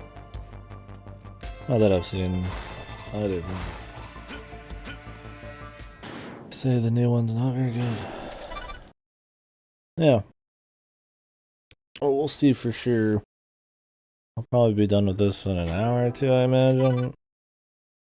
I'm 81% of the way through the map. Maybe 2 hours.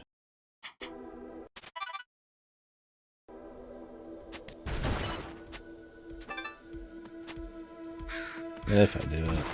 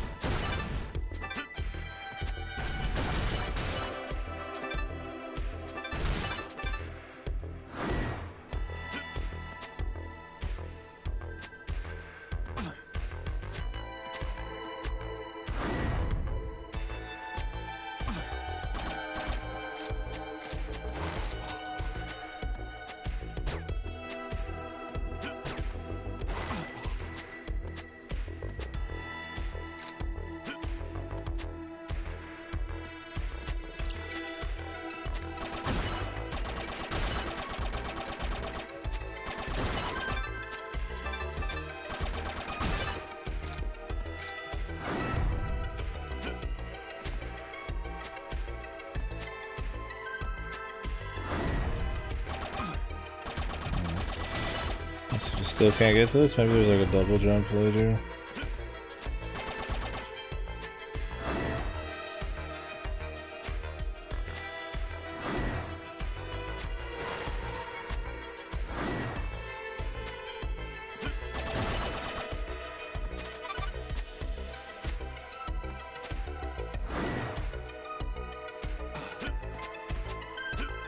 I don't really care about 100% map completion either. I mean, it would be fine, but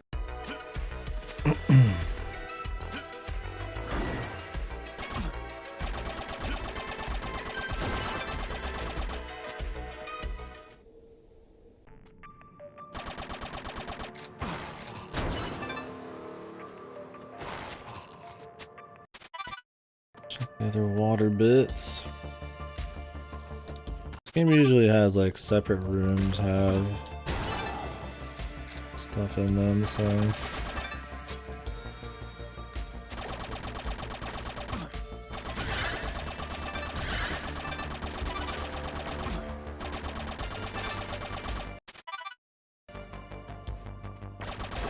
it's probably just gonna be collectibles or some shit. Okay. Or there's rooms branching off the side. I think we get full ammo here. I don't know. Do get a bit of ammo though.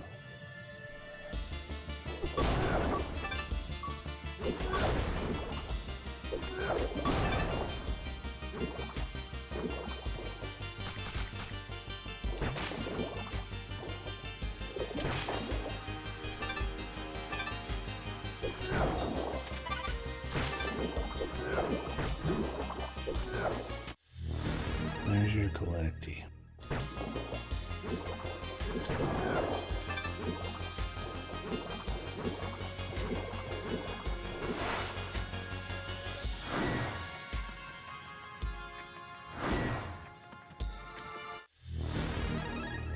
Does it just replace the roll in general? Oh, you can still do the roll. You have to do the crouch X though. Nice. Full ammo though, man. That feels good.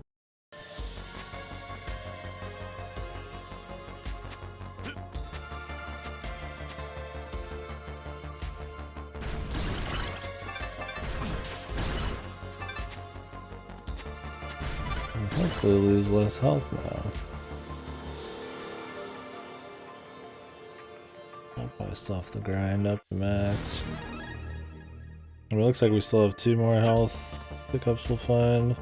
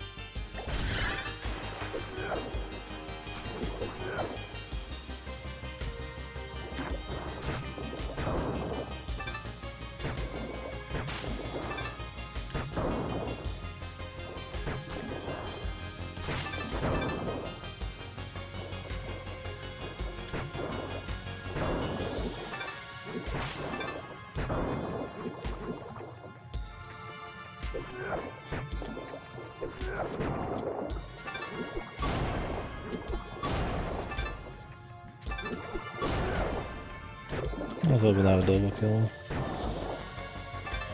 These guys drop nothing. 5 L.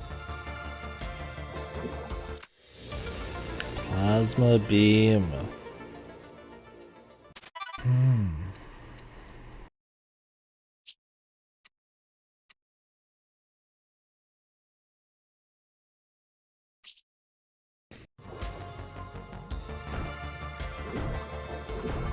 Okay. Yeah, it seems like just a straight.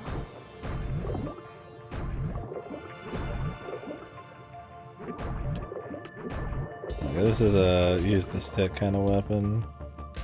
Seems like just a fucking hard replacement, man.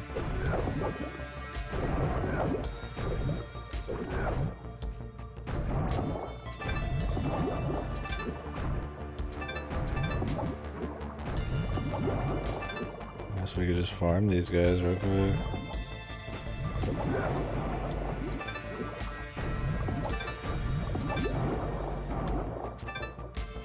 It's a satisfying plasma beam. It does a lot of damage, but it's just OP. Like, it's just fucking auto aims onto a bunch of dudes at once instead of you just like aiming at yourself, waiting around. Review. Well, there's another water place I want to check. There's an area that I haven't been able to go down. Couple bits in the green bear area.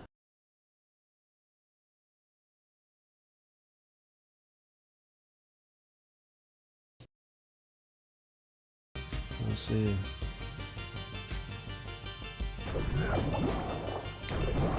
The enemies really just don't drop fucking shit. Like, none of these have dropped to 20 yet.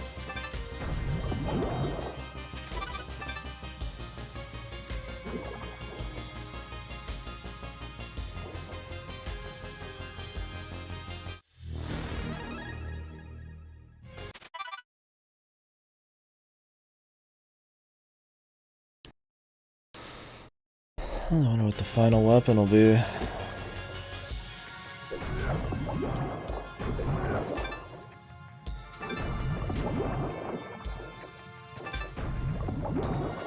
I wonder how the damage is on this. I mean, it's obviously easy to hit with.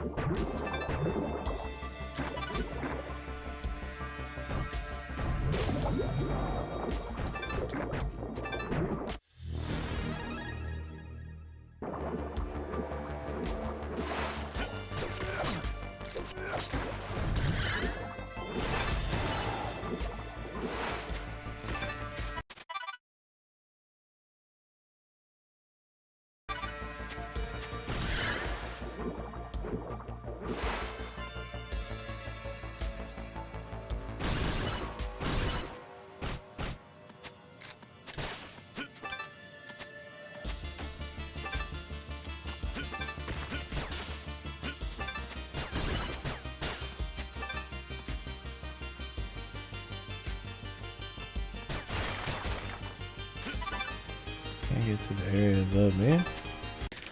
Thought this would connect, but it's really far away. Might be able to just drop straight down here.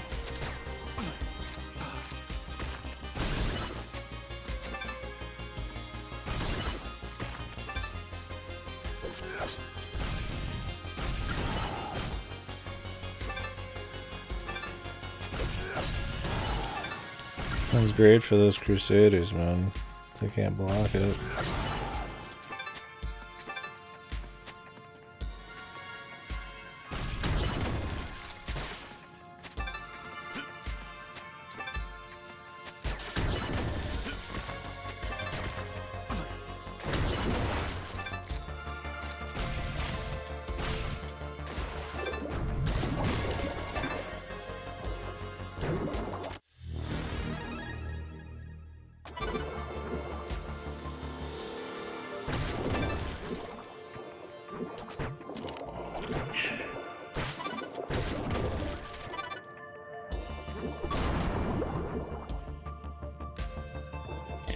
I do like that the C4 still automatically blows up stuff if it touches it. Sometimes I think I have to activate it myself, and you can activate it mid-air before it touches shit. But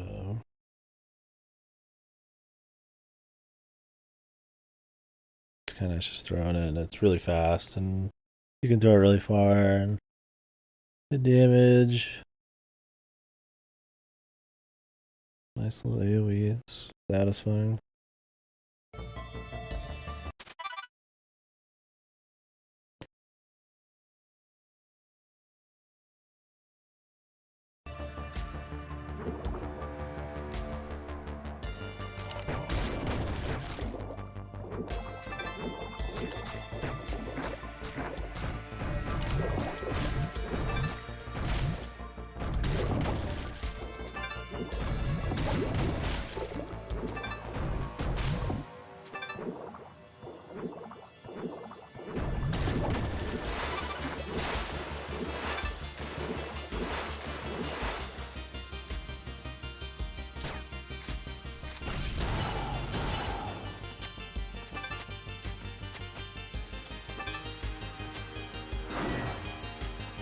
Forgetting about that.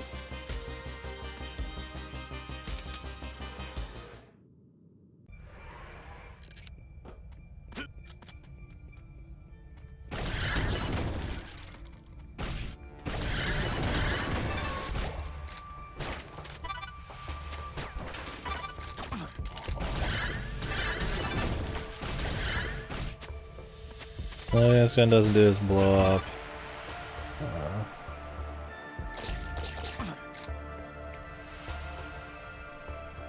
Like trash and shit.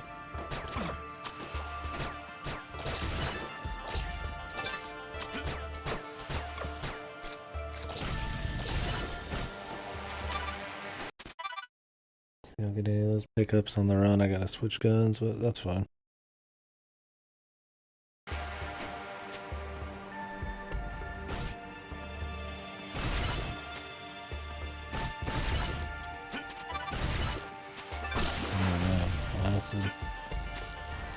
I'm gonna be like walking acid or really not.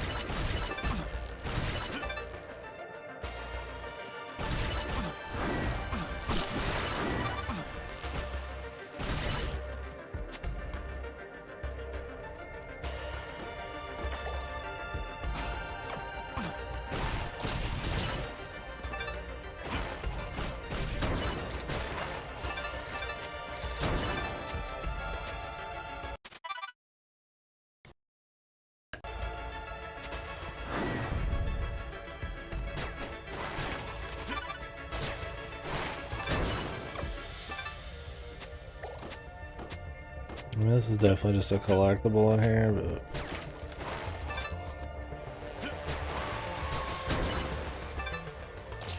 I gets it.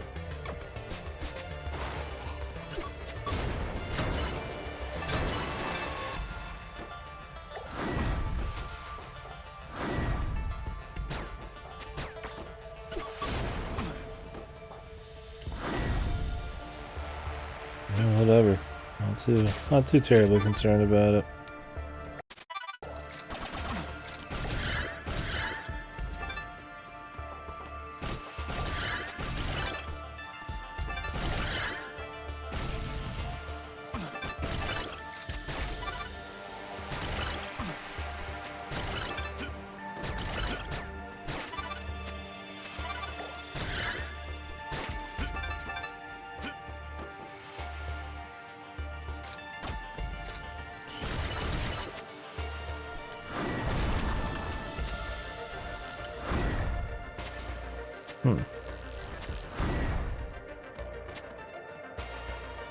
Break right through, huh?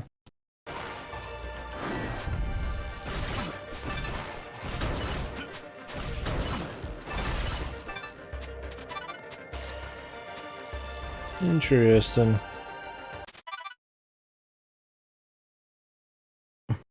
Some of them are alright, but yeah, I mean, some of them definitely have a kind of jank that could easily be fixed nowadays. Yeah, cameras especially. Say what you will about, like,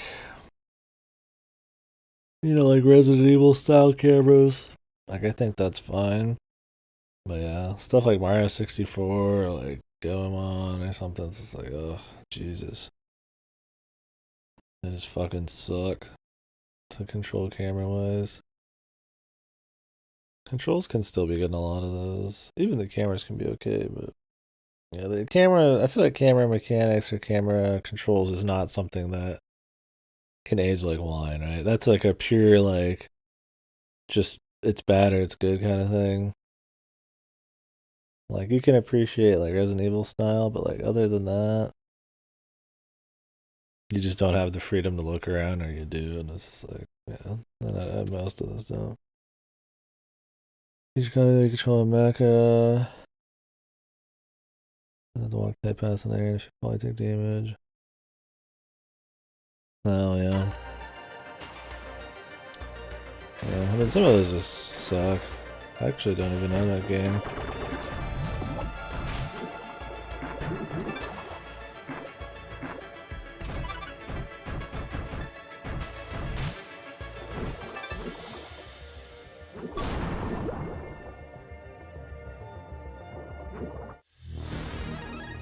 the limitations with cameras. Well, I imagine PS1 N64 is that 3D was new, right? And they just didn't know how to make a fully controllable camera. And I mean, hell, on the fucking N64, you don't even have two sticks. I mean, just buttons. So it's extra odd sometimes.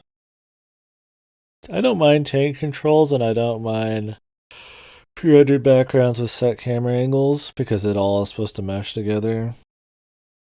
Like it's all designed around it, but yeah, a game like Mario 64, it's like there's no reason you wouldn't want fully controllable camera instead of like pivots with buttons and weird zoom outs and zoom ins and shit.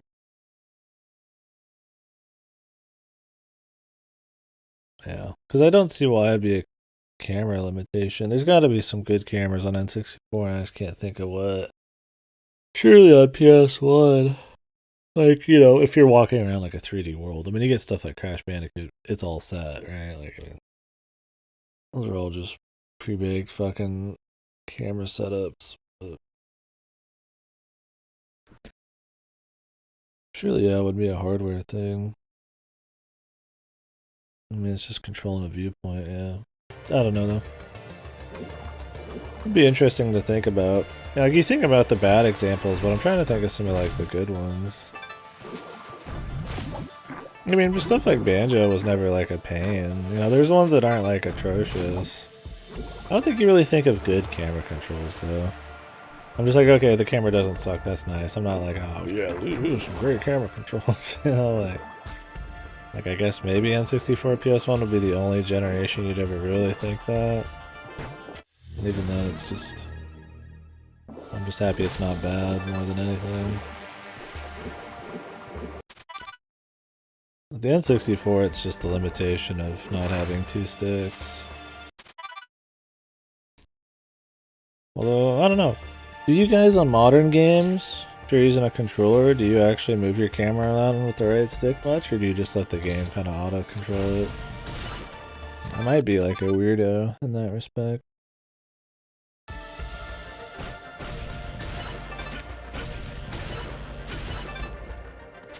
I'm always manually controlling my camera.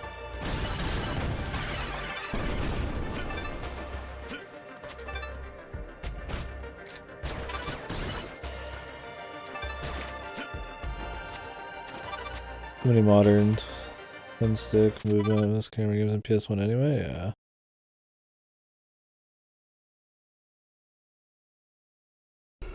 FFT, yeah.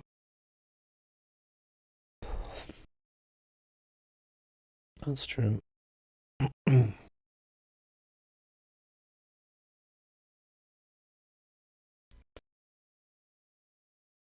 Yeah, I think that they're just finally making games. Yeah, I just feel like they didn't know how to do it. Yeah, I always am moving my,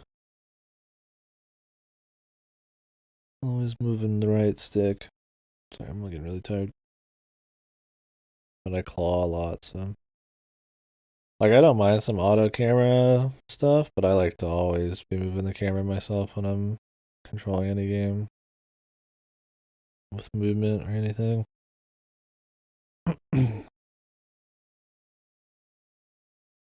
Yeah, cameras and like tactical RPGs are interesting because it's not about perfect movement freely, like, you know, like smoothly. It's just about making sure like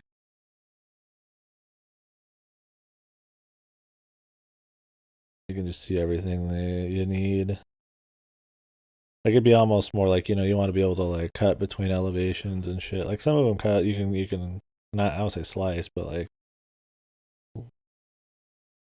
one size if you will, yeah. And that's how it works with the art too. Because I mean, FF Tactics is just like, I doubt it's 3D objects. It's probably just 4 different sprite setups or whatever. Or fucking textures just like turned a bit. So you couldn't get that kind of like control without them having to completely like rethink the whole game.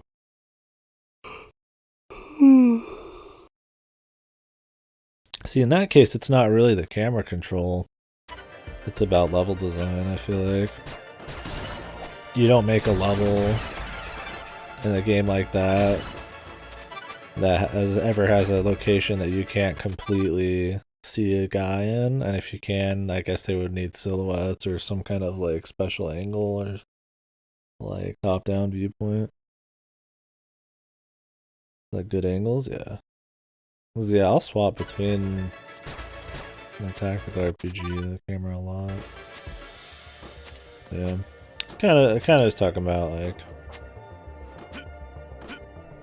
I guess in a first-person shooter, of course you're gonna, if you're doing shooting on controller, but say like in a Nier or something, or like a Mario game. Some people don't touch the camera, I don't think. I couldn't fucking just have the camera auto move for me. But I've seen reviews for games where they talk about the quality of the auto moving camera and shit. And I've kind of just noticed that's a part of gaming that like I kind of just ignore. Because I don't like auto cameras. And some genres don't matter, like we're talking about, like tactics, it's a little different.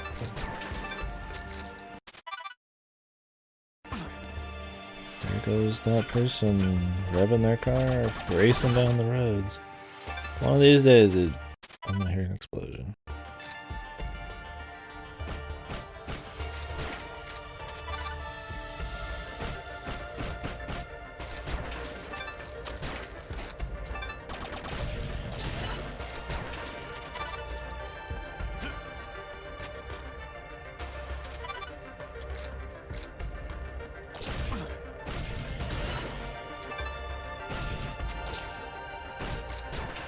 Yeah, the reason I say that I'm probably a weirdo is because I mean I use claw controls, and there's some games where you need to always be pressing so many buttons that you can't control the camera without clawing. So I've just kind of like noticed over time, like probably most people don't constantly control their camera. Hell, in Haven, you have to. That game we played recently, you have to fucking manually turn on the option to fucking control your camera, which is such a weird thing, man. Because it's not a game you did have to press that many buttons on. In a good way? Yeah, I'm trying to think too. I mean, I think nowadays, skillful camera work, I mean, it's a given you should just have fully controllable cameras, especially in a game where you're moving around in like a 3D environment. Really, whatever. But I think the more skillful thing now, like, or the quality of cameras is probably auto cameras. Like, how does it pan out, zoom in? Like, does it automatically zoom out when there's a lot of fighting going on, or you need to see more for like cinematic angles or something like that? I feel like that's probably more how camera work is used, how it can be effective or skillful nowadays. In terms of just player control, though, I feel like it's like as long as you can just control the camera freely, depending on the genre, I mean, you're good to go. Maybe they thought it should be played without. Yeah, I mean, that's what I was thinking. Like, it's a game's a lot about like rolling through a lot of like, or surfing through a lot of like rolling hills, so they probably wanted you to kind of have this like smooth camera that kind of rolled with the hills, and that would be cool, but like there's too many blind just drops, or like it doesn't like Haven, yeah. Too many weird blind drops, or it doesn't like auto change quick enough for me to like look down where I'm going. And the game already needs more platforming mechanics and controls anyways, or more movement mechanics and controls. I was like, I didn't want to also be blind, but it's probably something like that. Because maybe they were proud of their auto camera. In terms of cinematic, whatever the fuck. Cinematic appeal or something.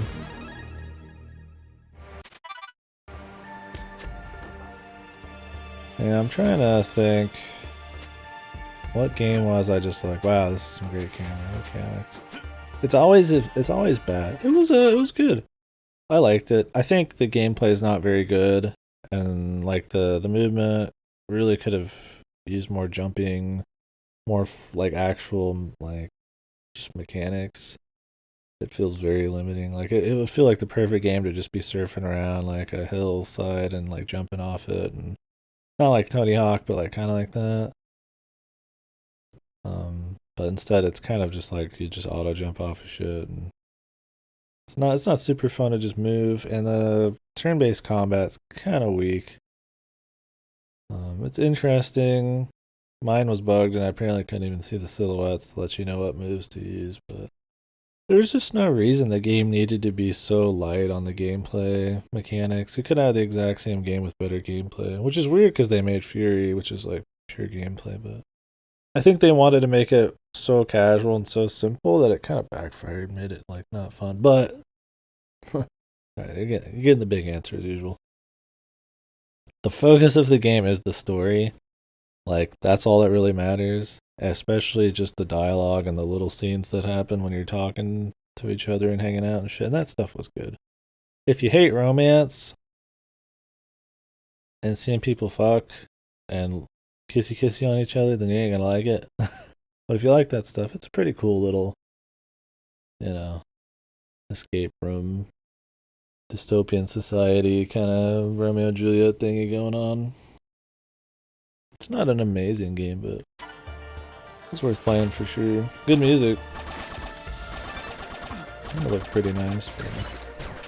I definitely think the best parts of it were the kind of slice of life, low key, low energy moments.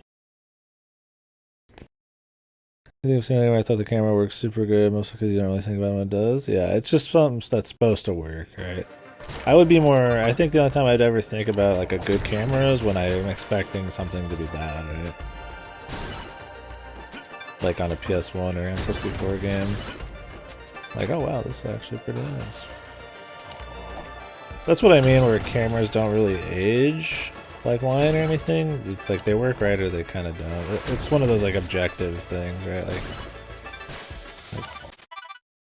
cameras need to be good. I mean, camera work, like I said, with like cinematic shit, that's different. But in terms of just control.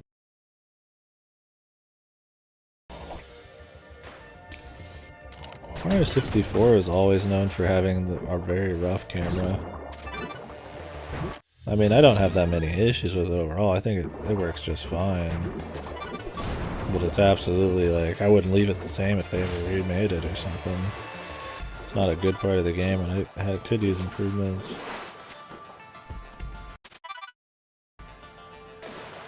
I mean, you get games that like made clever, well, you could say this, clever ways around camera control. Think Legend of Zelda Ocarina of Time lock on. Was Ocarina of Time the first game to have like full lock on in 3D? Maybe. Lock on in combat. I mean, think like Dark Souls and shit. Like that might be more originate with more Ocarina. So that's a way to get past camera control. You hold a button to lock on, so the guy's always in kind of a certain spot on the camera and shit, so that you can do your jumps and your dodges and your attacks and stuff. Like that's probably a clever way. You could say that's impressive, clever. Oh, that's a cool way of handling camera. But I don't know. I mean, that also has first-person shooting, but it does have normal camera control too, which isn't that great. You just have to lock on, facing wherever you are, and that faces you forward. But even that's not perfect. But stuff like Wind Waker has full camera control later on, but that's GameCube. Yeah, lock-on's an interesting thing. I don't really think about lock-on that much. It's such a just common thing now that's used in most action games, right? Yeah. I think that's just a way a lot of people on the early 3D generations just found as a nice way to make sure you could retain control while not having to worry about the camera as much, maybe. Nowadays, I think that's what it's used for. So you don't have to think about the camera as much, where back then it was just the way to probably control the camera and still fight. Because like Dark Souls, a lot of people lock on. I don't like locking on Dark Souls, but that means you have to move the fucking camera a lot. But I like having that, like I know exactly where I'm gonna roll, and it's not gonna be affected by where I'm standing around the guy and shit. But mostly an action game thing. I don't see much lock on anywhere else. I mean, some shooters have lock on, which is really ghetto. I'm trying to think of some. I watched some shitty review of some crappy Warhammer game that had lock on camera. Yeah, I just don't like it. I mean, does anybody use lock on in Dark Souls in here or any of the Souls games?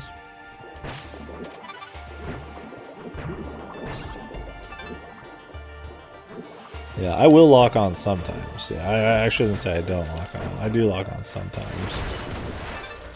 But mostly I just don't.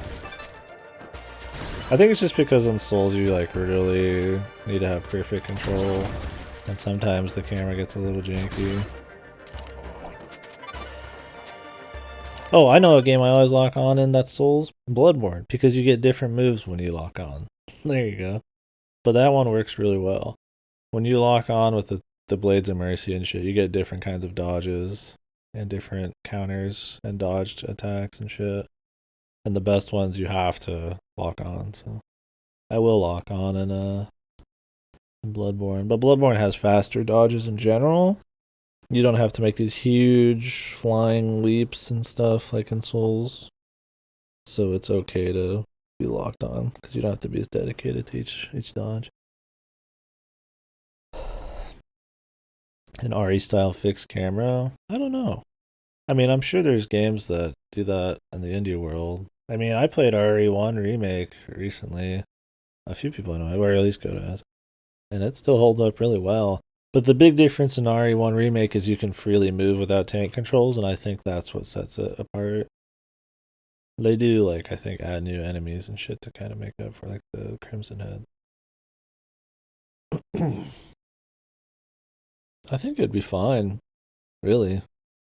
I mean, people talk about hating fixed camera, but it could make for some really nice looking scenery.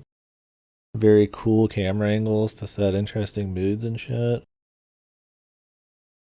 I mean, you could say it's not as immersive, maybe. But I mean, at that point, you might as well go full first person. The tank controls, yeah. Because, I mean, people say they hate fixed camera and tank controls and shit. And tank controls, I get it. It feels a little odd until you get used to it. But those games were made especially for it, like RE4. In a perfect world, we wouldn't have tank controls anymore because we don't need to design games like that. But it worked for those, and it still is fun. But yeah, pre-rendered backgrounds, dude, is in so many games, and people mainly just think of Resident Evil, like all the Final Fantasies, like 6, 7, or not 6, 7, 7, 8, 9, all pre-rendered backgrounds. The only camera control I think is on the main map. It's like, but people don't think about that. Like like most RPGs back then, it's like all pre-rendered background work, like point and clicks and shit. For some reason, people give Resident Evil a hard time for it, when it's really just the tank controls they're pissed at. As it defaults to auto lock on, 15 minutes in, that bridge with the firebomb zombie smacks you with one. Oh yeah, locking you on, I'll move forward, spinning right off the edge. Yeah, having it auto lock on to something different is definitely not something I like turning it on and off as I fight dudes.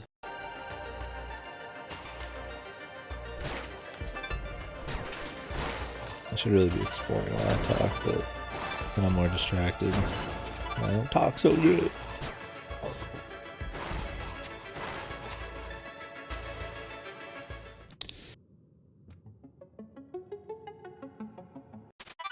Yeah. Yeah, I get it was mainly a way for them to create really nice looking environments without having to be able to fully render them. But I think even nowadays it can still be good. Like I said, just camera angles, just sets moods differently. You could perfectly make the lighting how you want and stuff. I definitely don't think it's one of those things like a camera controls that it's just, you just should not do it, right? I think there's plenty of arguments to having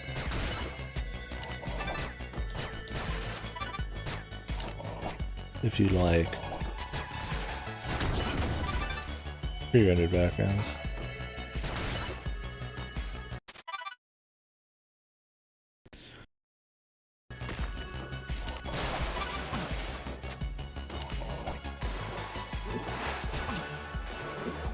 Yeah, I'm trying to remember a boss that helps with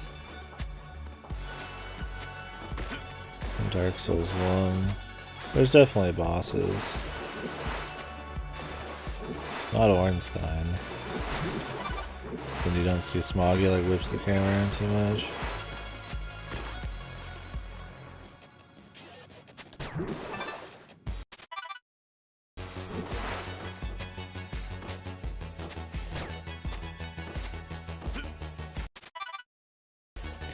Yeah, and I think it's important in Silent Hill.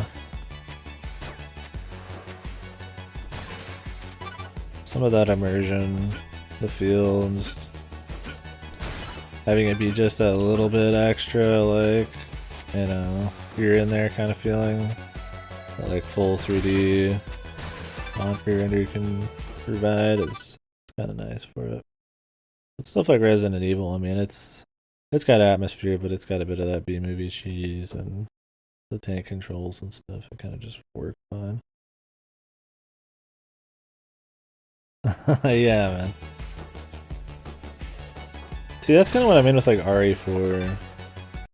It's like if they had limitations and shit, you know, they kind of just put everything together to make it work. That's always what I like seeing is when people like, maybe not RE4 in this case, but have like a limitation and they make such like a elegant way of getting past that limitation that it becomes like a core, like awesome thing in it. But that's some good game design and shit, right? I'm trying to think of some other examples of that.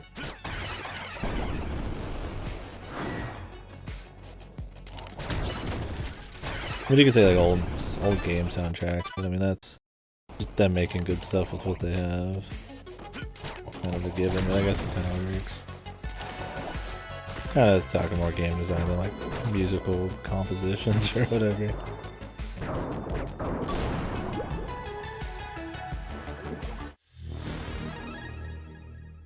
I don't know, I can't think of many examples of like taking a negative and flipping it into like a really neat positive. I'm sure there's a bunch, but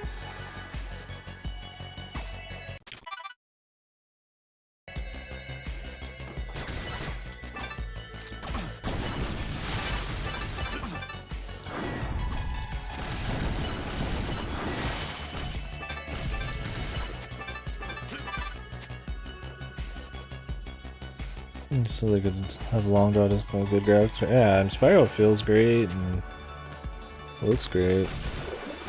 And it's very necessary because Spyro is all about moving long distances pretty quickly. Or say something like Mario, Banjo-Kazooie. You're going pretty quick, but it's not about non-stop momentum always. You're like more set zones and stuff. You can kind of just like move around a bunch. More walls and shit. I guess Banjo doesn't have the momentum, but it does have the bigger areas. Well, yeah, I mean like, yeah, I mean that's turning a negative into a positive straight up. That's them like re fucking just like Phoenix mode, just bringing it back. But you know, like Fog and Silent Hill, like they don't have draw distances that can go very far, right? It's a limitation of the hardware. Yeah, yeah. But it turns into a very integral part of the atmosphere. So. Okay, I gotcha. But yeah, that's an interesting thing to talk about too. Those like fucking complete over. There's not been many situations like FF14 where like a game developer completely like remakes a game or takes something that's absolutely fucking rancid and turns it into something really good. I mean, I think No Man's Sky is considered something like that. There was that Orion Prelude game with the dinosaurs. Was it Orion Prelude? With the dinosaurs and shit. That was supposed to be fucking horrible, and that was the joke. But then they made it into like some really cool, or not really cool thing, but they've like totally just kept developing this pile of shit game and made it just like better and better. Let me see if it was Orion Prelude. I guess it happens, but I don't think it's anything that would happen until recently, right? Because I mean, think like, you know, PS2, there's no like really online going on. They're not patching shit. People can't like talk that much online about that kind of shit. There's not like a platform for it. I mean, maybe last gen before that could do a bit, but definitely kind of something that only could happen now. Outside, I guess, remakes. But how many remakes back then were really happening for like really bad games?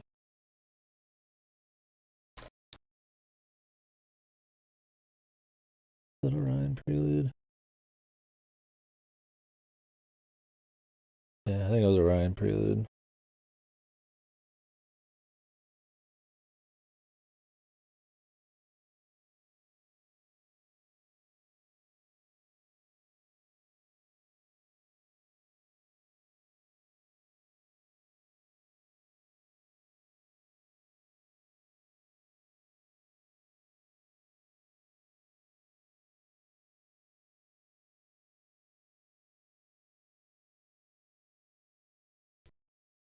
Yeah, like the devs shit talked themselves and said they released one of the worst games ever, and then they made it pretty good. I mean, they're done with it now, but that's neat.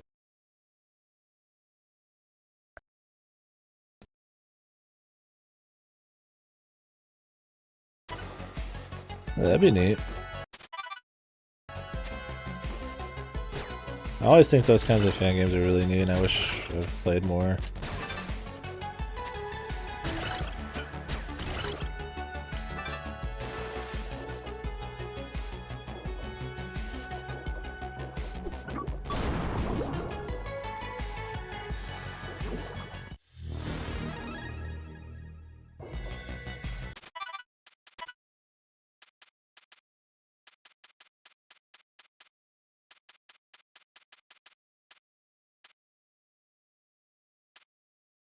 Let me take a piss here.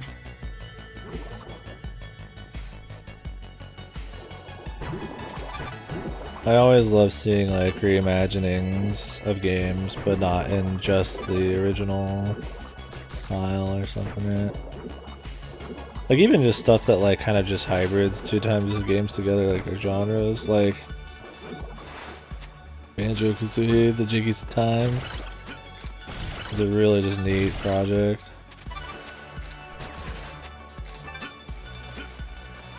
Like, you know, either completely changing a genre or just blending things together in interesting ways that obviously would never happen outside of like a fan game. Probably.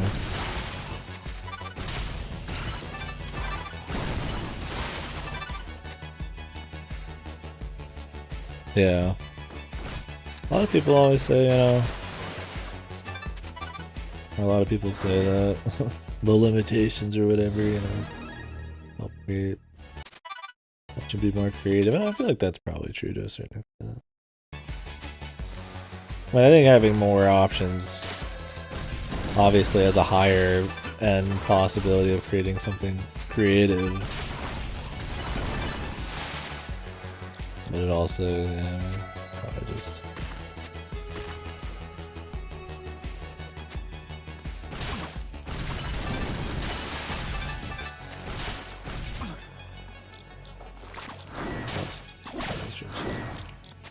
Run.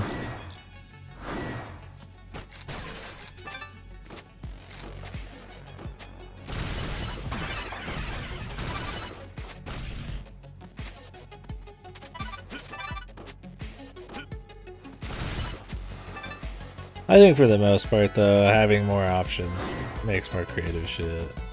There's some really creative shit back then, but I mean, like most indie games nowadays, you get shit that's like way more creative. I mean, there's just more possibilities, there's more shit you can do. Not that games back then aren't creative in any way, or not to say that limitations don't provide maybe something that complete freedom does, but I think it's a little hot air to say like only like, oh, creativity can only be had if you were working with lots of limiters and shit. Yeah, exactly. I think that's the bigger thing, is people, I think, look at that there's a lot of shovelware nowadays, and like, there's no creativity. It's that there's just more people that can make stuff now, right? Like, there's still just as many good games, and there's probably way more creative games being made. It's just that it's so easy to make more games, or make games, comparatively. But, yeah.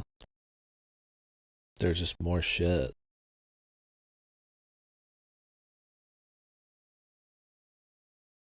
It's like, I'd rather have way more tools, way more ways for people to flex their imagination without the requirement of having more teams, more money, and all that stuff. But then also have some shit on Steam, right? Like, I mean, like, whatever, dude.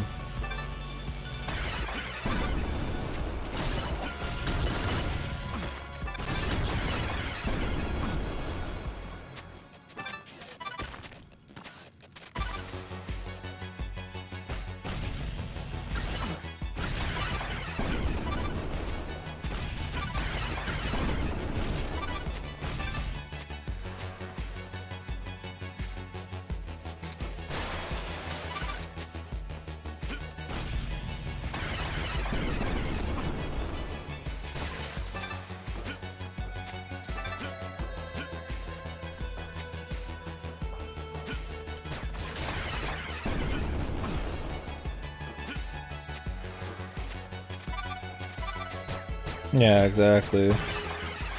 Like, it should just be simple, man. What if somebody just has an amazing idea and they want to do it and they can't, right? I mean, what if you're just like, oh, you know, it's just like, what if I had just some great idea? Or maybe I don't have one yet, but like I might have one. You know, and it's purely that whether I start to fucking develop or not is just based on, you know, how easy it is to get into and the money and manpower required. And it's just like, I was like, oh, can't do it. It's too much. Then like that idea, that thing that could happen, it's just that potential's just like gone. It's like, like I'd rather have things be just like way more open and way more like, easier for people to do, more possibilities. The people who want to create something truly great, truly creative, like they will, right? Like I really don't think shovelware is a fucking issue. I mean, like stealing assets and like insanely low effort on purpose, but just like having bad games, man. I hate when people bitch about like there's just bad games. I'm still like, shut the fuck up. Somebody put some effort into that. Yeah, it's shit. Yeah, I'm not fucking like backing them up. Like we should just fucking suck their weenies because it's bad. But like that's just gonna be how it exists. I'd rather have bad games so we can have like good stuff.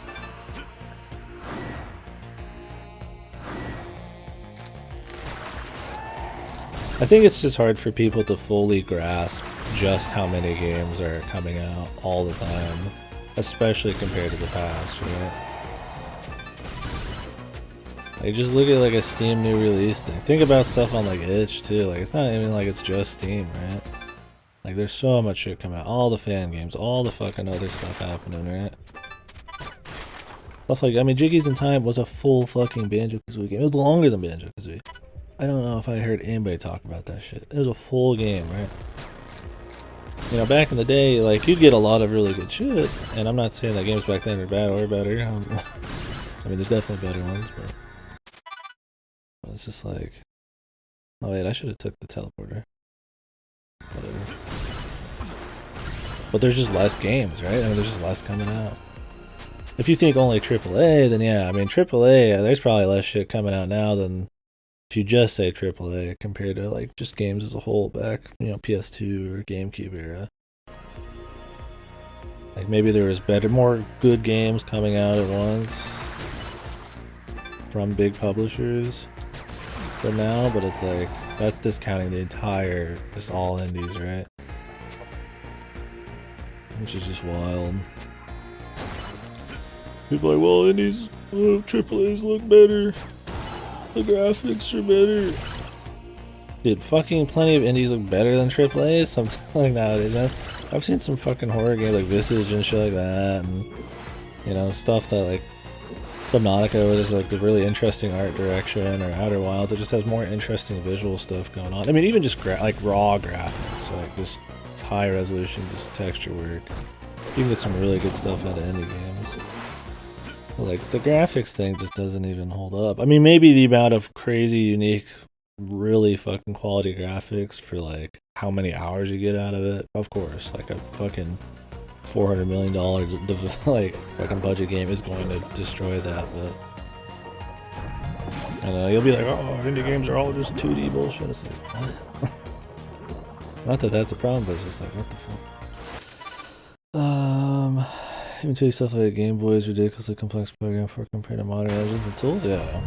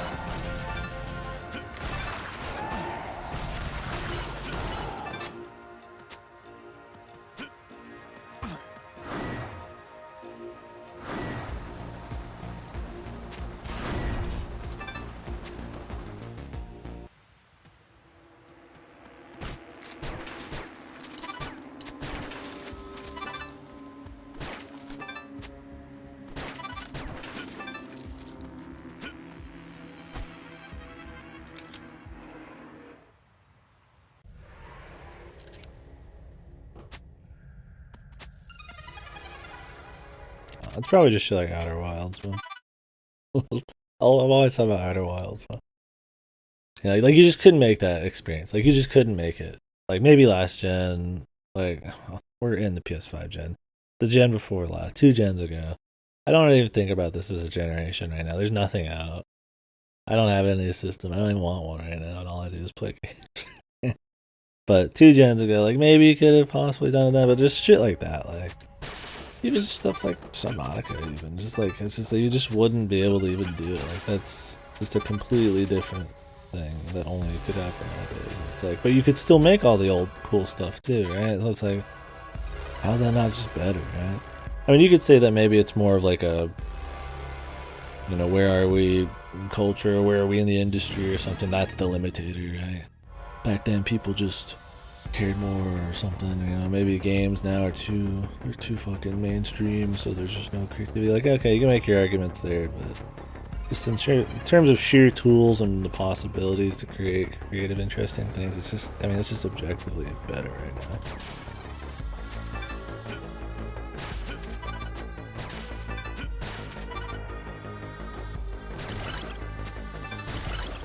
Yeah, I'm ranting, I'm preaching. I'm not arguing that games back then suck. I mean, I play old games all the time, and I think a lot of old stuff is better than a lot of new stuff, a lot of the time. But talking just pure creativity and just the possibility to make more good things, like it should be, you know, that nowadays it's more possible just in general. I think the triple, I think for the most part, I mean, indies pull it off. But.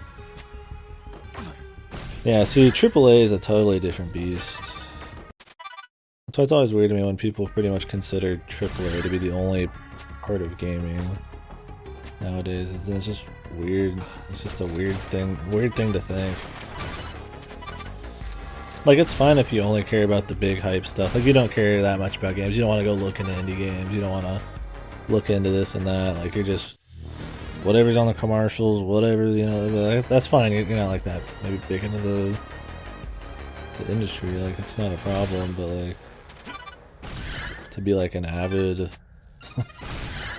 person who plays a lot of shit and only judge the gaming industry purely on AAAs, it's just really odd. I need to get back up there. Is that the games cost so fucking much? Make everyone's afraid to take risks. Yeah, exactly. And that's why I feel like people should be happy about like indie games. And happy that indie games are getting better tools requiring less man hours and shit to have their fucking games look good or to be able to do things. Like, you know, now you're getting a lot of 3D indie games. You know, there's a reason everything was 2D back in the day, and still is. It's cheaper. The scope's easier to deal with. Right? Like, making a fully 3D fucking game with all the textures and all the bells and whistles is not fucking easy, not cheap. And now it's like they can do it, so now it's people aren't be happy about that.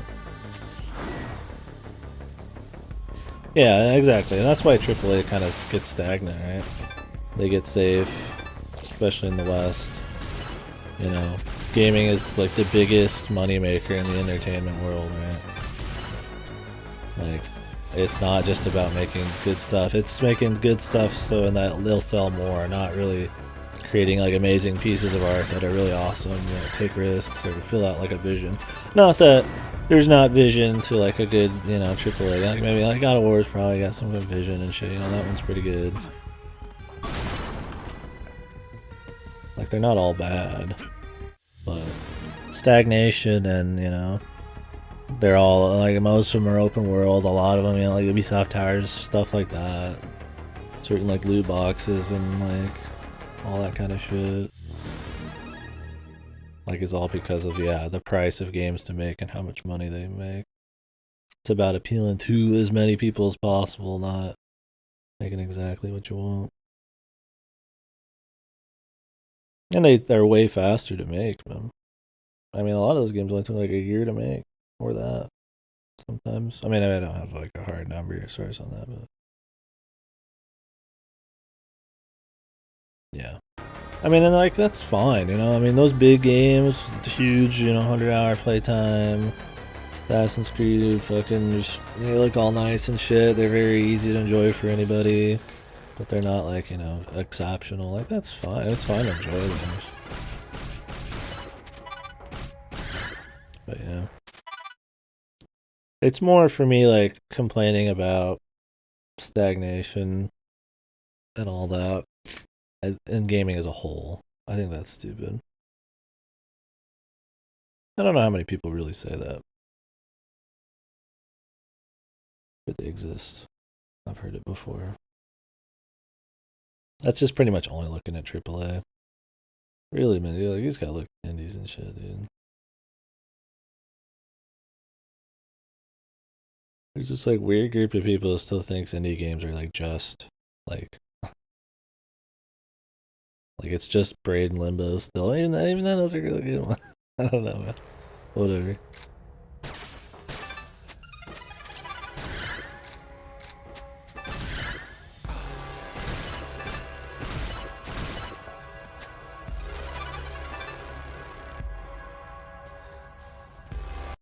Yeah. Just won't take many chances.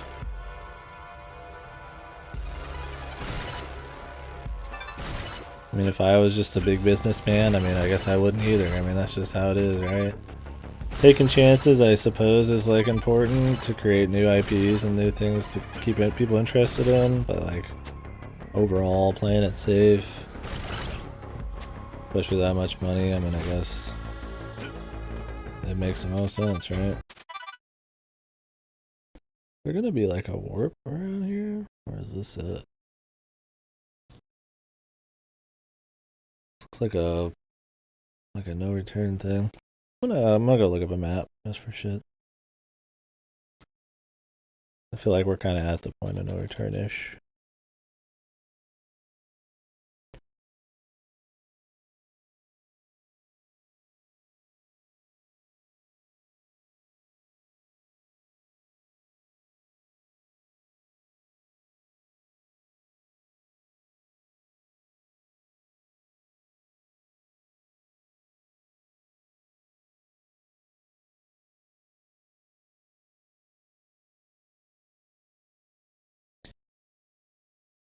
Super dash is inside of that. Tried getting in there earlier, but I thought we'd find a new deal.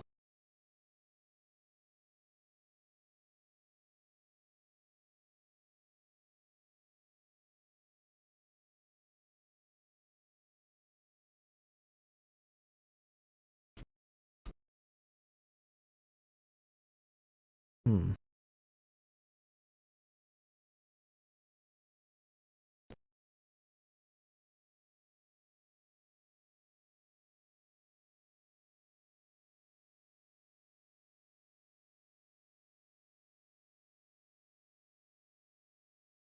Okay, well, I'm gonna go back out. This is what I mean, like, there's just like doors that you can't see. Weird, this map, this guy that he made, it's got little dashes in it so you can see where the doors are and shit. I don't know why this doesn't have it.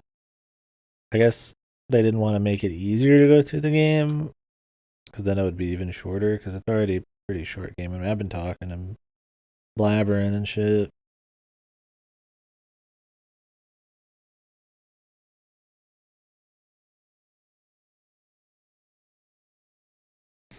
But I'd like to get everything, so we'll go back and do some of this. I even missed something recently. Yeah, I'm very curious what's going to happen. I feel like there's got to be some breaking point, man. I feel like, I mean, you're starting to see what it's changing into. I mean, the microtransactions and shit, like...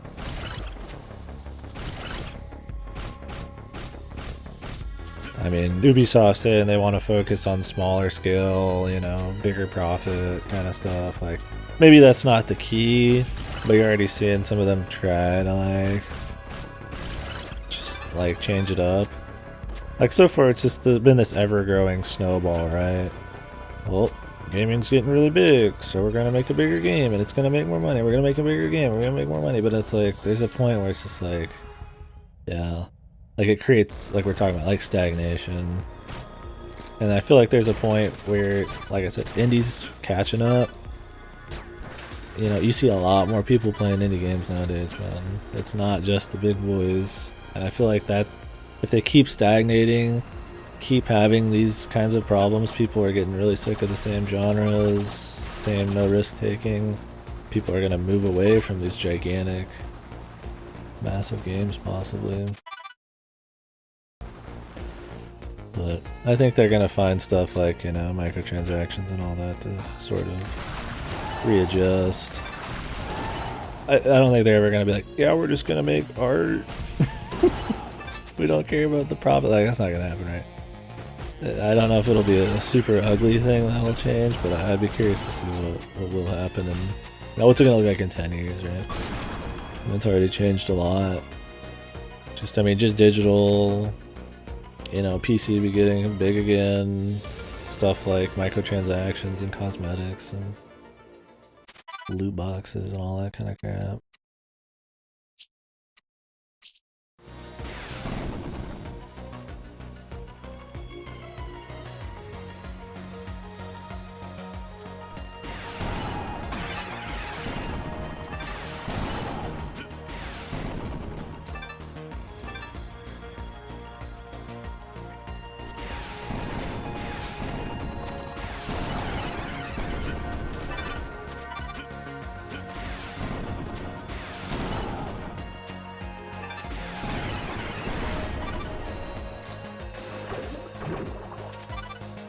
That'll be interesting. I don't know if I like this.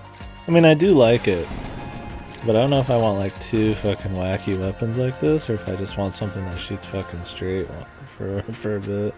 I don't know. I mean, maybe I will walk around with just two fucking power weapons, dude.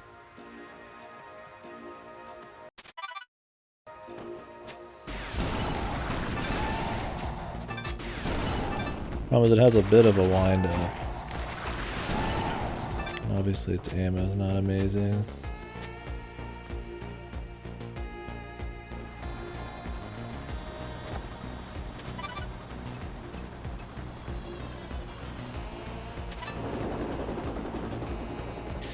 Yeah, see, I thought there was going to be new stuff in the other areas. That's why I didn't really like overkill the exploration. In that, and I just wouldn't remember a lot of these spots.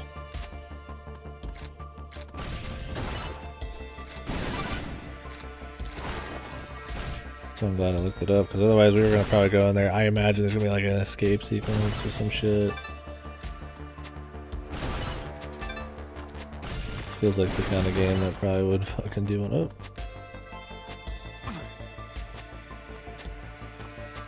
And then I mean we'll be done. I'm not into beating Metroidvanias and then coming back and finishing the map out unless they're like really excellent or I'm really close.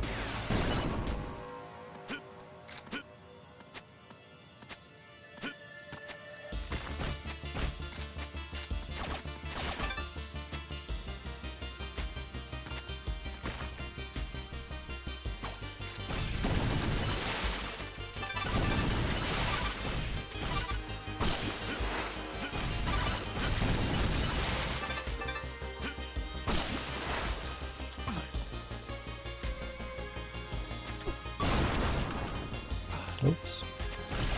I'm supposed to, supposed to wall climb on that. I'm just kind of shooting. Whoops.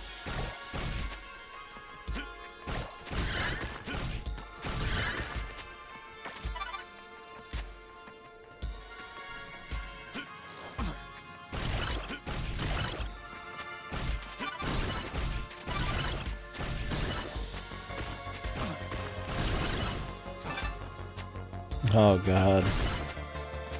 Nobody has had one of those in forever. Alright, I need to take a piss. Give me a minute. I mean, I would have more video trivia questions ready, it's just nobody fucking redeems the damn thing. Which is fine, I'm just not ready. When people were redeeming them, I actually had like a document with some like questions up.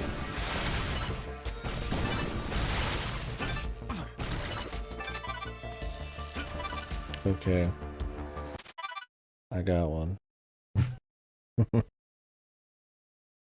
Yeah, I mean, I like it. I love the option. I like the trivia and talking about it. I'm gonna promote an event I'm gonna be doing soon.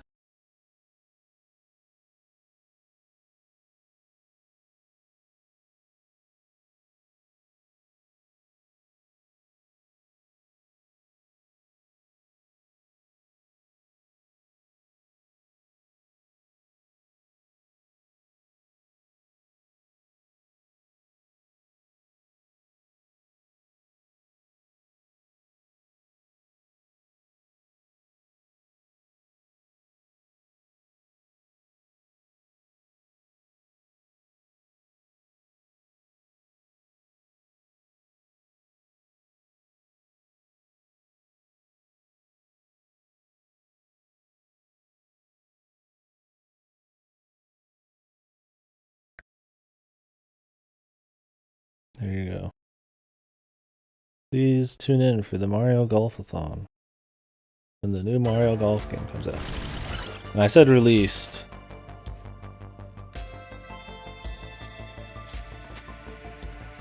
That does not count the one coming out in a couple weeks. That's not out yet. I gotta keep it simple.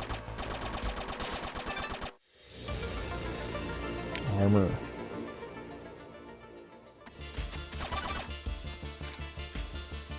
Yeah, well, that's trivia, man. Can't know them all.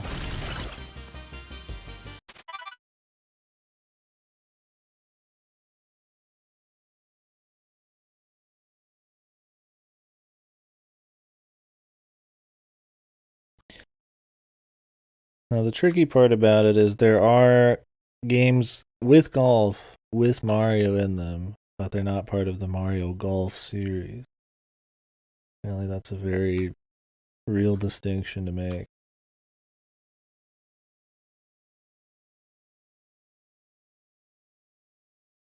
And if you've been around the last few weeks, I've been talking about some games I was thinking of playing that were not in the official series, but still had Mario Golf in. They're kind of like a spiritual predecessor, I guess you could say.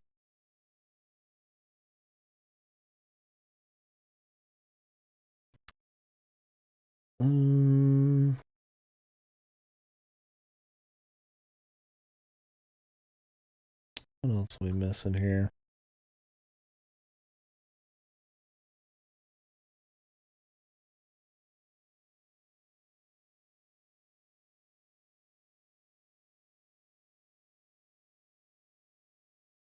Here's one. Actually next to this area too.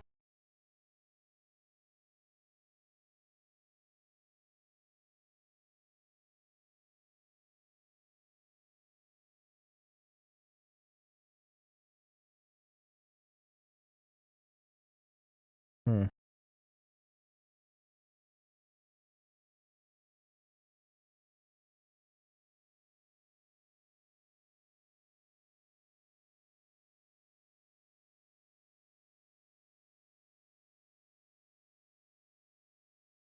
Oh wait, that's not that.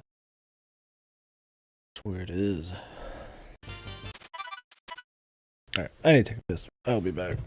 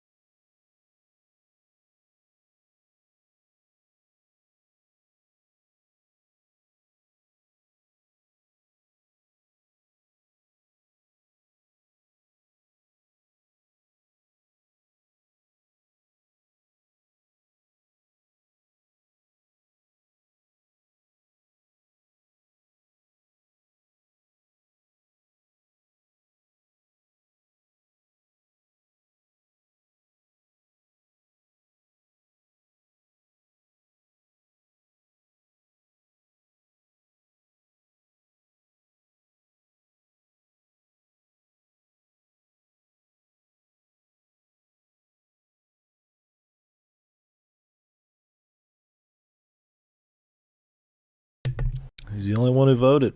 The answer is 5.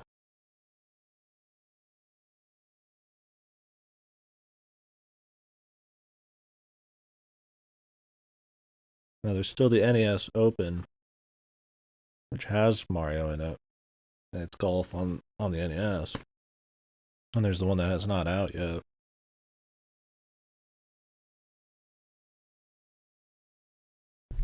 Technically, there's some other little ones too, but 5 big boys.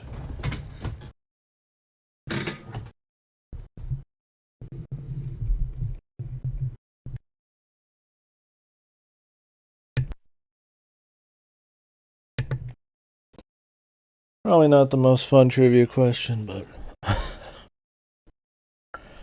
I'll head on the fly, right?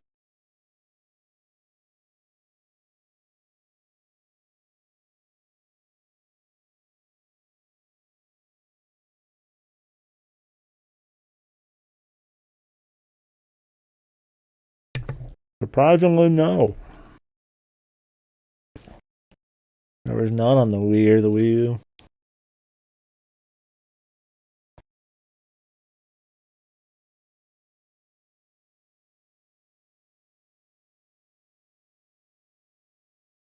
N64, Game Boy Color, GameCube, Game Boy Advance, 3DS.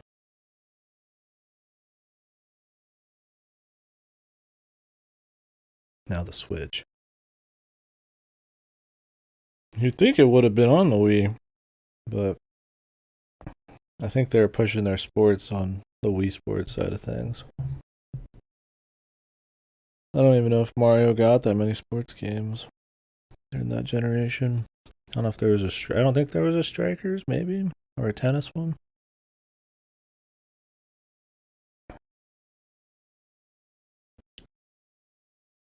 Phase Dash.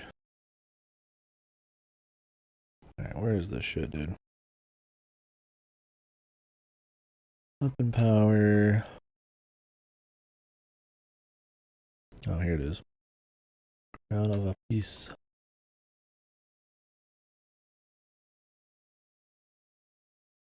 I'll try to think up something more interesting next time. Maybe. It's a cheap category. You can ask for music. I'll just mute the VOD. Well, we can do music trivia. Don't forget, folks. Guess the game, man. I gotta play like 20, 30 seconds. Okay. Where am I? Where do I want to be?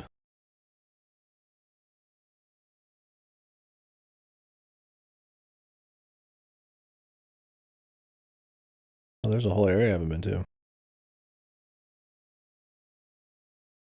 Yeah. Maybe I should have tailored it more towards you. But then it's extra hard. You gonna learn stuff.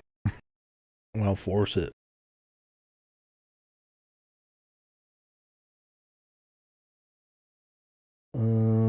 Let's go just the far right.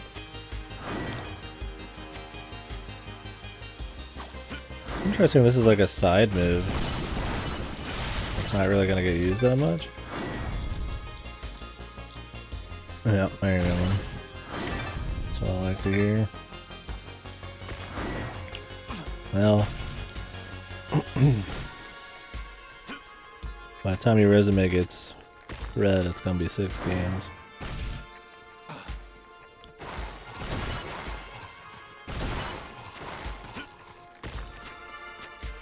Because it's in like 2 weeks, 2-3 weeks.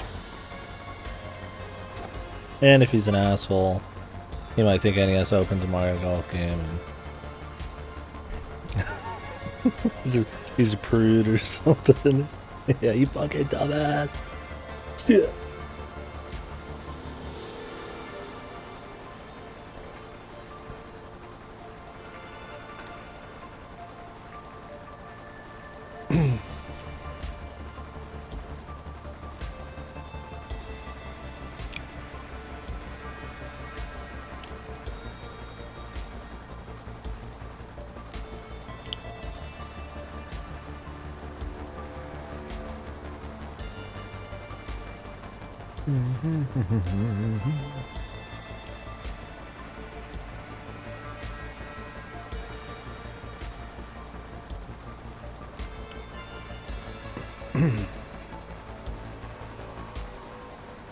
Y'all make another one.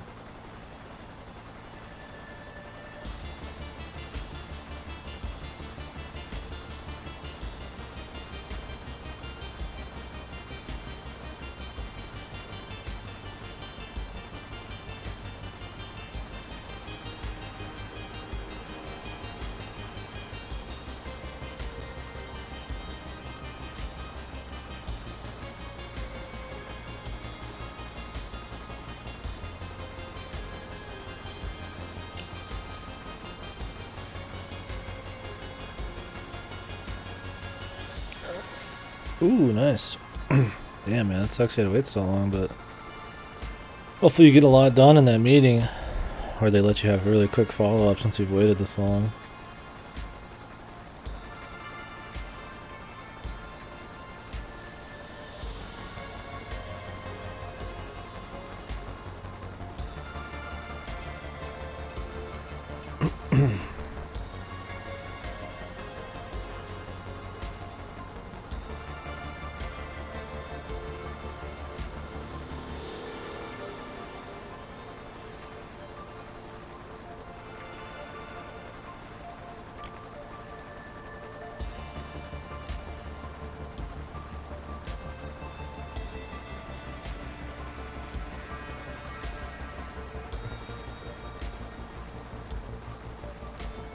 Well, I forgot those are two different things.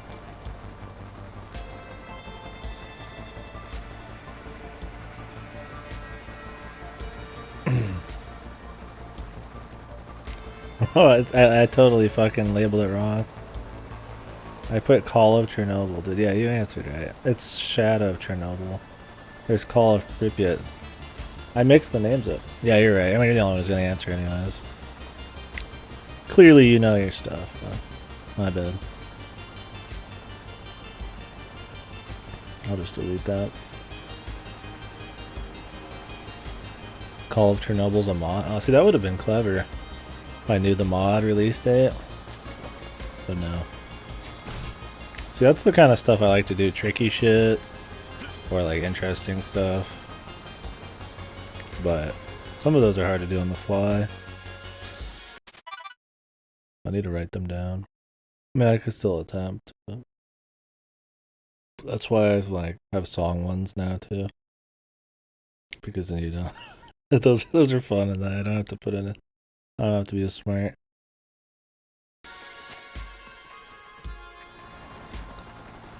Yeah, I just fused the two names together.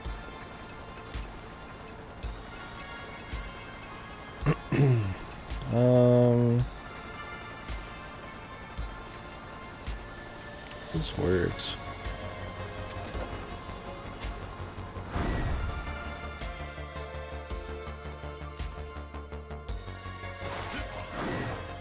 Yeah. Still, man. Sucks that you gotta wait at all, really.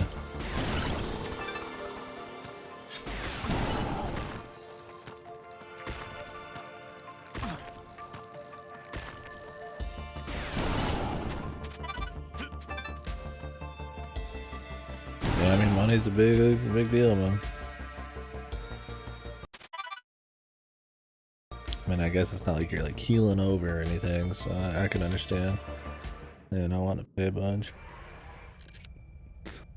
Is there any like priority system depending on like what kind of issue you've got going on?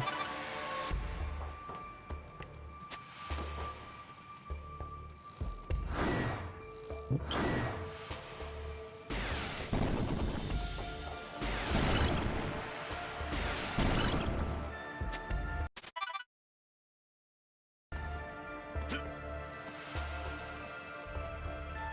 Okay.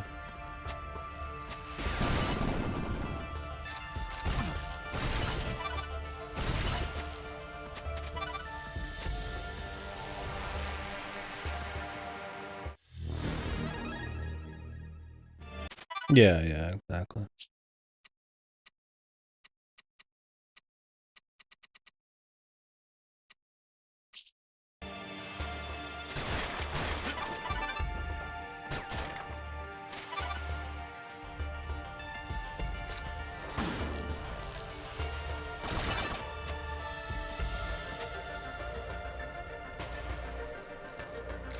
Yeah. Which, I mean, it's not like your problems matter, they don't matter or something, right? But they have to make a call, and they have to make that kind of decision. Triage and all that kind of shit. Well, I mean, triage is a little extreme to compare that to, but you know. Glad you're able to get in there now.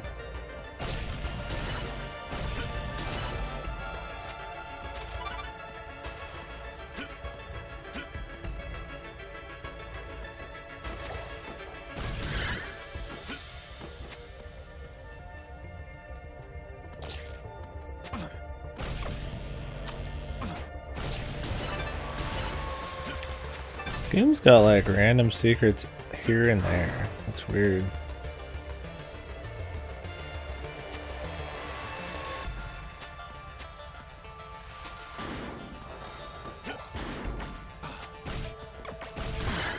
What does that even do? I've never even seen that before until now.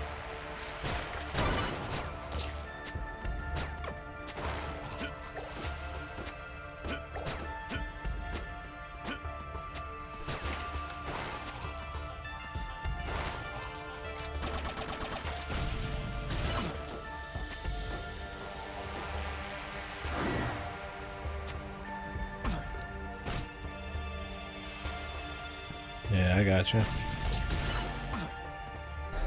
I mean, it's all understandable. I mean, you gotta do you at the end of the day, but yeah, it's good of you not to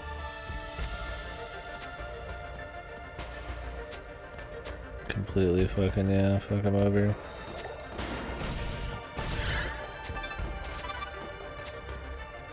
Maybe if I do like a boost at the end?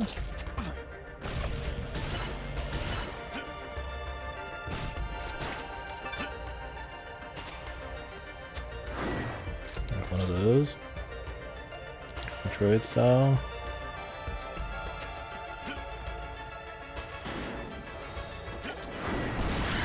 I don't know. That's just a thing they don't even tell you about or have you use outside like one collectible here. Oh, that's cool. Glad that kind of tech's in it. Yeah, that's like Metroid. I mean, that is a Metroid thing right there. Oh yeah, I'm sure. I'm sure. Rough being in the world of medicine. I know.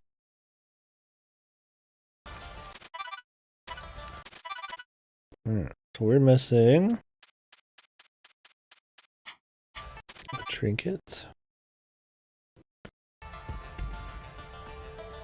And then the last collectible I think is in the zone we haven't been to yet. Or not collectible. Power up. I don't care about the collectibles. Too much to do. Too much to play, I'm already in the middle of another fucking game earlier anyways.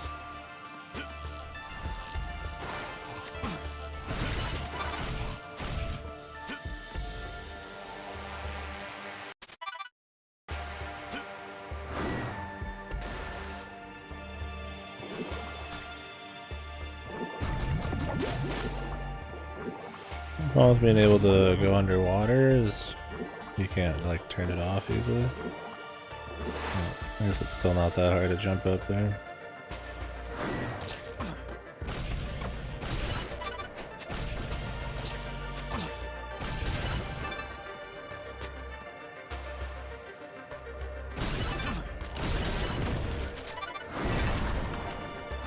I feel like there's not even a precedent for that shit, man. Like I don't think I've broken into anything that I like had to break into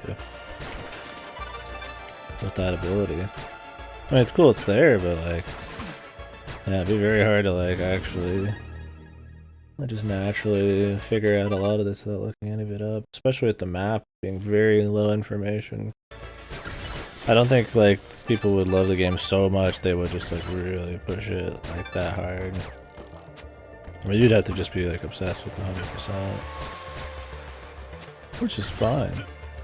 And I mean, that's usually how it is in Metroidvania. I mean, you like the 100%, and I would too if I didn't have all the collectibles you got to do. But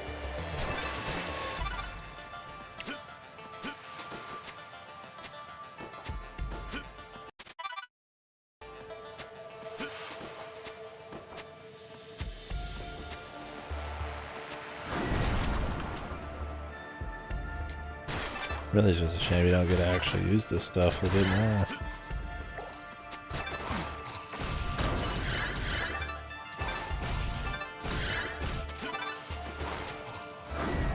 It's pretty much like just this little zone here is like made for him.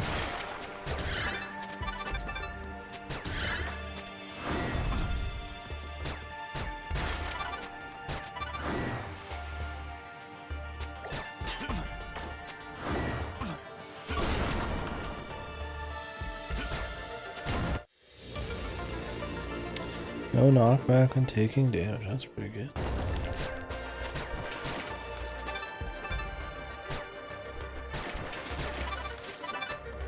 Okay, well, let's head to the end. I assume it's the end.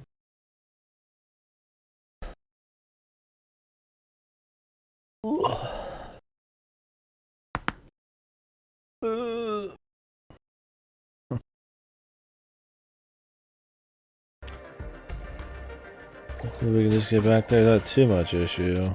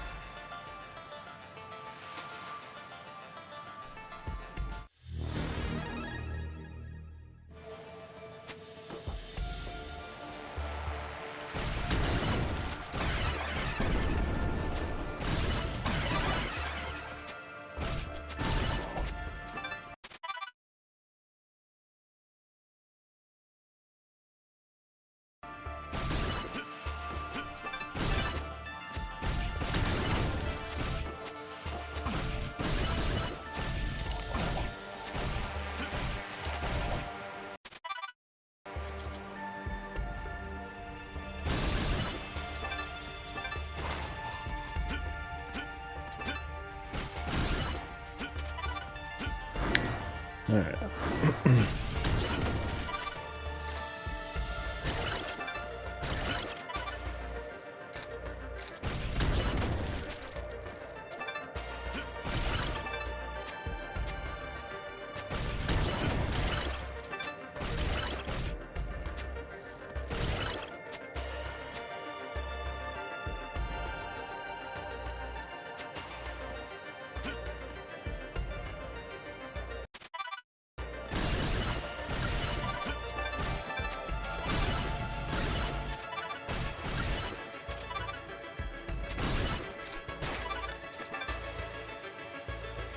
Honestly, right here, we're just making our way back. So I'd say, I mean, I guess overall, as we are near the end of the game, that is pretty decent little Metroidvania. I don't think it's like, you know, some kind of crazy innovator. It's not gonna just blow your mind, but it's solid. I mean, I like the shooting for the most part. Once you get some weapon choices, I think there's some legitimate, like, you know, player choice on which weapons you'd want. I mean, some of them are definitely seem better than the others, like the machine gun seems kind of crappy, but not the submachine gun, the bigger one. But that one's used for a while, so it's like you do get to use a little bit of everything. The shotgun's really bad. That's weird. But for the most part, you know, it's like I could choose. I was like, oh, I could choose the rocket launcher. I could do the flamethrower. I could do this, and it kind of just works. I mean, this one's really good, but I mean, of course, there's going to be like a super power one. That's neat, but the shooting feels pretty solid. I mean, being able to hang from the roofs and all that shit is nice. The enemies are tanky in the beginning, but not so tanky after a while that it's unfun to kill them. So there is this kind of element of skill that's rewarding to kind of nail shots. Because it's kind of these fat... I feel like the weapons feel good, I guess, is what I'm trying to say.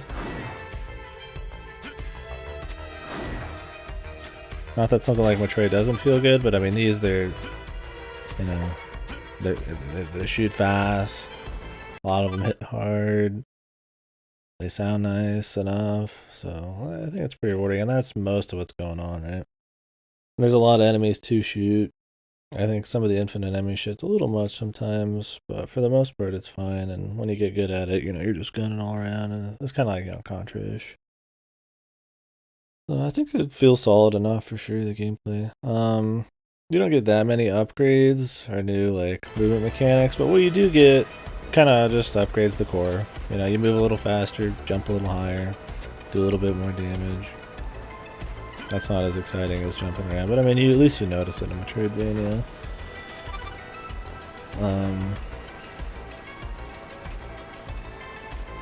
You get the new dash thing. You do get some abilities that never really come into play, like the dash and the supers, you know, shine spark and shit. Like, I appreciate those are there. Yeah, definitely nothing like groundbreaking gameplay wise, but it's solid. It's clean. It's fun to run through the areas. I think most of the areas are pretty good feeling.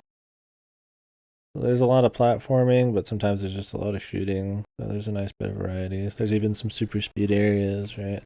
Because the kit's very basic, you're not gonna have anything like nuts, right? I'm not like grappling around and like ESA and doing nuts shit. The game's secret's pretty basic. Nothing crazy. So if you're looking for like Metroidvania, like secret finding or puzzling, I don't think it's really got much going on. Really, the most difficult stuff, secret wise, is because you can't tell where the doors are on the map. You're just gonna forget, and you can't pin anything, and that's kind of artificial. So, not super interesting there. So those are kind of the big things I feel like in a Metroidvania, right? How does it feel to move around? What kind of upgrades do you get? How's the level design? I'd say all those are pretty solid here. There's obviously not, it's not a long game, there's not that much going on, and I've pretty much 100%ed it, minus some collectibles, which collectibles aren't exciting, but they're ignorable at least.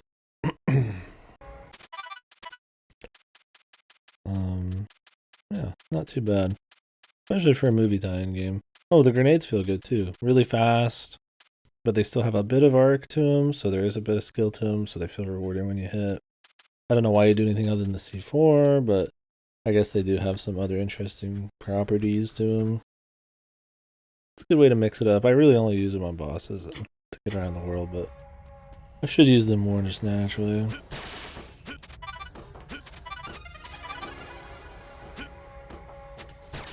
I think all of the picking up ammo and stuff can get tedious in a way. But it's also rewarding because it does, you know, you have to be moving around, grabbing ammo, shooting, you know, stuff to get more ammo. And, so the movement's pretty crisp. It's kind of fun doing that.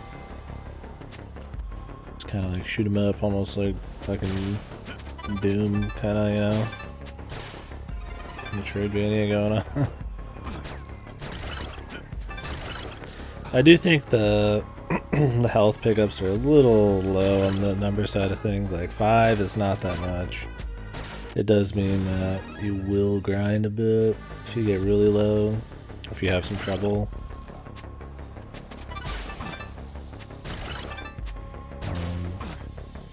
Granted, I don't think the game's very hard. I think it's hardest probably right at the beginning. Or maybe I'm just having an easy time of it.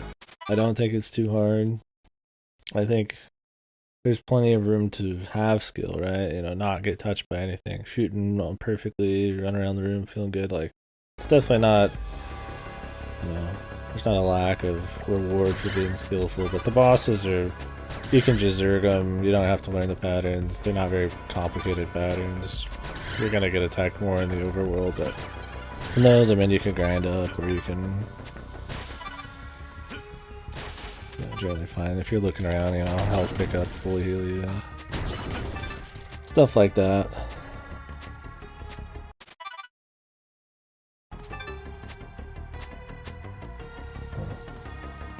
What's over here? Why is there 2 different paths? Oh, back to the gameplay too. I think there's enough variety. It doesn't look like there's a variety of enemies, and there's technically not that many. But the kinds of types of enemies you'll fight does make it so that, like, wanting to have the different weapons, like picking different weapons for different jobs actually feels important. Like this weapon right here. Compared to this, right? Like, this is really good single target, but it's kind of a bitch to hit small guys. And there's a lot of situations where they'll put a lot of small guys at you, so you'd use something like this with the flamethrower, the machine gun, and I think there's enough different types of weapons with those sorts of parameters that have like that, you know, feel like they're supposed to fit a different situation. That's kind of neat, useful. That kind of rewards the player choice a bit more. It also makes you feel like you're maybe feeling a little smarter or something for picking this for the situation, and then it actually pans out, right?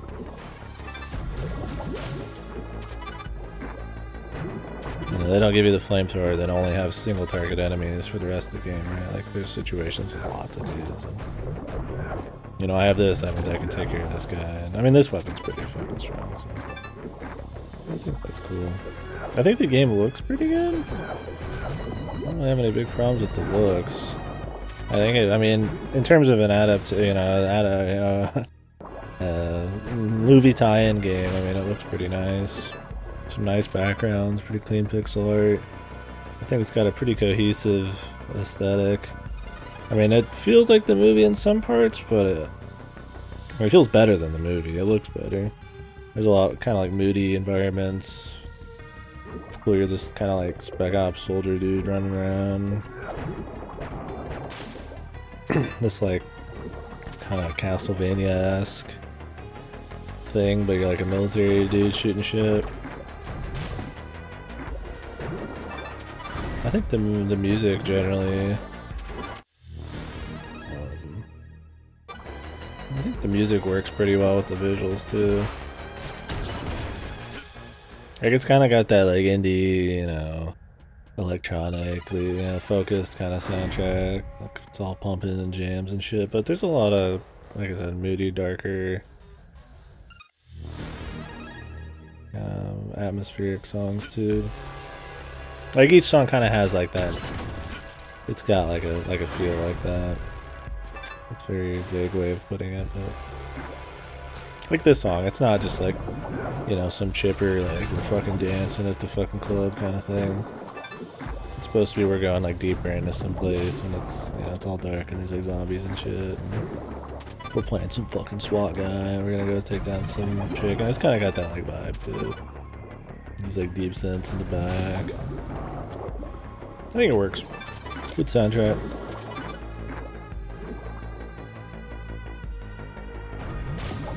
Yeah. Like I said, I don't think it's like amazing. Like it's not godly, but it's also trying to just play it like clean, play it safe. It's not safe, but like I think the things it blends well, it kind of wears on its sleeve that it's kind of like this Metroid, Contra, Castlevania thing, and I think that works totally good. But it's not like it's some 40, you know, it's like some 40-hour, you know, insane, like, you know, all these systems working together, you know, something you've never seen before. It's completely serviceable, totally fine, just enjoyable little Metroidvania. I would say I like it better than most of Shantae games. Pirate's Curse probably a little better. That just had like really just super fun movement, right? Like I think that's the thing in this, is that it's very solid, but there's nothing that's just like wow fun, right? Like it's fun to get better at it. That's the most fun thing. Not that any particular mechanic itself is like really that amazing. It's just fun to like, you know, pot shot one of these guys or something, or run through an area and not get hit, and like pick up all the stuff and, you know, keep your momentum going. And you know, that's nothing like groundbreaking, but I think it kind of delivers that kind of feel.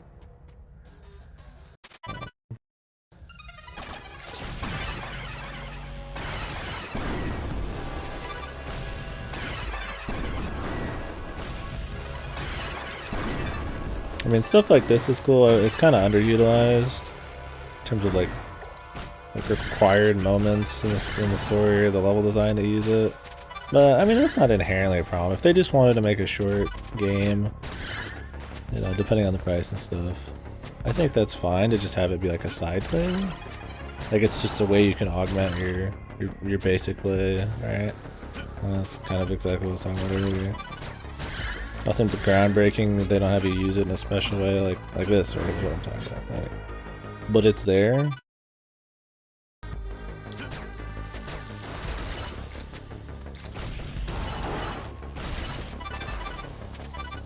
Like you will use it. You can use it in ways.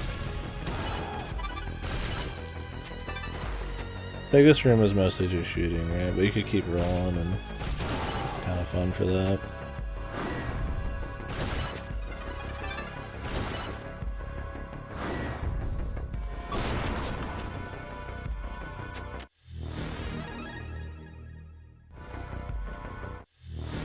Yeah, and for a movie game, it's definitely really good. I mean, the story, I mean, we could talk about the story, but I mean, some Metroidvania's story is a big deal. You know, either it's, you know, something like some secret stuff in ESA or Hollow Knight lore or some shit you care about, right? Or just NPCs in general. And, you know, I mean, it matters if the game says it matters, right? This game, you're some fucking soldier trying to kill the mummy lady. Then she's running all around summoning these bosses, and you're getting relics to fuck her up, and like that's the end of it. Like, that's the whole point. It's simple. I'm glad it's simple. There's not like a shitload of dialogue. Leave that to the movie, right? Like, I'm glad they kind of decided that, hey, we're just gonna use the mummy visuals and general like locations from a lot of the movies and just kind of like make our own deal. I mean, I don't even know if this shit's like supposed to be canon with the movies or something. We're gonna go like kill her. I thought that was Tom Cruise's job. Not that I care if they're canon. The movie's shit. But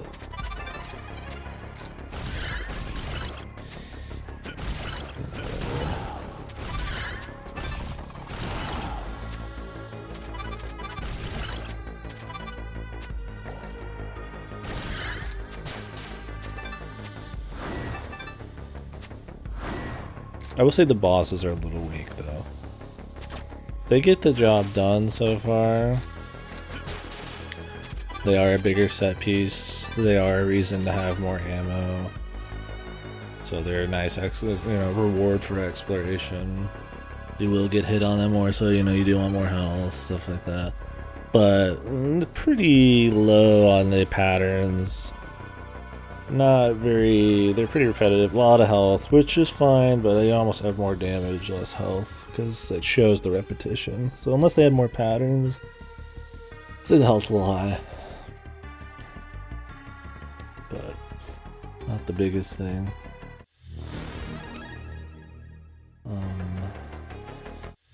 Really nice to have this before the finale. Let's fill up our health though.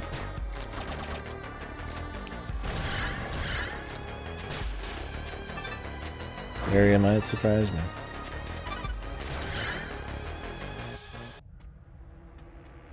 Maybe the final boss is an absolute ass kicker. The game on the surface doesn't look like piss easy. I mean, you take a lot of hits.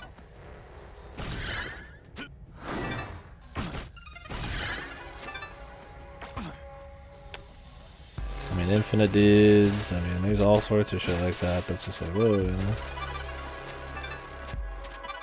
But I think you just generally don't take enough damage in the right spots to really actually be super afraid.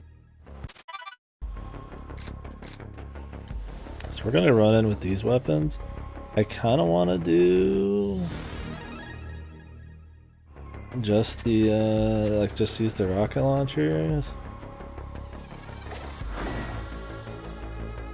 but I don't know.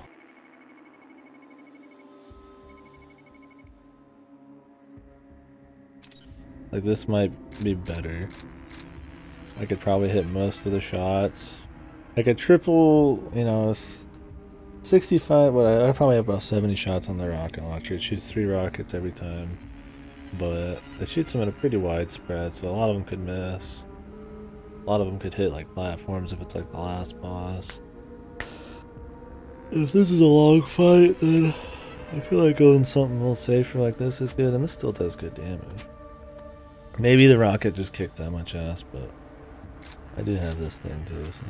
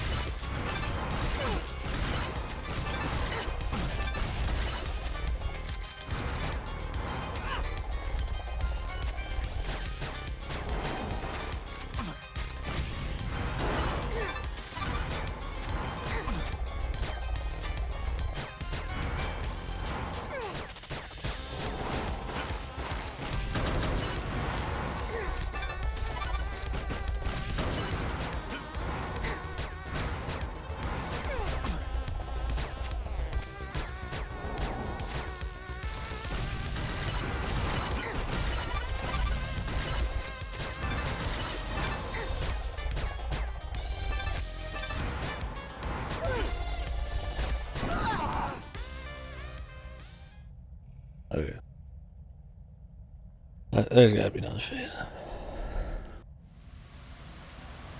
Okay. I'll really do something. Who's this?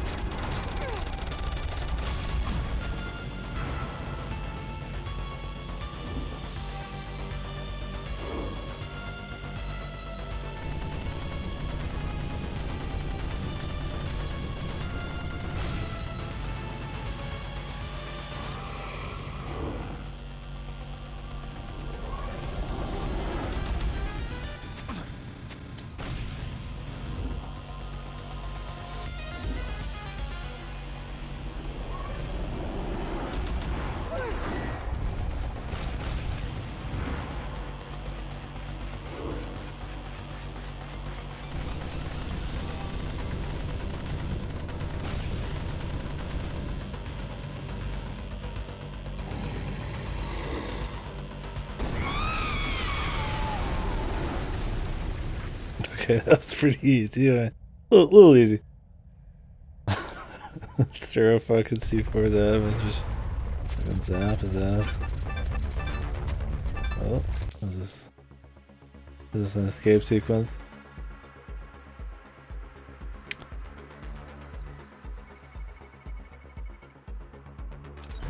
Oh, they think I'm not gonna make it. Kino.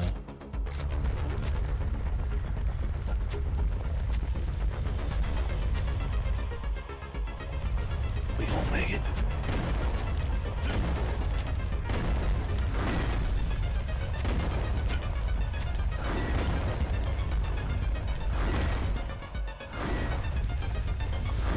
Nothing more Kino than an escape sequence in a Metroidvania, man.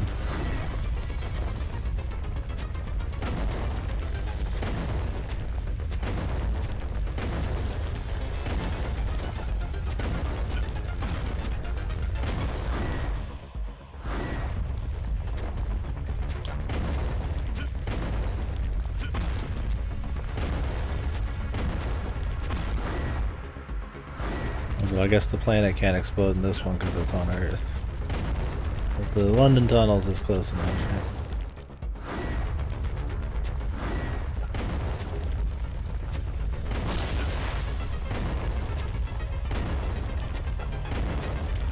I think it's supposed to be super speed in there, but whatever. Ran into too much shit.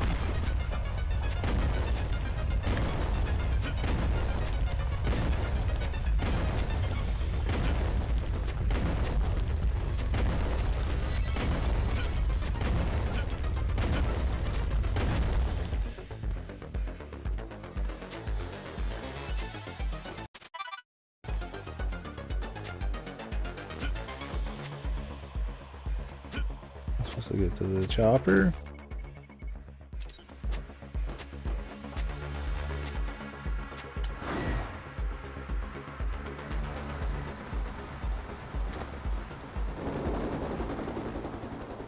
Nice. Cool. The faceless.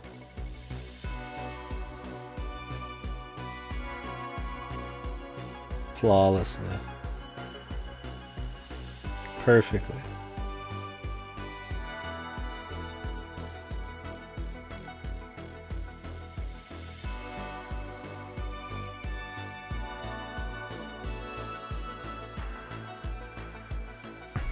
They make this, like, these people seem way cooler than they are in the movie, right?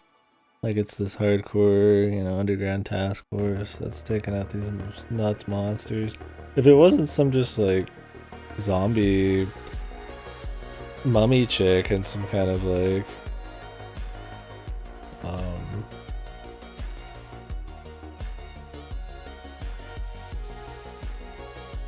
maybe these kind of, like, weird, faceless, weird things, and just some kind of heroes in the The underground, that'd be kind of neat. And they played up the story of these, the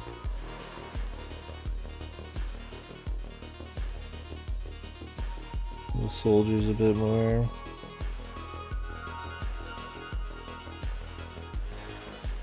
That's the story that I know.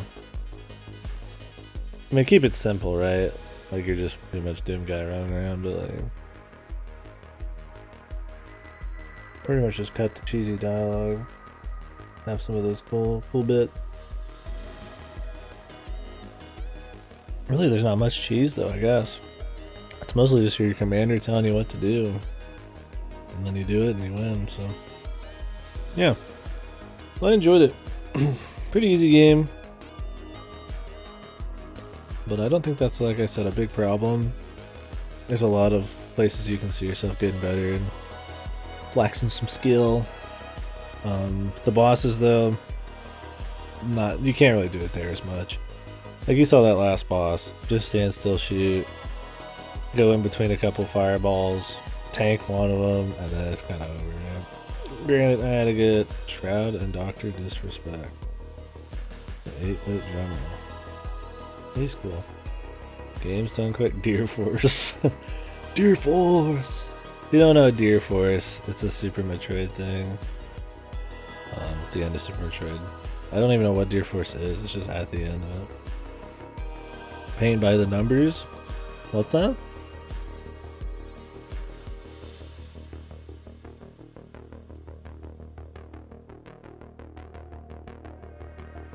Yeah. Pretty weak bosses, I'd say, for sure. You don't really have a crazy kit to deal with them. You just move and shoot. So I get they can't make it too insane. You're not like rolling around super fast, but I mean, think Castlevania though. Symphony of the Night shit. Those have crazy bosses. Oh yeah, no, I can agree with that. Those have crazy bosses, and the biggest move you got is a back fucking jump, usually in a fight, like a back dash. So that just has a variety of weapons and shit. Yeah. Yeah, I mean, if that's what they set out to do, I'm fine with it. I think it's a tight but simple Metroidvania. And I think that's what you're in for. That's what they're given. It's very short. There's not much in the way of like secrets. There's not a super big challenge, but you know, it does reward playing a little better. Just, you know, it feels good to play better. That's about it. I mean, it looks good, it sounds good, but yeah, it's not really pushing the genre forward at all. It's not really trying to do anything super different. It just melds a bunch of things you know with a movie license you don't give a fuck about pretty well, so it's kind of like Metroid, Contra, Castlevania thing. It's way better than the movie, for sure. Easily. Jesus. I actually had fun with it, you know, I wasn't ever bored. It's one of those games that just, it's not bad, it's good, but like, you know, there's that bit, it never takes it to that next bit, and that next level, right? You're not like I said earlier, there's no mechanic that was super fun. It just was a fun game in general. The sum of all of its parts makes for a pretty fun time. There's just nothing that's like, boom, just, you know, like really, there's no moments you're like, whoa, yeah, this is really awesome. I'm really fucking digging this. It's really great here, really awesome there. Just very solid. Which, I don't know, it's fine. I can't really fault it for that. But that's why I'm not calling it the perfect, you know, Metroidvania. An amazing game, you know. A great game. You know, I wouldn't recommend this before most Metroidvanias that I like a lot, but I would recommend it. Better Mystic Bell. I had fun with it, at least. Yeah, I think this is a good just example of what just solid foundation can do, right? Like, you can have no bells and whistles, nothing crazy, but still make a good game, which is solid. You move well, The shooting works well. Like the simple mechanics you have work well. The upgrades you get, fun, simple. You jump higher, you run faster, you get a dash. Simple stuff, but fun stuff, right? Like it's very basic, but it's tried and true kind of basic. But I just can't fault him too much for that. But yeah, definitely nothing extra insane. Yeah, we pretty much 100%ed it. Yeah. The game doesn't have bells and whistles on the technical side of things. There's no options. There is, and in that respect, it feels like a movie license game, right? Like it's short. It doesn't have that many crazy secrets. Like you can tell it's done well, but it's not like insano, like soul to it or anything. Doesn't even save the last bit. Whatever. Like you can't even have 100% on the file. Yeah, the art's good. The music's great. Those are definitely like for sure take it. It's a good game. I'd recommend it. If you like Contra and Metroidvanias.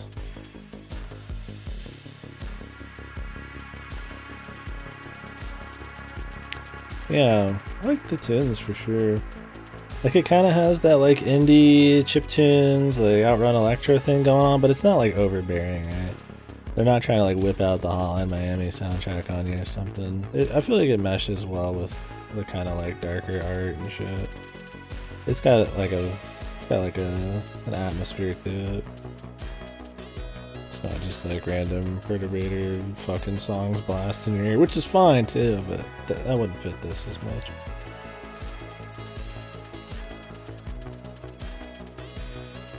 Yeah, I thought it was good. I don't really have like a big problem with it. Oh, I have Thumper on here. That's cool. Don't care. You probably have to pay for. Is this one of those freebies I can actually play? Oh yeah, because there's those freebies you can play that are like you have to have fucking PS Plus redeemed. But beat the game without dying. Yeah, when 14% of people do that, your game's pretty easy. Yeah, I definitely think I think objectively like the worst thing, like an actual problem, is that the bosses are kind of good. They're not like they're fun as a set piece, as a way to mix it up, but they're very easy and unimpressive patterns and stuff. There's nothing like really creative. Big spider, a lot of projectile dudes like that. Die and get resurrected. 100% items, 100% map. Kill an undead agent. I guess I missed. I mean, I can handle missing the one for dying, right?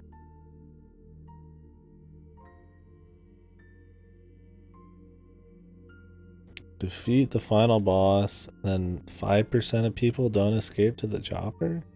Can you even lose? I like to imagine that like 5% of people just drop the game after they beat the final boss.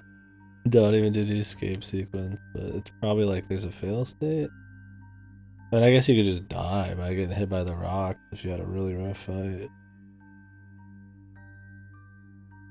Like, it's not even like the longest. I mean, it's not like a Metroid Fusion fucking escape sequence.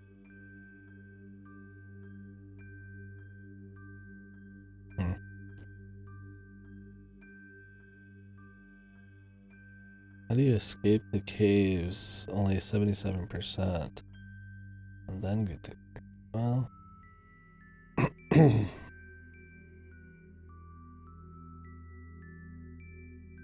Anyways. Yep. It was cool. It was worth playing. Oh god, Itaware amount. What the fuck are the achievements in this thing? Oh, it's just grindy. Ugh, grindy bullshit. Borogiri. Just awesome.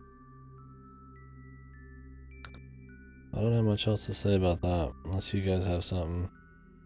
Paint by the numbers is probably Good way of putting it. Maybe a bit more of a positive spin on it, but yeah, it's not a bad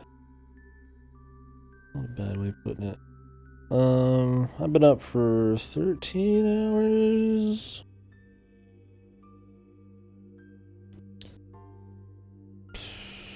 I don't mind staying up because I don't got anything in particular I have to do.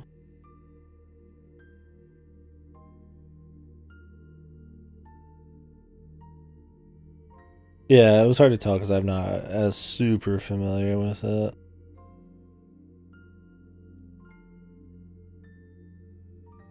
But yeah, for sure. If you wanted just like a solid Metroidvania, you would probably do something like this, right? This is just like just take a Metroidvania to its bare bones, make it very short, and like this is it. This is probably kind of like your textbook what a Metroidvania kind of is in a very small little package.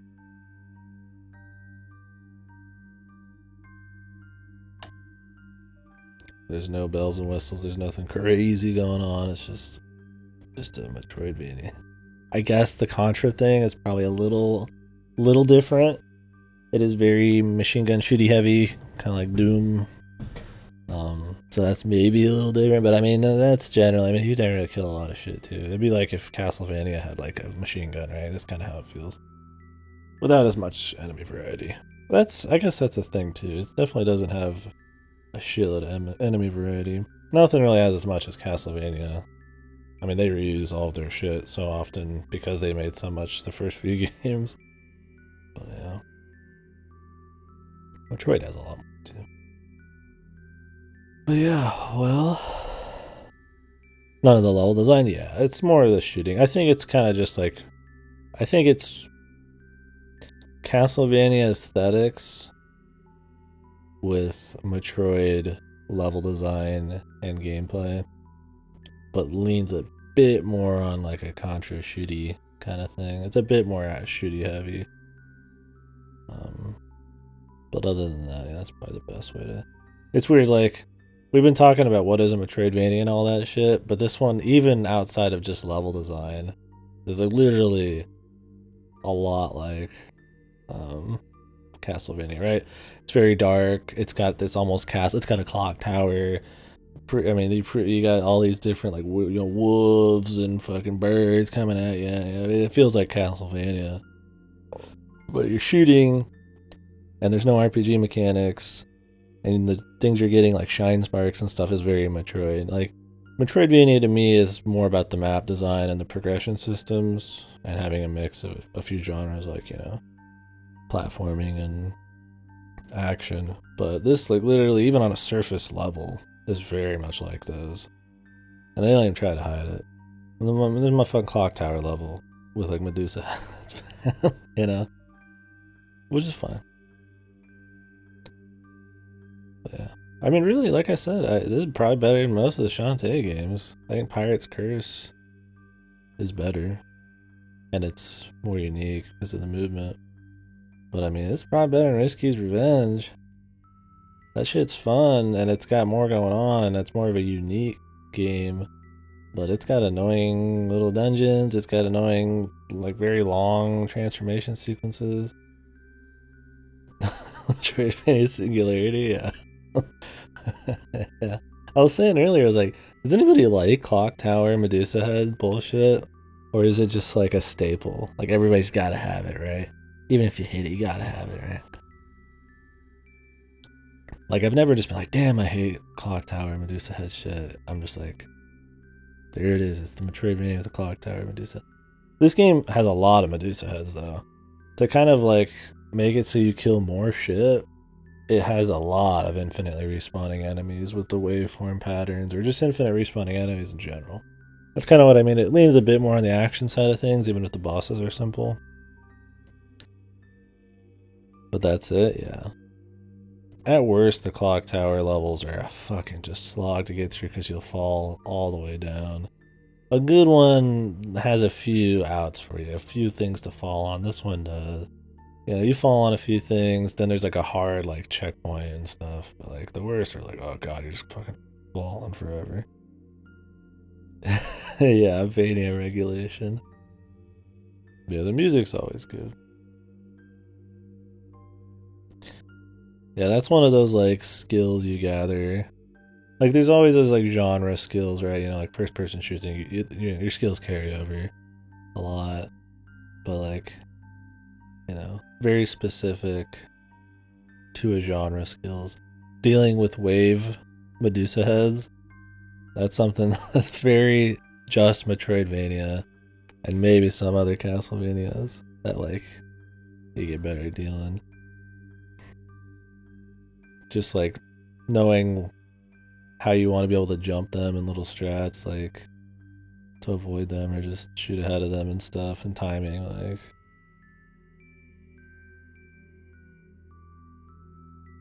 I find myself not being as pissed with Medusa head type of shit these days. But again, maybe I need to go play an ancient Castlevania and want to fucking die because they're almost impossible to fucking dodge and I go flying off every time I get touched by them. But maybe I'm playing too easy Metroidvanias. Yeah, sort of as for a movie game, it's pretty good. I would say it's one of the better movie games. I mean, it's obviously very different, but never done a Soten Rando yet. I've played Soten 2 a few times. I love it. I've not done a rando. I've only done a OT rando. I want to do more, but it's hard for me to be like, oh, let's do an OT rando or make Majority Mask rando or something when I got all these new games to play. But I've been thinking about doing an OT rando pretty recently. Yeah, that's why I'm playing it. Came as a physical release recently. Switch, PS4, Xbox maybe as well. Yeah, it was recent. I mean, it wasn't just like a total throwaway movie game. They made it their own thing enough that I think it stands very well on its own. You don't even have to know it has anything to do with the mummy. I was supposed to say the demummied. The demummied. But yeah. Well, I kind of want to keep playing stuff. Yeah, it was just one of those weird ones I saw. And then people talked about it for a bit and everybody kind of forgot about it. It came out on Steam like years ago. I think like a couple of years at least. Probably around when the movie came out.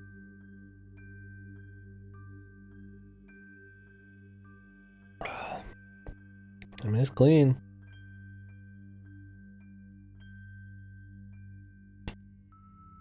Well, anyways, guys, I don't know. Am I gonna play Dragon Quest?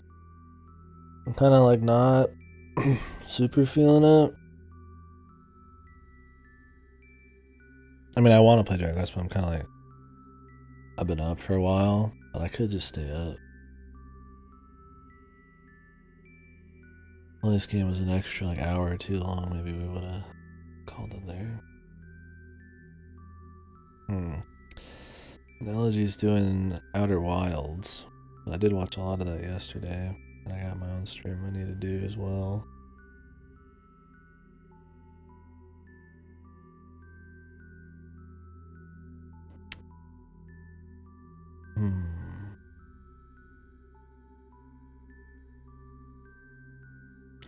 Well, anyways, I'm gonna pack this up at least.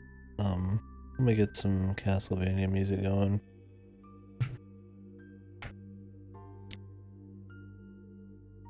mean, there's something to be said also, like, there was no annoying areas, right? Like, when I say, like, it doesn't do anything just super exceptional, it doesn't do anything, like, really horrible either. Like, it could be, like, you know, some of that Axiom Verge shit where it's just a slog to go back through stuff. It could have, like, no shortcut. The platforming sections could be way too hardcore for the little mechanics they have, or, you know,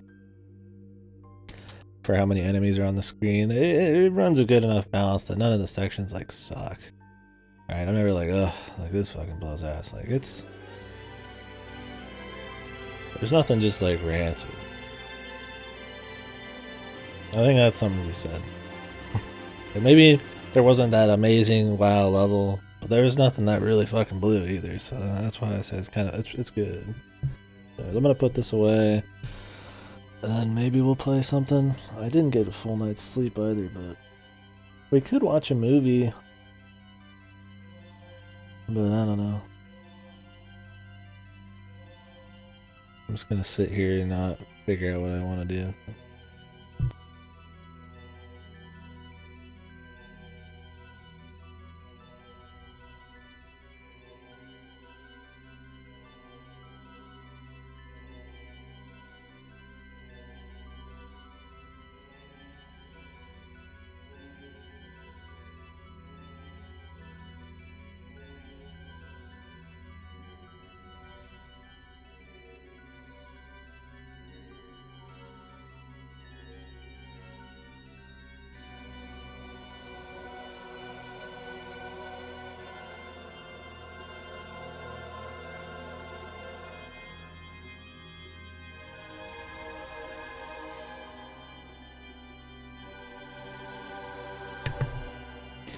Alright, well,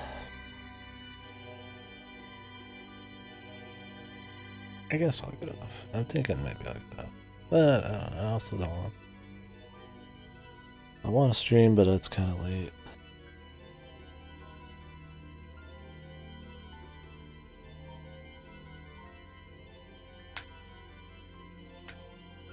The hell is this? Oh, okay. This would be probably a time for a random,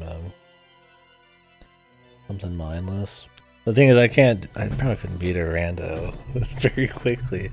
I lost even more of my skill. I forgot more tricks. I don't even know if I have a rando ready. I mean, it wouldn't take long, but I wouldn't finish. I feel like, maybe.